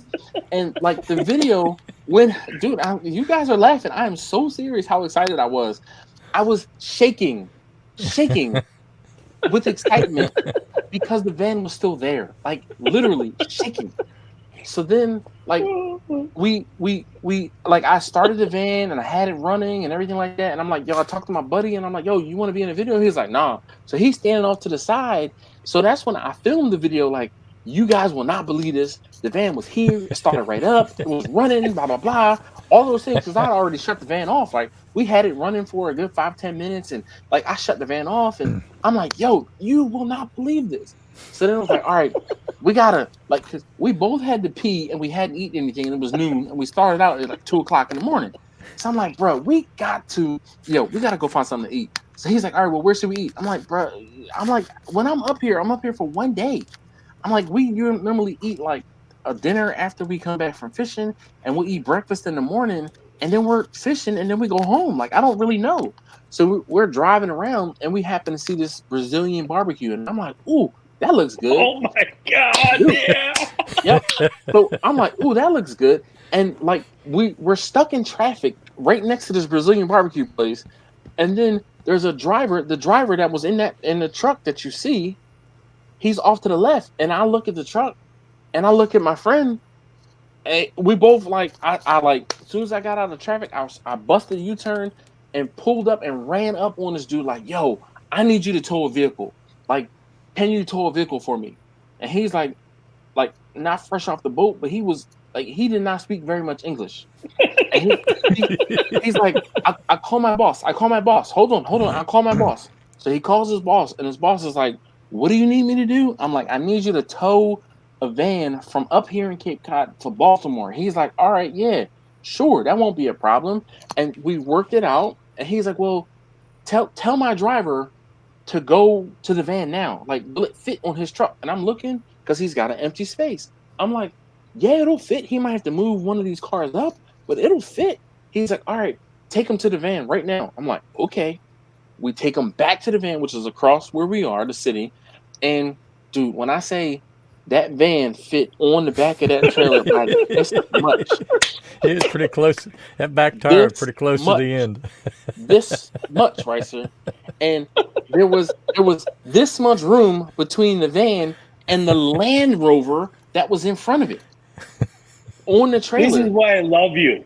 Yeah. This is why this is why I love you, because you have the best storytelling abilities in all of YouTube. I can't make this shit up. Man. I cannot make it up, right? And then, like, dude, I could tell you about each of the stops we made and the friends we made. Like, the people who were at these charging stations, they're all cool because they're like hip EV people, and like they're all hippie type stuff. Dude, I could tell you stories about the charging, but I'm telling you, we got the van onto that trailer, and then it was like, all right, yo, we still haven't peed, and we're still hungry as hell. So we go back to the Brazilian place, and we sit down. Like, the Brazilian spot was phenomenal. And like, we're in there and we're like, why the hell is this place so damn busy? Well, duh, it's a Saturday, right? Saturday at like 12:30, everybody's in there eating lunch. So the thing is, if you've never been to like a Fogo de Chao or anything like that, you go in, you sit down, you pay a flat fee, you eat all you You're want. there for a while. Yes, Yeah, you're but there. this place, you get your food and they weigh it. So you get your food, like your fixins and the sliced meat, and they put it on a plate. They weigh the plate. You sit down. You create you open up a tab like you're at a bar, and then when you're done, you pay whatever you weigh. Between me and my friend, it was $120. I didn't even care. I didn't even care. I don't either. How much did it weigh? Dude, listen, I could probably find a receipt, Grumpus, but I didn't care. All right, I was like, yo, the van is on a trailer and it will be coming back to Baltimore. I don't care how much it costs. And I'm like, yo, the least I can do is pay for my friend's meal, right? He rode up there 10 hours with me, and we had to turn around and ride 10 hours home. So yeah, on the way back, because he had been up all night, because like he came to my house at 2:15. So he woke up the day before. He took his sister to the airport, took a nap, woke up that afternoon, and then stayed up until he got to my house. And we drove all the way to Cape Cod. We did all this stuff in the van. It was like that evening, and he's like, we were like headed back south, and we were in like New York, and he's like, all right, man. He's like, I'm fading. I'm done. Yeah. I'm like, go ahead and sleep, man. You know, I got it. Like, I'm like this. Bing! I'm like, I got the Got a meat high. Man, not even a meat high, dude. I was on a high because Vanna was still there. She hadn't been broken into. It wasn't impounded. There was no tickets, nothing. The best part, the van started right up. The van started right up. They've been sitting for 3 months. 3 months. And I turned the key. Dude, I turned the key and it started right up. Right up. I was like, yo, this is great. Great.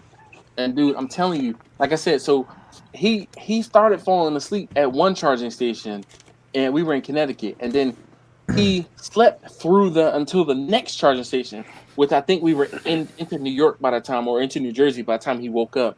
But I was like, yo, I don't even care. Like I'm like, I don't even care. I was so amped, right? So amped. Dude, listen, I kept driving. I did not I drove the entire way up there, the entire way back. Let me tell you, it was a 20-hour day. I got home. It was a little after midnight. 20 hours and 950 some odd miles I put on my car in less than 24 hours. Okay? In less than 24 hours. And when I got home, I was like this. Yeah, right. I mean, I came in the house and I was like, all right, you know what? Like, I need to lay my butt down. I laid down and I'm like, it took me a while to fall asleep. Dude. Just wired. Man, I was so amped on the fact that, and the whole thing was, the guy was like, yeah, you know, I'll have the van back to you he's like, hopefully on Tuesday. I'm like, all right. Tuesday came, I didn't hear anything. So I call him and I'm like, yo, man, what's going on with my van? He's like, oh. He said, so he explained to me what it was.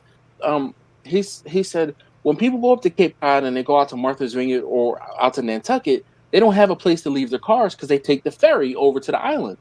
So as opposed to driving their car or taking the ferry that costs the money to take the car and have to pay for parking on Nantucket or Martha's Vineyard, they have a service where they'll pick up the cars and they'll take them to store them somewhere on Cape Cod, right? Wow. And I just so happened to find the guy who was picking up 2 cars and had room for my van. And when I say, and the craziest thing was, he was about to pull off when we were sitting at that Brazilian place. It looked like he just gotten his lunch. So like I said, I ran up on him and I'm like, yo, I need you to tow a car. And he's like, oh, I call my boss. And the boss was like, yo, if it fits on this van, we'll take it back to the storage lot and we'll bring it down there as soon as I get a truckload full of vehicles headed south. I'm like, great. So, and that's exactly what he did. So the van ended up coming home. It was Thursday. Well, it wasn't Thursday night. It was early Friday morning. It was 1:30 in the morning. The guy's like, okay, I'm here. And I met him at the corner because he had a 3-car wedge and he didn't want to come into my block. And in the video, you see him, driving the van off of the Yeah, driving the van off of the trailer, and then I bring it into the driveway, and then you see me like letting Vanna run and all of the everything like that. And I'm like, I can't believe it. Like the Vanna is home. Like Vanna is home. So now it's crazy. Actually, here I'm gonna show you this. Yeah, look who popped in. I know, right? Chicken fried barbecue. So Bill, the champion.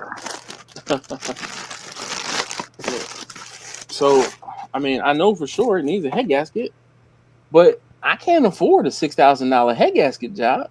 So we're gonna Right. pour some of this in there, and we're gonna see what happens. But at the same time, I don't know whether I'm going to be able to keep it on the road because I can't afford. Dude, I have 3 vehicles right now I won't say in my name, but registered and on the road.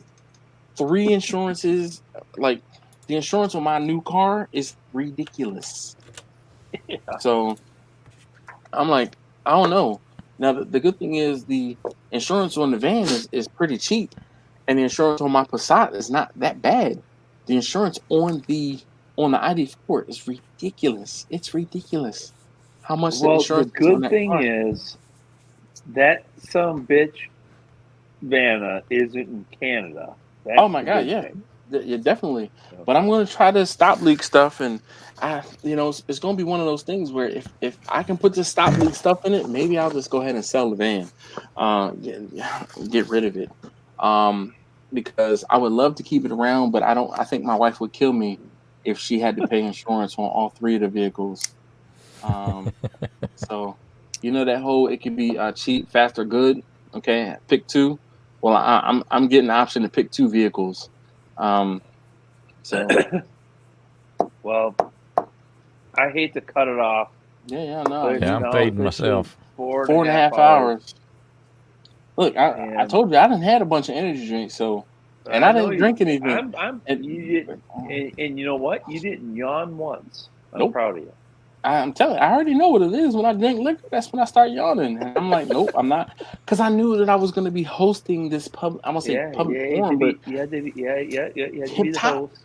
Yeah, man. This was a good evening. This is a good show Yeah, tonight. hell yeah, it was a good show. Yeah. Lot of conversation, a lot of stuff talked out. A lot of tidbits, not a lot of nuggets of information. So who I want to who's going to take a lot of this, Bumpy. Okay, I know Bumpy watches these videos like in their entirety at regular 1x speed, and I'm like, dude, I don't know how you do it because I tell him all the time to speed him up, but he will watch this. So shout out to Bumpy. It is 4.5 hours in, and I know he will be watching this like in another hour. He'll start watching it. I feel like. Well, Hey, hello, Bumpy. Marcel, you be easy. I know I haven't seen Marcel in the comments on the live in a while, so Tell you what, definitely Marcel appreciate. hung in there for a long time too. Yeah. Well, is Marcel on the West Coast? No, she's not too far from me. She's between Houston and San Antonio. I thought that she was on the West Coast because I know that I haven't seen her in a while on my live stream, but in Chicken Fried Barbecue I haven't seen them in a while either. But Champion, just call him champion. all right, Champ. well, The champ. yeah. Well, you guys, thank you very much for hanging out. Really appreciate it. Thank you, Dash. Thanks for the invite. inviting me. Yeah. Look, dude, Great I time. mean, I will just keep an eye out on your email from me like, hey, we're doing it again. I'm happy to join in. As much as Yeah, well, Ricer, man, I always find can't the say time. thank you enough. Seriously, like really great conversation and the input and the advice. And I'm going to have to put some of the things between you and Alton have said into play. One of which is going I hope to definitely everybody does. be posting my videos when the algorithm tells me I should. Yeah. So Yeah, and I just really can't. I don't care if I get 1 view or 20,000. And I'm not kidding you. My main focus all the time when I do my videos is about retention. So if one person watches it for hopefully 70% of the time, that's what you're looking for. You want to keep distractions out, and you want to keep things that people click off out. Yeah. I have a hard time. I have a hard time relating to that because if I start watching video, I watch them to the end every time. Grumpus, you're not- I rarely bail out early. I watch the whole video on every video that I ever watch. And So that's you just know how I what's am. crazy is I can tell you I get distracted, but what I do is I open up another window and then I go back to the first video afterward or whatever. But I'm gonna start taking some of those those things to heart and say, Yeah, I'm as gonna try. opposed to hey, click up in the left right now. Hey, at the end of the video there'll be a link for you to check that out. One other thing too, I watched someone do is about halfway through his video. He stops and moves over and is like, "Hey, couldn't be doing this without you guys who were here." And he thanks his patrons in the middle of his video as opposed to doing it in the beginning or in the end.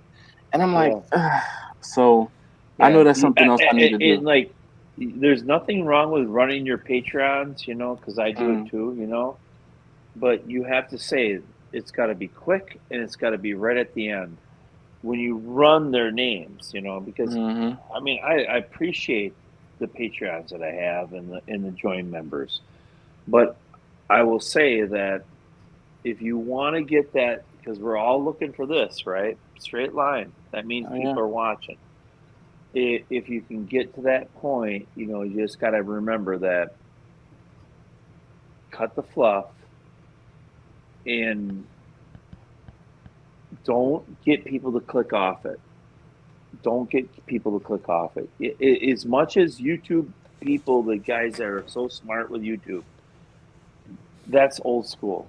Yeah, it's not working any longer. It's not. You want that person, that viewer, to watch your video to the end. And if you can get anywhere, over 10 minutes, you want 50%. Under 10 minutes, you want 60%. Okay. No, under 10 minutes, higher. you want 60%. Yeah. Okay.